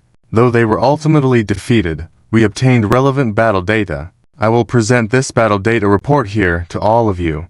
Though we may have been adversaries standing on different sides of interests before this, I hope that, facing the common enemy of the Demon Tribe, we can set aside our differences and eradicate this evil together. Otherwise, after our Dragon Tribe is destroyed, none of us present here will be spared. This is our battle. Zhao Chen, looking at the data being transmitted, cast another glance at Princess Branky. This battle data was crucial for the upcoming warfare. The fact that she voluntarily brought it forth at this point showed her strategic vision and capability. If she had kept it hidden with ulterior motives, it could have led to significant losses due to the lack of knowledge about the enemy during the battle against the Demon Tribe. Compared to her half-sister Leona, she was much better. The people of the Dragon Tribe will be grateful to have a princess like you, Zhao Chen sincerely said. Following the reception of the battle data, the meeting came to an end. Zhao Chen opened his eyes and returned to his command ship. Almost simultaneously, 2 video communication windows popped up, one directly and another as an application. The former was Charlotte, whom Zhao Chen granted permission to contact him. The latter was a blind bear. Charlotte, I need you to thoroughly decipher the battle data report in the shortest time possible. You can call in Su Lan, Shen Bing, Lily, and the others. I need detailed information about the Demon fleet within the shortest time. I don't want my fleet to pay a heavy price due to lack of knowledge when engaging with the demon fleet? Zhao Chen ordered gravely. Yes, please give me 24 hours, and I will provide you with satisfactory information about the demon fleet, Charlotte promised. Ended the video call with Charlotte. Zhao Chen glanced at the leader of the violent bear tribe, who had already popped up several times. It seemed that this guy today didn't get a specific message from his side and was unwilling to give up. After all, the battle to defend the northern territory of the Dragon Clan against the Demon Clan fleet was about to begin. It would be very exciting to be able to command powerful starships in battle at that time. Zhao Chen pulled up some data and inquired from Lily on the other side, then sent a text message to the leader of the violent bear tribe instead of connecting the call. After receiving the message, the leader of the violent bear tribe did not continue to disturb Zhao Chen anymore. A few days later, in the Storm Citadel, a large-scale starport within the L-Dragon frontline base, Zhao Chen sat on the sofa, listening to Lily reporting various situations to him. The internal order of the Starlight Empire had been restored quite well, with the help of the related industries of the L-Dragon Legion, quickly restored to the pre-war level. The only existing problem might be the permanent 4th-level cosmic wormhole in the Snow Sparrow Nebula. Regarding this permanent 4th-level cosmic wormhole, we have named it the Snow Sparrow 4th-level wormhole, also known as the Snow Sparrow Interstellar Training Ground. Empress Xin Shaolei dispatched 100,000 starships to station there, and the Chu River Legion fleet also deployed 50,000 starships. It can be guaranteed that there will always be 150,000 starships stationed at the Snow Sparrow 4th-level wormhole, including 50 T4 class starships and over 3,000 T3 class starships. At the same time, Empress Xin Shaolei has approved the establishment of the Elite Empire fleet, with the requirement for unified T3 class starships. As for these T3 class starships, they are mainly based on the T3 Flame Dragon class medium-sized interstellar destroyers, and Empress Xin Shaolei has also applied to us, hoping to open up more purchasing rights for T3 class starships. Lily looked at Zhao Chen. We can grant them the purchasing rights for the T3 Triangular Dragon class interstellar heavy assault frigate and the T3 Windhawk class medium-sized interstellar cruiser. The technology of these two starships has also been licensed to the Northern Goose Group for construction. As for other starships, continue to comply with the original control orders, allowing them only a certain number of limited class starships to be supplied to them per month, Zhao Chen said. Lily nodded, recording the commander's opinion on this matter. Up to now, the L-Dragon Legion had basically monopolized over 90% of the military purchases within the Starlight Empire. As for the advanced and powerful interstellar warships in the hands of the L-Dragon Legion, they naturally attracted a lot of attention. Zhao Chen was also willing to enhance the military strength of the Starlight Empire, but it had to be under his control and could not affect the procurement and expansion plans of the L-Dragon Legion. Therefore, the supply of T2 class interstellar warships by the Northern Goose Group was unlimited. As long as you had the money, you could buy them. Previously, Zhao Chen even opened up the permission for purchasing the T3 Blizzard class light interstellar battleship. Now, he also gradually relaxed the sales permits for other types of starships. As for other starships, they also had the opportunity to acquire them, but the amount supplied depended entirely on Zhao Chen's decisions. For example, if the production was good this month, he would release 5 T3 Emperor-class heavy interstellar battleships for sale, or a few T4 Paladin-class heavy interstellar missile escort ships. This way, it was highly likely that the Starlight Empire would gradually grow but without affecting the development of the L-Dragon Legion itself. Furthermore, with the Demon Clan fleet, at present, we have not discovered their appearance of T5-level interstellar warships. However, based on the investigation results from the Dragon Emperor in previous years, it is not ruled out that the Demon Clan has research projects on T5-level interstellar warships. The Demon Clan active fleet is divided into 2 types. They can be classified as first line and second line. The second-line Demon Clan fleet mainly undertakes patrolling and defense tasks in various Demon Clan star domains, composed of T2, T3, and a small number of T4 level interstellar warships. The first-line Demon Clan fleet, those Demon Clan fleets, located outside the northern territories of the Dragon Tribe, belong to this category. Similar to our Black Dragon Legion, they are composed of T3 and T4 level interstellar warships. The ratio between the two, astonishing at 10-1. Among a Legion fleet with a scale of 3,000 ships, there are 300 T4 level interstellar warships. As for the Demon Clan fleet T2 and T3 series of interstellar warships, I will not go into detail. You can refer to the relevant information afterwards, and consult me if you have any questions. Our meeting this time mainly discusses the Demon Clan active T4 level interstellar warships. Lily raised her hand, and suddenly, out of the dozens of Demon Clan interstellar warships, only 5 remained. The T4 Demon Hunter class medium-sized interstellar battleship. Based on known battle data, its overall combat power is equivalent to 50 Quays IT for level T for Dragon Knight class heavy interstellar cruisers. According to our estimation, its overall strength may have reached the level of the T for North Wind God class heavy interstellar battleship. Zhao Chen frowned slightly. One interstellar cruiser already matching an interstellar battleship indicated that the Demon Clan starship industrial technology should have surpassed that of the Galactic Alliance. Of course, this is without considering the Black Dragon starship industrial technology system. The T4 Razor class light interstellar interceptor. Lily pointed to the smallest ship among the 5. This is the most numerous known Demon Clan T4 series interstellar warship.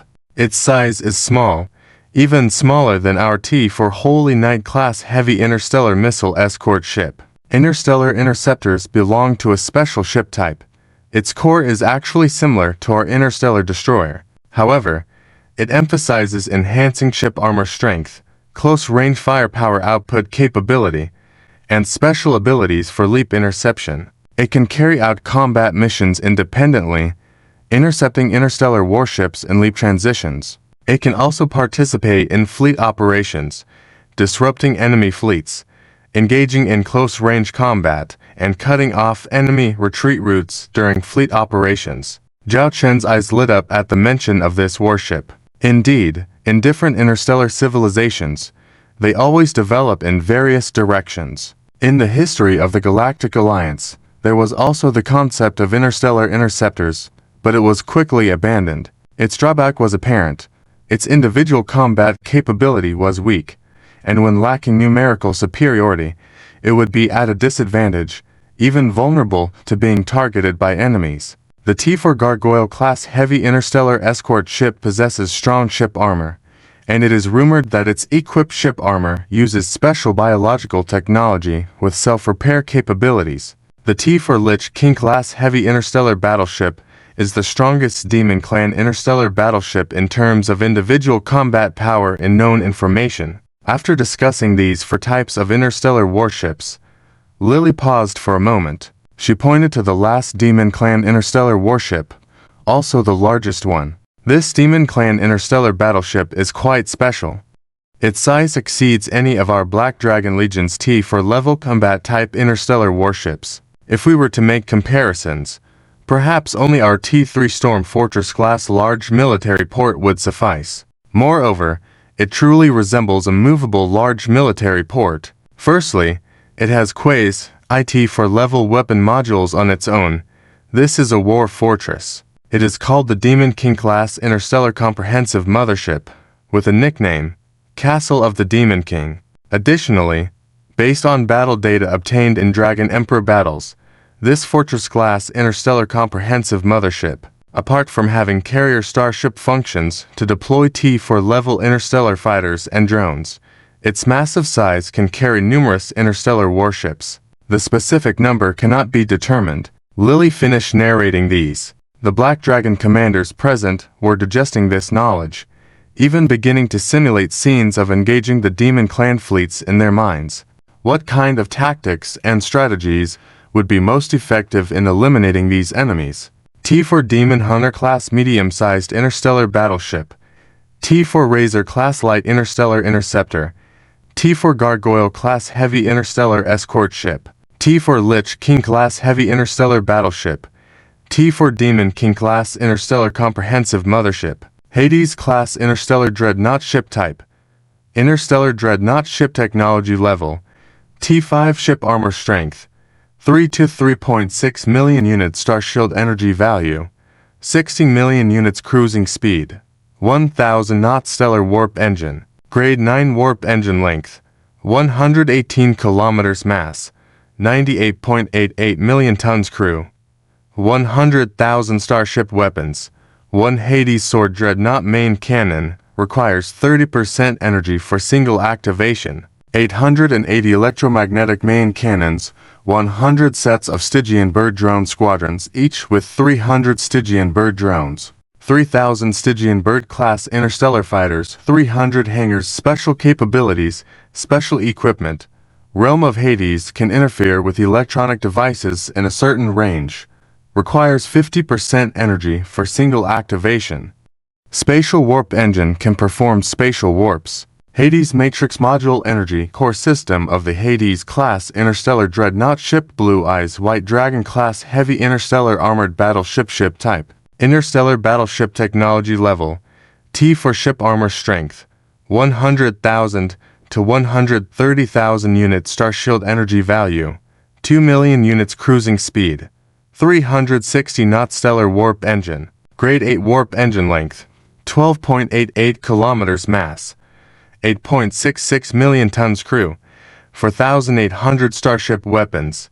1 Blue Eyes White Dragon Pulse Laser Main Cannon. Solar Particle Pulse Laser Cannon. 15,000 mm caliber Heavy Electromagnetic Cannon capable of launching electromagnetic pulse shells, armor-piercing shells, proton shells, plasma shells, fusion shells, and 19 types of physical shells. 288 6-barrel heavy particle energy rapid-fire cannons. 888 fully automatic high-density 8-barrel energy point defense cannons. The meeting is over. Under the order of Zhao Chen, the Owl Dragon's 1st, 2nd, 3rd, 4th, 5th, and the Special Operations Fleets will head to the northern territories of the Dragon Tribe in 2 border star systems. The Owl Dragon's 6th Legion is responsible for defense tasks in various regions. Are you just going to chase us away like this? Zhao Wan stood with her hands behind her back, patting at Zhao Chen, who announced the end of the meeting.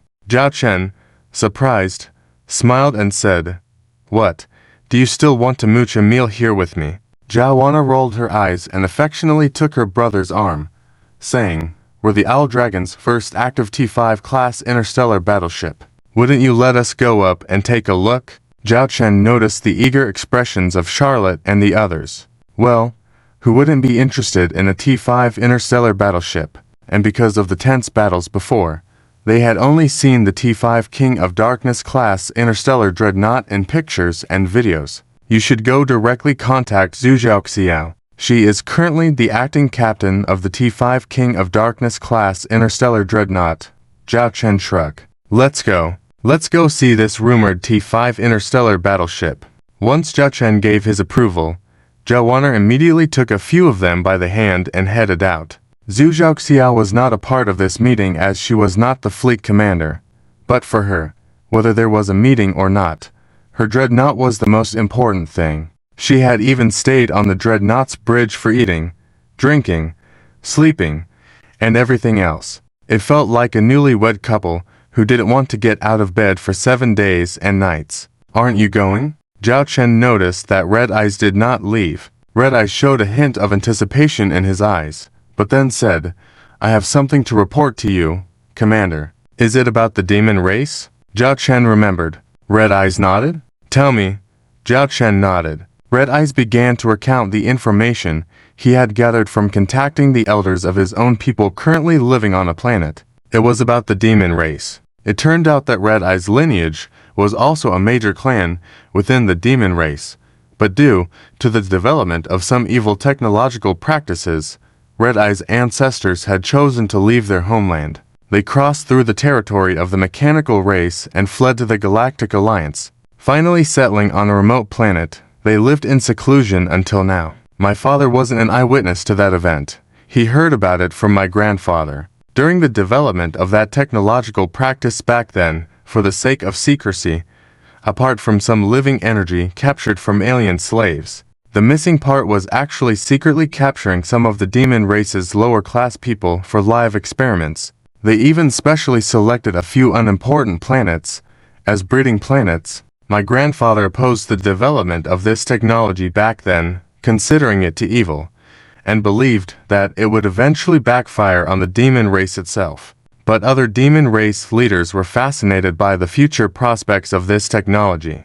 Because of the differing ideologies, my grandfather's lineage also began to be oppressed. My grandfather realized something was wrong and concluded that if things continued like this, his people would be persecuted. However, among the high-ranking members of the demon race at that time, the majority supported the development of that technology, leaving no room for resistance. The only option left was to escape. Red Eyes finished? Zhao Chen frowned slightly.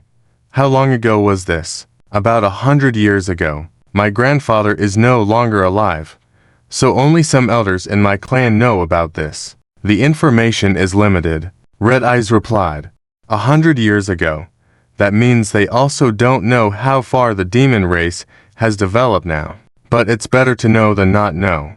Back then, how many fleets did the demon race have? What was their military strength, industrial power, territorial range, and what was their government system like? Zhao Chen inquired. Red Eyes seemed to have asked this question to the clan elders as well and quickly provided an answer. According to what the clan elders said, at the time we fled from the demon race's supreme position was held by the Demon King, with 12 demon commanders under him, equivalent to the 5-star marshals, dukes, and sector governors of the Star Alliance. The demon race had 36 star domains, covering an area equivalent to half of the Galactic Alliance. At that time, the demon race claimed to have 6 million demon warships, with extremely strong industrial capabilities, and 100 years ago, they already had a large number of manufacturable T4-class interstellar battleships. Red Eyes answered. 100 years may not seem long, but for a civilization that had a revolutionary new technology, 100 years could change many things. 6 million interstellar battleships. If they were to launch an expedition from their side, the current Owl Dragon would not be able to resist them with their current number of T4 demon battleships alone. But there's some good news. On the other side of the territory of the mechanical race, the demon race has been in a long-standing war with the angel race, both engaged in a 1,000-year interstellar war. So they probably won't launch a large-scale expedition against us in the short term. Red Eyes added a piece of information. Angels. Zhao Chen narrowed his eyes slightly. This was indeed good news. As the saying goes, the enemy of the enemy is a friend. This angel race might be an opportunity for Zhao Chen to deal with the threat of the demon race. Even if they couldn't completely eliminate this threat, at least they could buy time to develop the Owl Dragon. When Zhao Chen fully opens the T5 series market and builds a sufficient number of T5 class interstellar battleships, even if the demon race had many more T4 demon interstellar battleships, it wouldn't be enough to scare them. Your information is very important to us, Zhao Chen encouraged Red Eyes, patting his shoulder. Red Eyes showed a happy smile. Also, about me sending you back to the Star Alliance, Zhao Chen mentioned casually, but Red Eyes interrupted him. I won't go back, Red Eyes said firmly. Zhao Chen looked at Red Eyes. Red Eyes said seriously, I understand the commander's concerns about me. I am from the demon race, not to mention that my own people have fled from the demon race. So, in the demon race's eyes, we are betrayers. And now, I am the commander of the Owl Dragon Legion. Since the moment I officially stepped onto the Owl Dragon's interstellar battleship, I only fight for it. And the Owl Dragon's Second Legion has always been under my command. No one knows them better than I do. At a time like this, how can I let them face threats alone while I hide like a coward? Please allow me, Commander, to continue commanding the Owl Dragon's Second Legion in battle. With that, Red Eyes raised his fist and tapped it on the emblem of the Owl Dragon on his chest piece of armor. Zhao Chen looked at Red Eyes with relief. I understand. I won't ask you to go back to the Star Alliance. Lead your Owl Dragon's Second Legion into battle. Thank you, Commander, Red Eye said enthusiastically. If your people are not living well on the planet now, you can consider moving them to the All-Dragon star system. I can arrange a habitable planet for them. Of course, this is just my suggestion, not a requirement, Zhao Chen suddenly said to Red Eyes. Red Eyes was surprised for a moment, then gratefully looked at the commander, saying, I will relay the commander's words to my people. Is this the interstellar battleship you arranged for me? The chief of the Violent Bear tribe almost pressed his face against the porthole of the shuttle. The flames in his eyes seemed to want to engulf the opposing battleship and the rest of the battleships behind it. Hey, look all you want, but don't drool. Zhao Chen took a few steps back, looking at the porthole now covered in the bear chief's saliva. Well, this shuttle won't do. The bear chief grinned foolishly, pointing at the most majestic battleship in front of them. That battleship is called the Azure-Eyed White Dragon. Are you really willing to give it to me? Its full name is the Azure-Eyed White Dragon class heavy interstellar armored battleship. And no, it's not to be given to you. Just to command it, using your tribal crew members. You can be the captain, you have the right to use this battleship.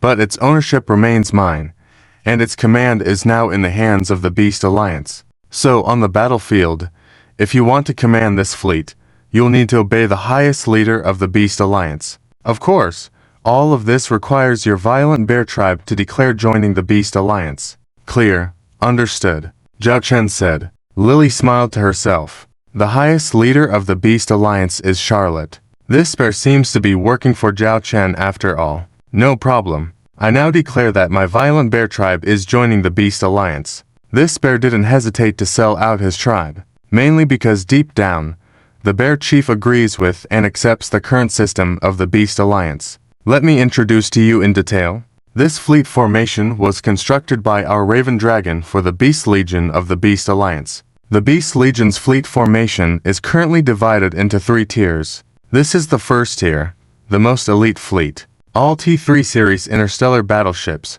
with a few T4 level battleships. The entire fleet comprises over 3,000 interstellar battleships, with 10 T4 level battleships. The main ones are 3.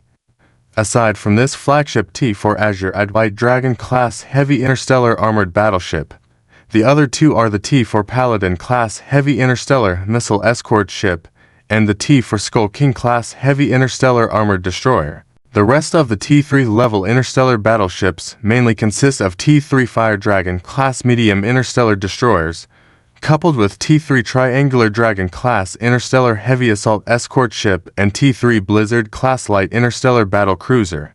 The combat power absolutely crushes other Dragon Clan fleets of the same quantity. Zhao Chen patted the Bear Chief's back. You should know that this is the first fleet built by the Beast Legion according to this standard.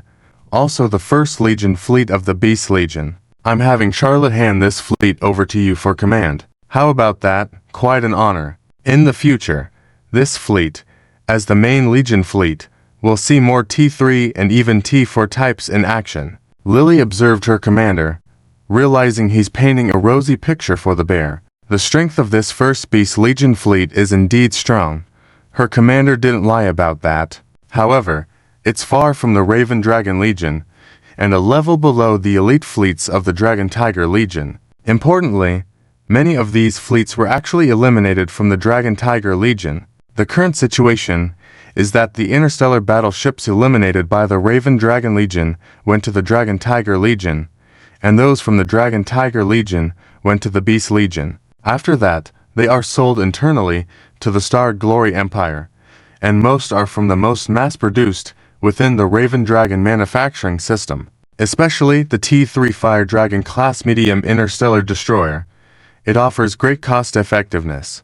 Although the Raven Dragon Legion itself uses the T3 Badger Wolf class heavy interstellar armor destroyer, the T4 Azure-Eyed White Dragon class heavy interstellar armored battleship is an exception. Despite undergoing major repairs from wars, it wouldn't typically be handed over to the Beast Legion. But to keep this bear in line, some advantages must be given. At least, the strength of this fleet, in the Hammer's territory, is definitely top-notch. It outshines the strongest fleet the Violent Bear tribe itself established by miles. Chief, What do you think? Satisfied, Zhao Chen smiled at the violent bear tribe chief. My lord, you are too courteous. I love this fleet. In the future, don't call me chief anymore. Very formal. Just call me Bear Chief.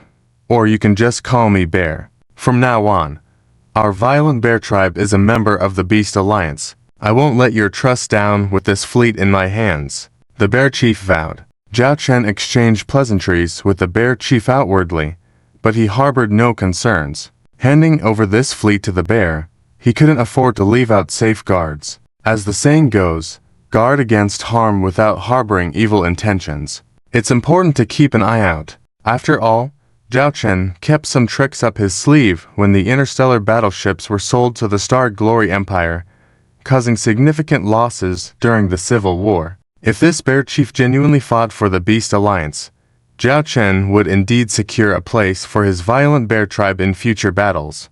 Otherwise, meanwhile, the shuttle had entered the hangar of the T4 Azure-Eyed White Dragon-class heavy interstellar armored battleship. From the exterior paint job to the interior, one couldn't tell it had been through wars or repairs. Even after being overhauled several times, the battleship looked pristine. After Zhao Chen's violent bear tribe officially joined, his quarterly mission requirements were met. He was ready to claim his mission rewards early. Quarterly mission content: please choose to annihilate or subdue 20 major tribes of the Warhammer Interstellar Federation. Completing 10 will earn you basic rewards. Completing 13 will earn you a bronze chest. Completing 16 will earn you a silver chest. Completing 20 will earn you a gold chest. Current progress: 13. Annihilation.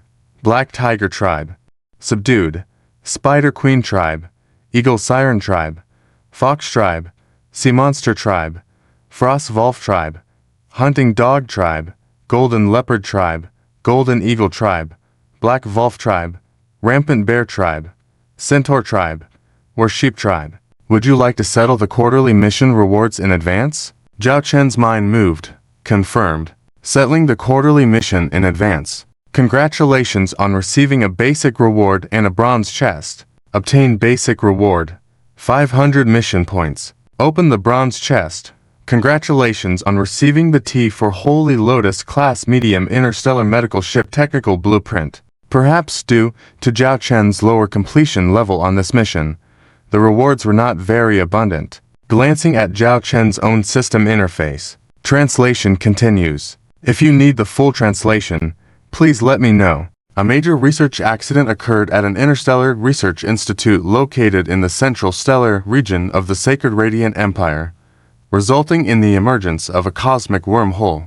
Subsequent investigations confirmed it to be a level 5 permanent cosmic wormhole. The moment this news broke out, it felt as though the entire Sacred Radiant Empire was standing on the edge of a cliff. The Imperial Senate of the Sacred Radiant Empire convened multiple meetings and issued several orders consecutively. The first order was to recall 300,000 interstellar battleships on the expedition in the Warhammer Interstellar Commonwealth. This was followed by the rapid deployment of fleet groups by various governing officials to support the site, attempting to contain the disaster in the shortest possible time. However, a level 5 permanent cosmic wormhole was beyond the estimates of the Imperial Senate regarding this disaster. The Empire declared a level 3 emergency status immediately after the incident, and in less than 6 hours, it was upgraded to a level 2 emergency. 12 hours later, it escalated to a level 1 emergency status. In less than a day, the Empire emergency status was upgraded multiple times, indicating the severity of the situation.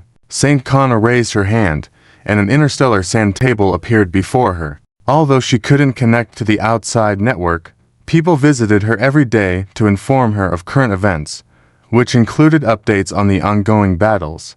Based on this information, Saint Kana edited this interstellar sand table. In the middle of the sand table, there was a red area, resembling a burning fire on the sand table. In just 5 days, the disaster brought by the invasion of the insect fleet has destroyed 27 star systems, directly or indirectly affecting 3 surrounding star regions. Those damn fools from the Saint family, what have they done? Saint Kana exclaimed in anger. She had already guessed that this disaster must be closely related to the insect technology from the Star Empire that the Saint family possessed. Those stupid people were playing with fire, and now the entire sacred Radiant Empire was suffering as a result. A noise from above made Saint Kana raise her head, and she saw a shuttle entering, landing slowly on a nearby landing pad. The shuttle's hatch opened, and a team of soldiers escorted a middle-aged man down. When Saint Kana saw this man, Saint George, the head of the angel family and her father, her brows furrowed slightly. However, Saint Kana didn't greet him proactively or even make a move to stand up. "What's this? It's been a while since we last met. You don't even come to welcome your father." The middle-aged man spoke with a hint of grievance in his voice. "Father, if you were my father, you wouldn't have kept me confined here," Saint Kana retorted coldly. This man was the head of the Saint Angel's family, Saint George, her father. Saint George sat across from Saint Kana and sighed, saying, "Saint Kana, how can you say that I'm confining you? I'm protecting you. Do you know that the Saint family has been demanding that we hand you over? I had no choice but to make this arrangement." Ha ha ha. "So now the Saint family is causing chaos outside. Are you satisfied with that?" Saint Kana mocked. Saint George glanced around and then whispered, "Saint Kana, you can't say such things without evidence. You know the position of the Saint family in our empire." "Evidence. Position. I told you before, the Saint family is researching illegal insect technology. You didn't believe it. And now, look at the great gift the Saint family has brought you. Aren't you happy?" Saint Kana angrily pointed at the red circle in the center of the interstellar sand table. Saint George naturally recognized the significance represented by the interstellar sand table. Saint George helplessly said, "Some things are beyond our control. After years of development, the Saint family holds an absolute position in our empire. 2/3 of the Imperial Senate are on the side of the Saint family, even if they know the Saint family has insect technology, even if they understand that this disaster was caused by the Saint family. What can be done? What could we do now to deal with the Saint family? Don't forget, our most powerful Legion fleet is the Saint Legion. 2/3 of our empire's Legion fleets have overt or covert relationships with the Saint family. Enough. You didn't come here to tell me all this. Speak. How is the situation outside?" Saint Kana didn't want to hear more. She knew all this, but her principle was not to allow herself to be indifferent when confronted with those situations. "The situation is very bad," said Saint George solemnly. "I am here to announce an order to you personally. The latest family order requires you to immediately return to the Saint Angel's Legion. The Saint Angel's Legion has replenished all the lost interstellar battleships. As one of the Sacred Light Legions, the Saint Angel's Legion is ordered to rush to the battlefield and resist the invasion of the insect fleet. This is also an order from the Imperial Senate." Saint Kana frowned and looked at her father. "The Imperial Senate actually wants to use me. The situation in the Empire has deteriorated to this extent." Saint George took a deep breath and took the interstellar sand table from Saint Kana's hand. Changes started to occur on the table. The red area began to expand rapidly. Yesterday, the first T5 Nest mothership appeared. Saint Kana's pupils dilated, and her breath stopped momentarily. She clenched her fist.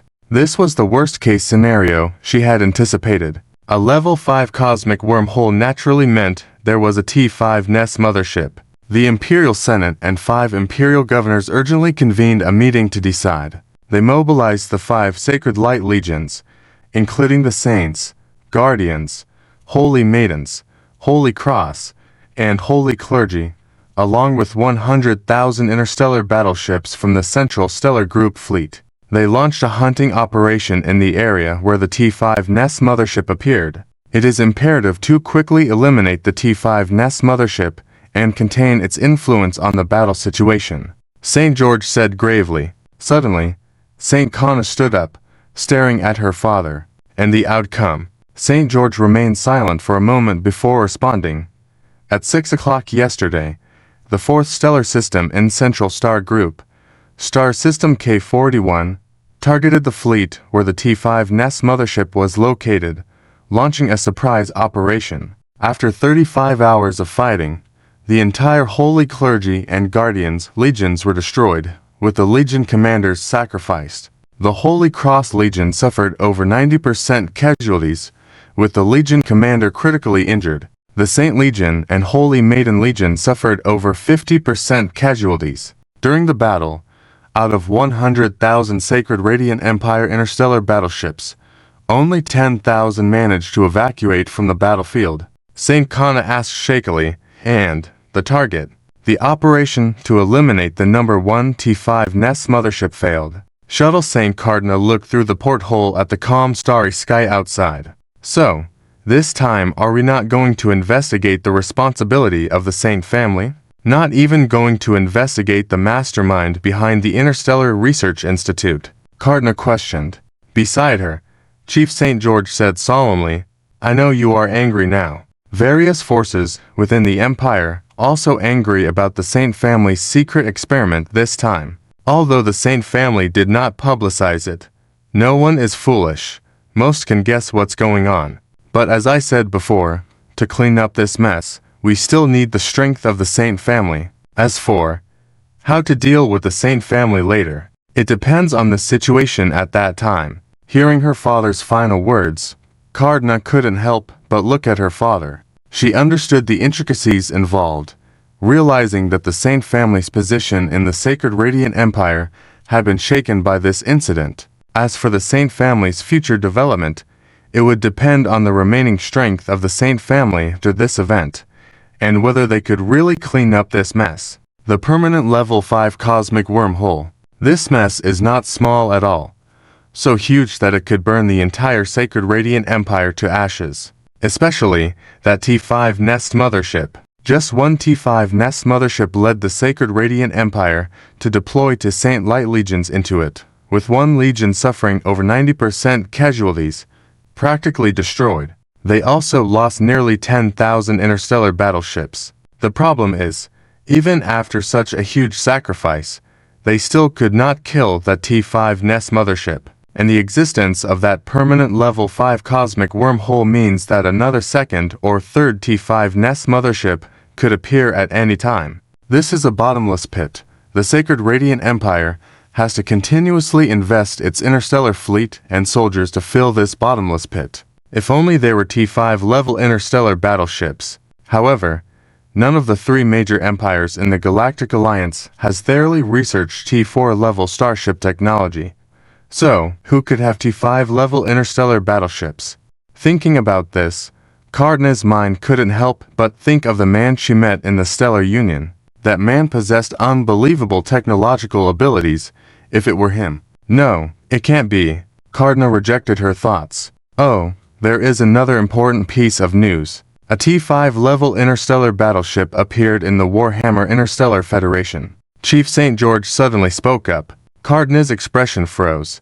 Then she exclaimed, "A T5 level interstellar battleship. How come I didn't know about this? I just found out about this recently." The Empire Senate blocked the information upon learning about it. Due to your situation, and the performance of the Angel Legion in the previous Holy War duel, our family has been marginalized during this time, and naturally, no one informed us of this news. It was only when the Empire Senate needed to mobilize the Angel Legion and our family's power that they informed me of this news.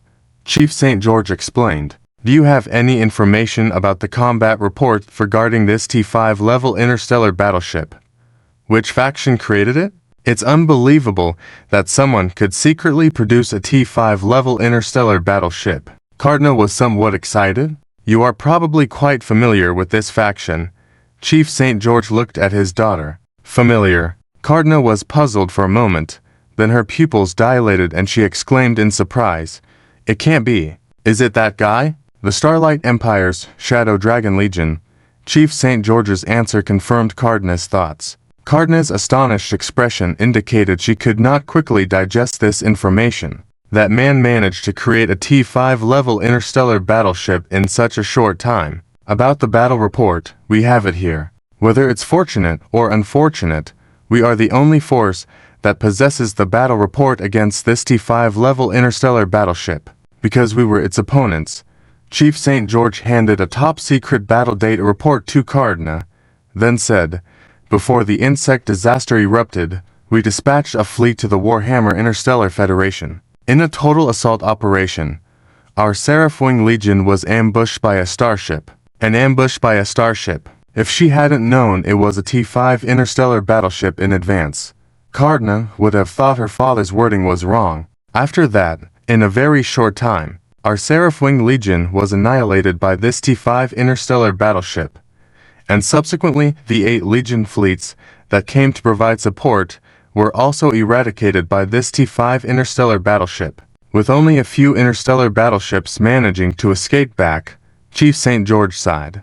"With the single power of a starship, it managed to destroy nearly 30,000 interstellar battleships consecutively. This includes our elite Legion fleet, the Seraph-Wing Legion. If I didn't have confidence that these battle reports are true, I wouldn't believe such a thing. A T5 level interstellar battleship has such destructive power." As Cardinal listened to her father's words, she reviewed the battle data report. In it was a description of that starship. "That monster has an extremely powerful bow cannon, a sword strong enough to tear space. It only passed through a curve in the Starry Sea, and all our interstellar battleships fell. We passed through a wreckage of interstellar battleships. Our captain judged it to be remnants of the Seraph-Wing Legion, especially the remnants of the T4 Punisher Archangel-class heavy interstellar battleship, appearing like a floating tombstone.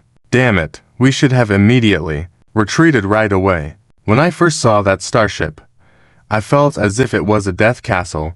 I sincerely did not want to get close to it. If I were the captain, I would immediately order to move away from that damn place."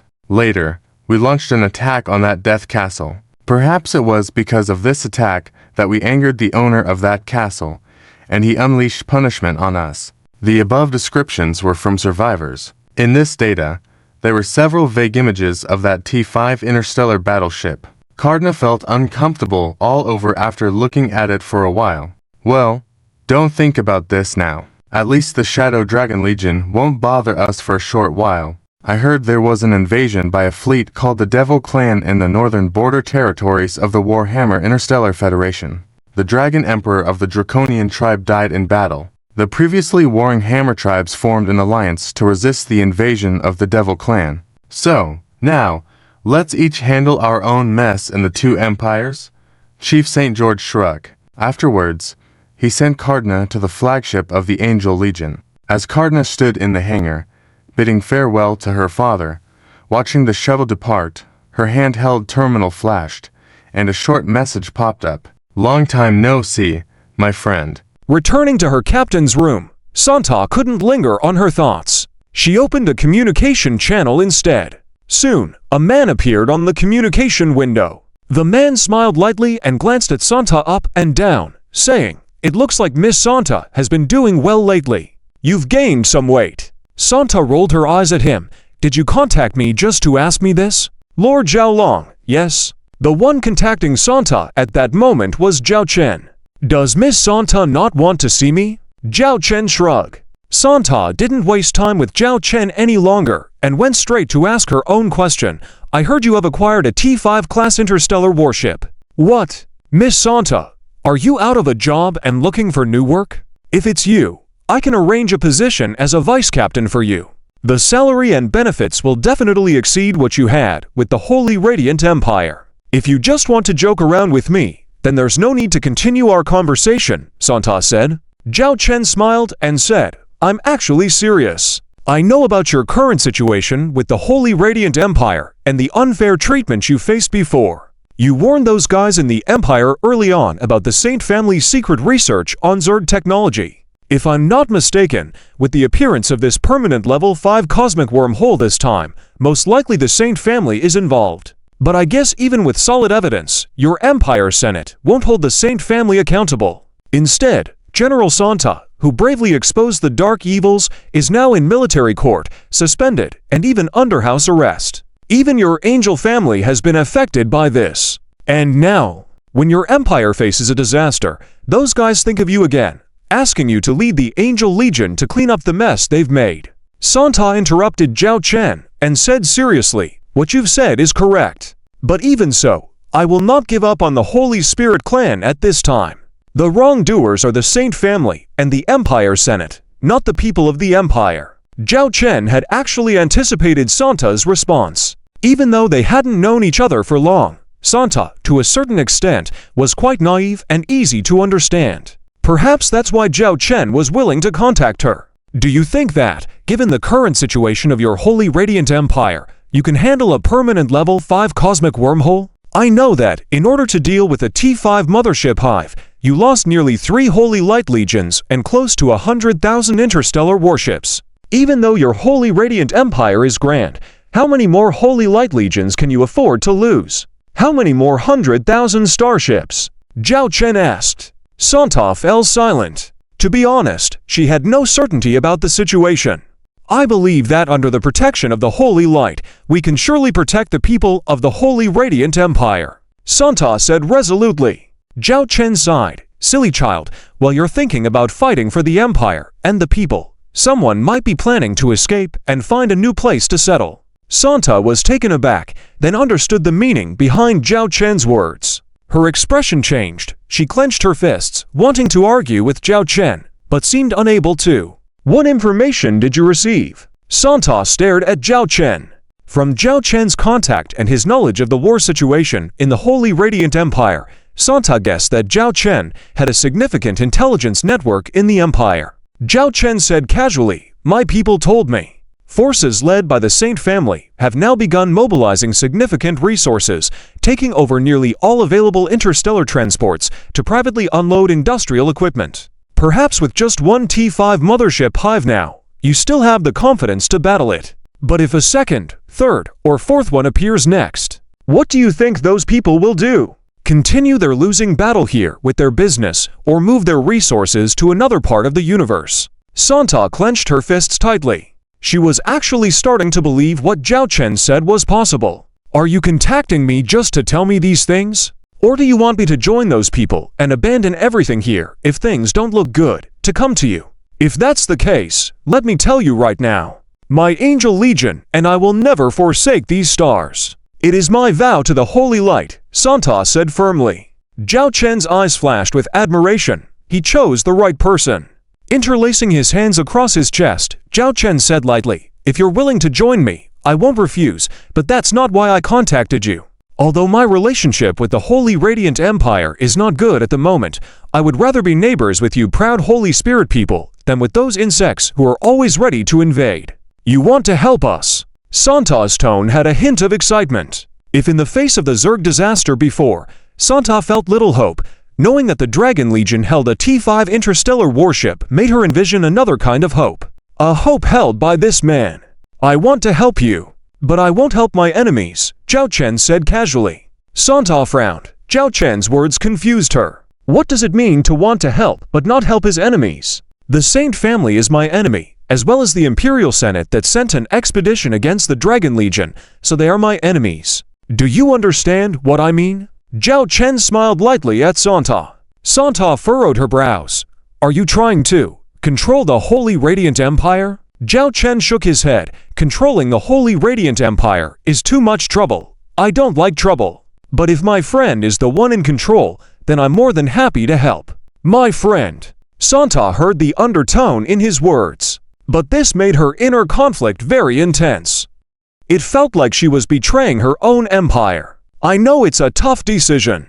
I can give you time to consider. You can contact me anytime. Zhao Chen stretched and smiled at Santa. But my friend, your people don't have much time left. As he finished speaking, the window went dark. Santa sat there in a daze. Their conversation had made her feel as though the man she had previously found unremarkable was now looking down on her with an unprecedented level of superiority. And the decision she was about to make would determine her fate. Zhao Chen ended the communication with Saint Kana. She didn't agree. Lily asked on the side. Zhao Chen smiled slightly. She will agree sooner or later, but her current pride and stubbornness don't allow her to make a choice. But I believe the current situation of the Holy Radiance Empire will lead her to make a wise decision. Lily nodded, thinking the same.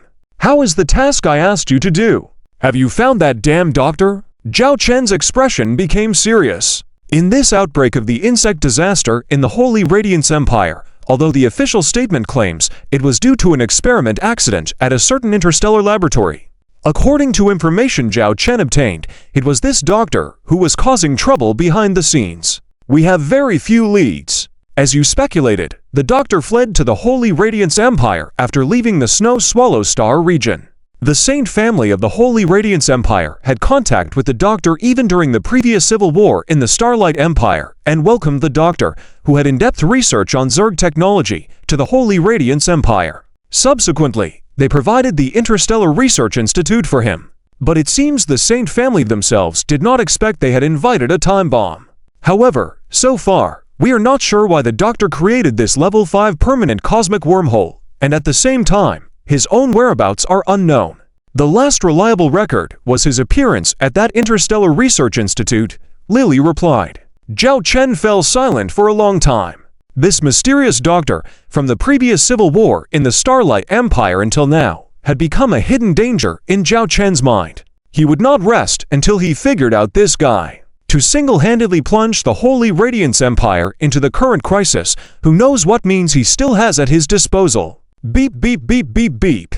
Just then, Zhao Chen's terminal flashed with the most urgent light, and then a video window appeared in front of Zhao Chen. Charlotte. Commander, something bad has happened. Princess Blanche from the Dragon Clan reported to us that there is a fleet violating orders, leaving the northern border of the Dragon Clan's territory, and heading to attack the previous demon fleet stationed where they fought against the Dragon Emperor. Charlotte urgently reported. Zhao Chen furrowed his brows. What's going on? According to our previous discussions, we should focus on defense, right? It's because some members within the Dragon Clan believe that cooperating with us is betraying the interests of the Dragon Clan. So it led to the current situation. The details, Princess Blanche wants to contact you directly, Charlotte explained. Sometimes, it's not the god-like opponents one should fear, but the pig-like teammates. I understand. Patch her through, Zhao Chen allowed. Soon, another video window opened, and Princess Blanche appeared on the other side, looking anxious. Princess Blanche, I hope there is a reasonable explanation for your unauthorized actions that disrupted our alliance operation plan. Zhao Chen questioned directly. Blanche anticipated such a situation and directly said, I am extremely sorry for this. I will make appropriate compensation afterward. But for now, I hope, Lord, you can help us handle this matter. Are you asking me to clean up your mess? Zhao Chen questioned. Instead of dwelling on this, Blanche stated, my sister, Princess Leona, personally led to 100,000 Dragon Clan interstellar warships and nearly 100,000 affiliated clan interstellar warships. A total of 300,000 interstellar warships are attacking the Demon Clan interstellar fleet. Based on the timing, the two sides should have already made contact. If these 300,000 interstellar warships suffer heavy losses, our northern border of the Dragon Clan territory will not have enough defense fleet stationed. So, please put aside your anger for now, Lord, and help us deal with this situation. After it's resolved, I will give you a satisfactory answer. Zhao Chen looked at her coldly. He also knew that scolding now wouldn't be of much help. If it weren't for the annual mission and the hefty reward, he could have abandoned the northern border of the Dragon Clan's territory and shifted the defense against the Demon Clan invasion elsewhere. But unfortunately, there was this annual mission. This Leona really was someone who liked to stir up trouble for no reason. Once he caught her, he would have to give her a few slaps. So, how do you want me to cooperate with you? Zhao Chen asked. Upon hearing a more relaxed tone from Zhao Chen, Blanche relievedly sighed and immediately said, I hope you can provide us with the T4 Bright Insight Interstellar Jumpship. After learning of my sister's reckless actions, I tried to contact her, but she cut off all communications with us. And now, if we rush over, I'm afraid it will be too late. In order to reduce the loss of the 300,000 interstellar warships taken by my sister Leona, I hope to use your T4 Bright Insight Interstellar Jumpship to directly bring us to the target battlefield area. As long as we can timely stop Leona, it will be enough. Indeed, this was the most effective approach at the moment. However, Zhao Chen also had other plans. Since someone had set this precedent, perhaps Princess Leona had already engaged in battle with the Demon Clan fleet, providing him with the opportunity to test the depths of the Demon Clan fleet. After all, he had a mission with T5 shopping mall privileges, which required him to annihilate the Demon Clan's interstellar warships. I agree to your proposal, but I require that this rescue operation be led by my Shadow Dragon Legion. All your actions must follow my command, Zhao Chen said firmly. Does that mean your Shadow Dragon Legion will also go? Blanche asked with some surprise. She had thought about requesting support from the Shadow Dragon Legion before, but she felt embarrassed to ask. Now that Zhao Chen was willing, it couldn't be better. Any issues? Zhao Chen asked. No, no problem. Very well, arrange for your fleet to gather at this location. I will dispatch the T for Bright Insight interstellar jump ship over there. In 3 hours, we will depart for support, Zhao Chen said. Okay. The communication ended. Zhao Chen looked at Charlotte. Charlotte, make the arrangements. The first legion of the Shadow Dragon will move out, and the other Shadow Dragon legions and special forces will be on level 1 combat readiness, all accompanying T4. Bright Insight interstellar jump ships should be prepared for immediate support. Charlotte nodded, understood. All deployments completed. Zhao Chen was somewhat looking forward to this premature first encounter with the Demon Clan fleet. Princess, we are about to arrive in the area where the Demon fleet is stationed. The adjutant reported to Princess Leona. Leona stared at the starry battlefield sand table in front of her. Order all fleets to prepare for battle. At that moment, Leona felt her heart beating violently. Although she had set off with great excitement and anticipation when the moment of truth was approaching, she still felt a bit uneasy inside. Princess, you don't need to worry. This time we will definitely defeat the Demon fleet and avenge the former emperor. Let those weaklings who choose to negotiate know that only under your wise leadership is the right path. A middle-aged half-dragon encouraged her. General Bolton.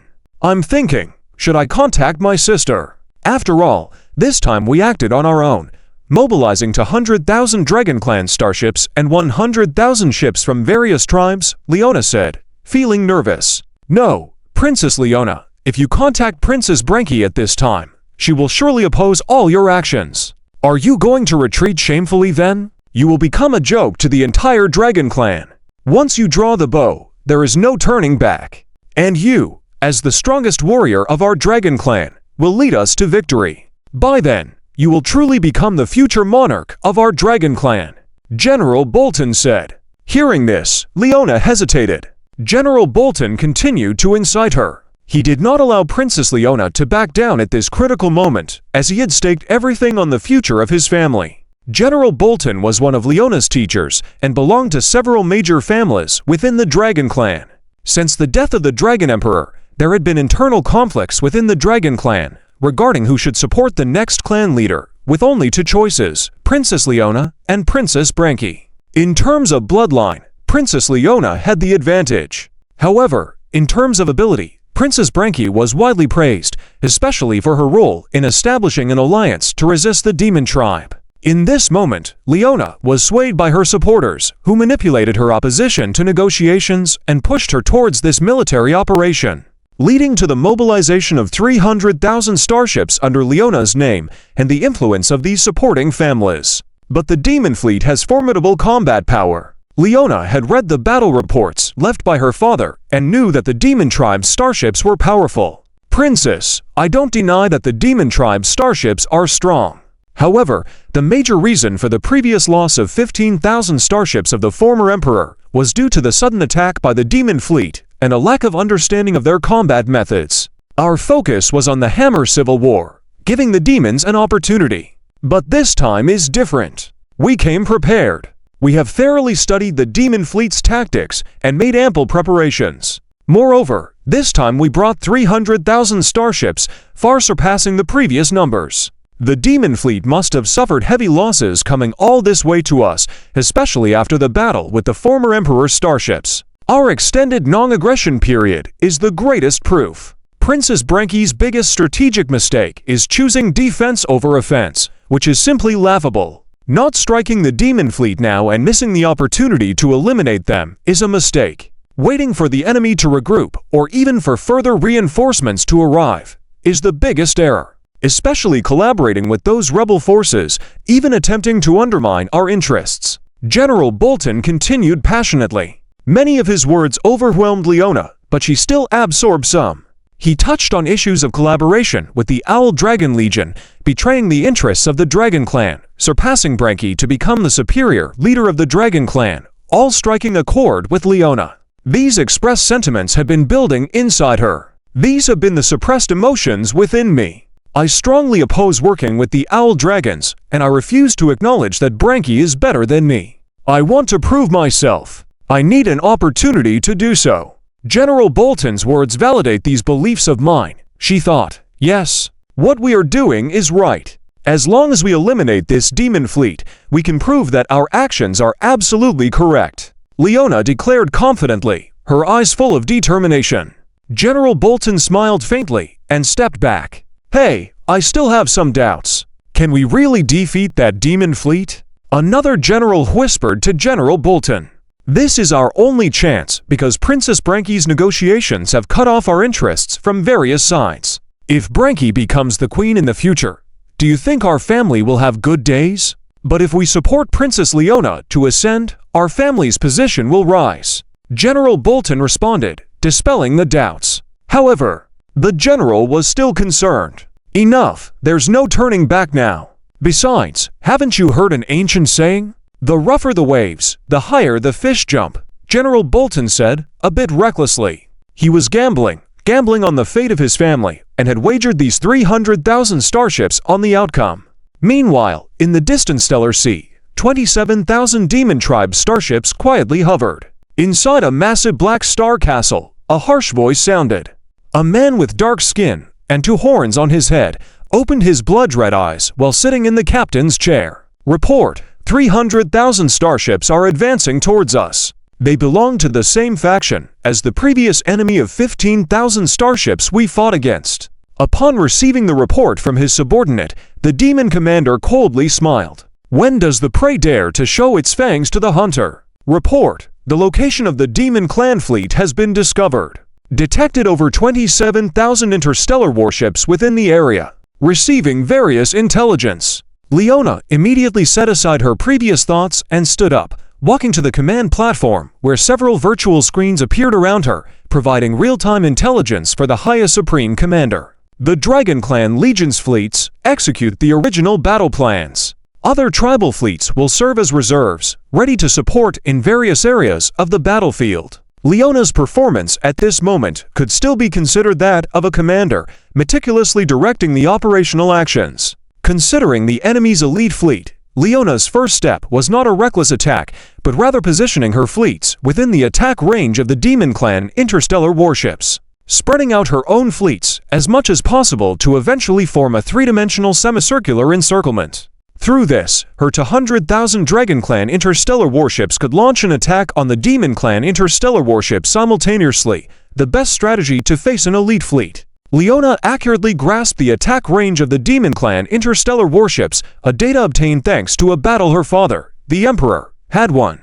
Yet, amidst this process, the 23,000 Demon Clan interstellar warships showed no reaction, maintaining their defensive formation without moving, as if they hadn't noticed the attackers. Leona furrowed her brows, feeling uneasy about the situation.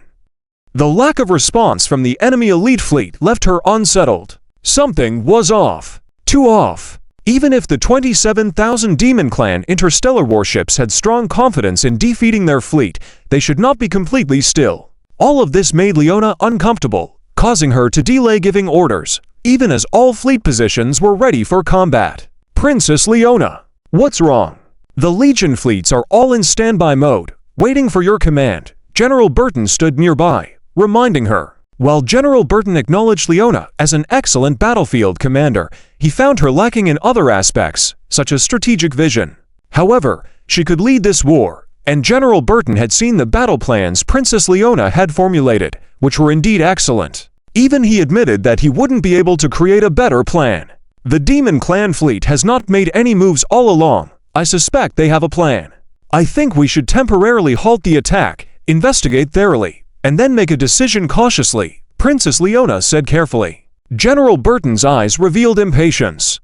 In his view, the 27,000 Demon Clan interstellar warships were like guaranteed military honors. Capturing them would not only avenge the former emperor, but also elevate Leona's position and increase their family status. Princess, no issue here. The enemy is just there. This is likely their defensive formation. Due to our large fleet numbers, they have opted for this strategy. Now, we just need to attack, destroy the clan fleet's defense, and eliminate those 27,000 interstellar warships. General Burton added, noting Leona's hesitation, and then said, if Princess Bryony were here, she would decisively make the wisest choice. Just as everyone in the Dragon Tribe praises Princess Bryony, she is the wisdom gem in the late Emperor's hands. Mentioning Bryony caused a change in Leona's expression. She clenched her fist and decisively ordered the attack. Launch the attack. All fleets, advance. The 200,000 Dragon Clan interstellar warships initiated the attack, gradually tightening the encirclement around the Demon Clan fleet. The two sides' warships began engaging each other. For the first time, the Demon Clan interstellar warships showed actions. Shields activated, cannons aimed, deploying interstellar drones and fighters. The Demon Clan interstellar warships' every move reflected a standard defensive operation. However, as Leona watched, her unease grew heavier. Too abnormal. Could the Demon Clan, with such advanced technology, be foolish in military command? Impossible. Absolutely impossible. Yet, everything continued according to her best strategy. If they continued this way, according to Leona's simulated results, despite sustaining significant casualties, losing close to 100,000 warships, they could annihilate the Demon Clan interstellar warships. To outsiders, achieving nearly a 3-to-1 kill ratio under such a huge advantage might seem like an overwhelming victory. Reflecting on the previous battle, where a mere 30,000 Demon Clan interstellar warships had obliterated the 150,000 Dragon Tribe interstellar warships led by the Dragon Emperor himself, Leona proved herself as a competent and exceptional military commander. She did not let pride blind her. She would strategize based on the data at hand. Achieving a 3-to-1 kill ratio was a significant victory for Leona. But now, everything appeared to smooth. So smooth that Leona found it hard to believe. As the war continued, with Demon Clan interstellar warships being destroyed one by one, albeit at a cost of 3 times the losses on her side, the battlefield's perimeter gradually shrunk. Fifth hour of the war, General Burton was already raising a toast on the side, celebrating, "Great Princess Leona, your war will be known throughout the entire Dragon Tribe. The people of the Dragon Tribe will know who is the new leader of the Dragon Tribe." Leona's face bore no smile. Her inner concerns were expanding rapidly. Had this war not become unstoppable, she felt she might have chosen to retreat. Hopefully, all this was just her overthinking. On the other side, the Demon Commander glanced at the changes on the interstellar war table. Report, we can confirm that only these 300,000 interstellar warships were mobilized by the enemy this time, and our interstellar reconnaissance ships have not detected any reinforcements beyond this. The enemy has not communicated with their rear either, the subordinate reported to the Demon Commander. I overestimated these prey. The Demon Commander smirked disdainfully, then asked, have the other fleets reached their positions? Half an hour ago, the rest of the Legion fleets had all arrived at their positions. Then let's enjoy this hunt together. The Demon Commander grinned menacingly, staring at the Dragon Clan fleet on the interstellar map. Simultaneously, as Leona observed the interstellar war table, she suddenly noticed that the friendly interstellar warships, located on the outer edge of the battlefield, were turning gray, one by one, losing contact signals. This indicated that these warships were under attack. But with the enemy surrounded inside the circle, how could the outer interstellar warships be suddenly attacked? Emergency! A large number of Demon Clan interstellar warships have suddenly appeared outside the battlefield. My god, their interstellar warships can turn invisible. It's a group stealth. It's a group stealth. When the term group invisibility was heard, Leona's mind momentarily shut down.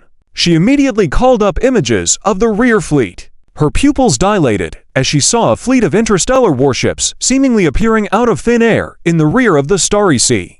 Invisibility technology for starships. But this was definitely not ordinary invisibility technology, because it wasn't just 1 or 2 ships hidden, but all the Demon Clan's interstellar warships. In that moment, the star map before her displayed rapidly refreshing dots of Demon Clan warships all appearing on the outer edges of her fleet. Report, on the outskirts of our fleet, there are nearly 100,000 Demon Clan interstellar warships. The Vice Admiral urgently reported this critical message. Nearly 100,000 Demon Clan interstellar warships? In that moment, Leona and all the commanders and staff officers around her felt as if the skies were collapsing.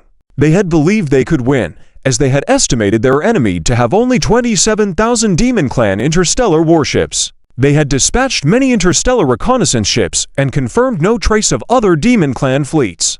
Based on their previous intel, the Demon Clan fleet consisted solely of T3 and T4 level interstellar warships with a 10-to-1 ratio compared to their own fleet. This meant among these 100,000 Demon Clan warships, there were around 10,000 T4 level interstellar warships. 10,000 T4 level interstellar warships. Even if you combined all the T4 ships that had served in the history of the Galactic Alliance, it wouldn't reach half that number. Moreover, their current 300,000 starships were now caught in a pincer attack by the enemy. In a dire situation, Leona felt her mind go blank. She collapsed, feeling suffocated as if trapped in the depths of an abyss. Everywhere she looked, there were expressions of despair. Even General Barton, who had been celebrating with a glass of wine just moments ago, now trembled. The spilled wine ran down his mouth, clothes, and pooled on the ground. Leona was utterly hopeless. She couldn't see any way out. How could they face 100,000 Demon Clan starships? She even doubted that the so-called Alliance defense line her sister had built could resist this terrifying enemy. Facing over 100,000 Demon Clan interstellar warships, with over 10,000 of them being T4 level ships, what defense line could withstand such a powerful invader? Thump. Leona collapsed to the ground, her eyes devoid of hope, watching as the dots representing her starships turned gray rapidly on the star map. These were the weaker tribal fleets positioned on the periphery, with almost no capacity for resistance. They had been brought there by Leona for interception and cleanup duties, but now they were being slaughtered, helpless. As time passed in a haze, a communication window suddenly appeared before Leona. Despite its unstable connection, the vague figure on the other end called out her name intermittently until she snapped back to reality. It sounded like her brilliant sister, Bianca. Bianca. Leona looked at the communication window, then lifted the remote quantum communication restrictions from her end, stabilizing the connection. Bianca's worried face appeared on the screen. Leona, what's the situation on your end? We are on our way, and about 10 minutes from your current coordinates, Bianca said urgently. Due to Leona's quantum communication restrictions, Bianca could only establish contact after utilizing a nearby communication method following their fleet's spatial jump. Upon hearing Bianca's imminent arrival, Leona panicked. Don't come. Please, don't come. There are over 100,000 Demon Clan interstellar warships here. We've been ambushed. Her eyes welled up with tears. I'm sorry. It's all my fault. What? Over 100,000 Demon Clan interstellar warships? Bianca was stunned by the number, unsure of how to proceed with such a major crisis. She turned to Charlotte, who had been added to the video call. Leona, can you confirm that you're facing over 100,000 Demon Clan interstellar warships? Are there any others? Charlotte inquired seriously. I don't know. These Demon Clan warships appeared out of nowhere, as if they were invisible. All their starships seem to have this invisibility capability, suddenly appearing. We can't break through. Please, don't come. Don't come. Leona sobbed in despair. Charlotte, with a conflicted expression, was uncertain of what to say or do in this situation. Dealing with the sudden addition of 100,000 Demon Clan interstellar warships was beyond her control. She decided to contact the commander for consultation. With the call transforming into a three-way video conference, Charlotte joined in after learning about the unexpected crisis from Bianca. Leona, please provide a detailed description of the current situation to Bianca and send it to me. I need to discuss this with the commander. Charlotte interrupted the video call momentarily. Bianca gazed at her sister with compassion. Leona, do you think, am I useless too? Leona looked down with guilt. Just then, Charlotte's image reappeared, and she said, Leona, please have your fleet continue the battle and wait for our support to arrive. After finishing speaking, without waiting for Leona to respond, the window on Charlotte's side disappeared. Leona paused for a moment, then anxiously said, Branqui, is the Dragon Legion preparing to support us? I just said, there are over 100,000 Demon Clan interstellar warships here. Even if the Dragon Legion is strong, they cannot possibly be a match for over 100,000 Demon Clan interstellar warships. Quickly advised them not to waste troops. Leona, who had previously been resentful or even hostile towards the Dragon Legion, found herself more accepting of the situation now. The Dragon Legion had formed an alliance with her sister Branqui, and in the future, when facing attacks from the Demon Clan fleet, they could assist each other. If the Dragon Legion were to be consumed in what she deemed a meaningless battlefield, it would only compound the guilt she carried. Branqui, at this moment, was earnestly watching Leona. Leona, I believe in the decision made by that lord. If he has decided to support you, I trust he would not offer meaningless assistance. So, what you need to do now is to carry out his orders. Stand firm and wait for reinforcements. Leona wanted to say something more, but Branqui sternly said, Leona, what you need to do now is to minimize the casualties of the fleet and wait for the Dragon Legion and our reinforcements to arrive. Thinking about the fleets that had come out with her, Leona clenched her fists. Do you really believe? Right now, this is your only choice, Branqui said firmly. I understand. I will stay here to wait for your support. I will do my best to minimize the losses of the fleet. I want to bring them home. Leona's mood shifted, her eyes shining with determination. At that moment, she regained her faith. Even if it was faint, it provided hope. I believe you. Wait for us. With Branqui's words, the communication also temporarily came to an end. Leona took a deep breath, looking at the somewhat chaotic bridge and the jumbled voices in the command channel. There were calls for help, urgent battle reports, a chaotic mess. Adjusting her state, Leona pressed the communication button on the command channel and revoked all communication permissions for the fleet captains, leaving only her voice. I am Leona. When these 5 words sounded, both the bridge and the command channel fell silent briefly. However, this was far from dispelling the fear in their hearts. I know that the situation of our fleet is very dangerous right now. But please stay calm. My sister Branqui and the allied Dragon Legion have sent a message that they are about to come to our aid. So, I hope you all hold your positions and follow my commands. I promise you, I will do my best to get you out of here. Leona announced the impending arrival of reinforcements, which acted as a strong morale booster for the people in this dire situation. Nonetheless, some were still unwilling to believe in a breakthrough. General Bolton was one of them, laughing cynically. So what if reinforcements are coming? There are over 100,000 Demon Clan interstellar warships on the other side, with over 10,000 T4 class interstellar warships. How are we going to fight this battle? How? Even if all the interstellar warships of our Warhammer Interstellar Federation were here, we still wouldn't win. We can't win. In the surprise of the people on the bridge, Leona's fierce punches landed directly on General Bolton's face. This was followed by more heavy punches, elbow strikes, and kicks. Eventually, General Bolton's screams faded away as he fainted under the relentless beating from Leona, the Dragon Warrior. Leona looked at the bloodstains on her fists and shook them off in disgust, muttering, "You old nuisance," nagging endlessly. "I've wanted to beat you up for a long time."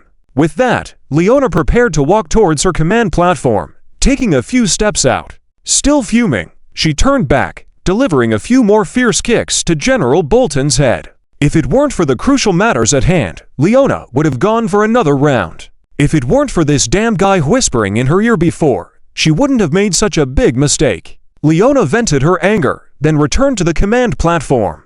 She began issuing orders, modifying the original battle plans. Under Leona's calm and composed command, the order on the bridge and in the command channel gradually restored.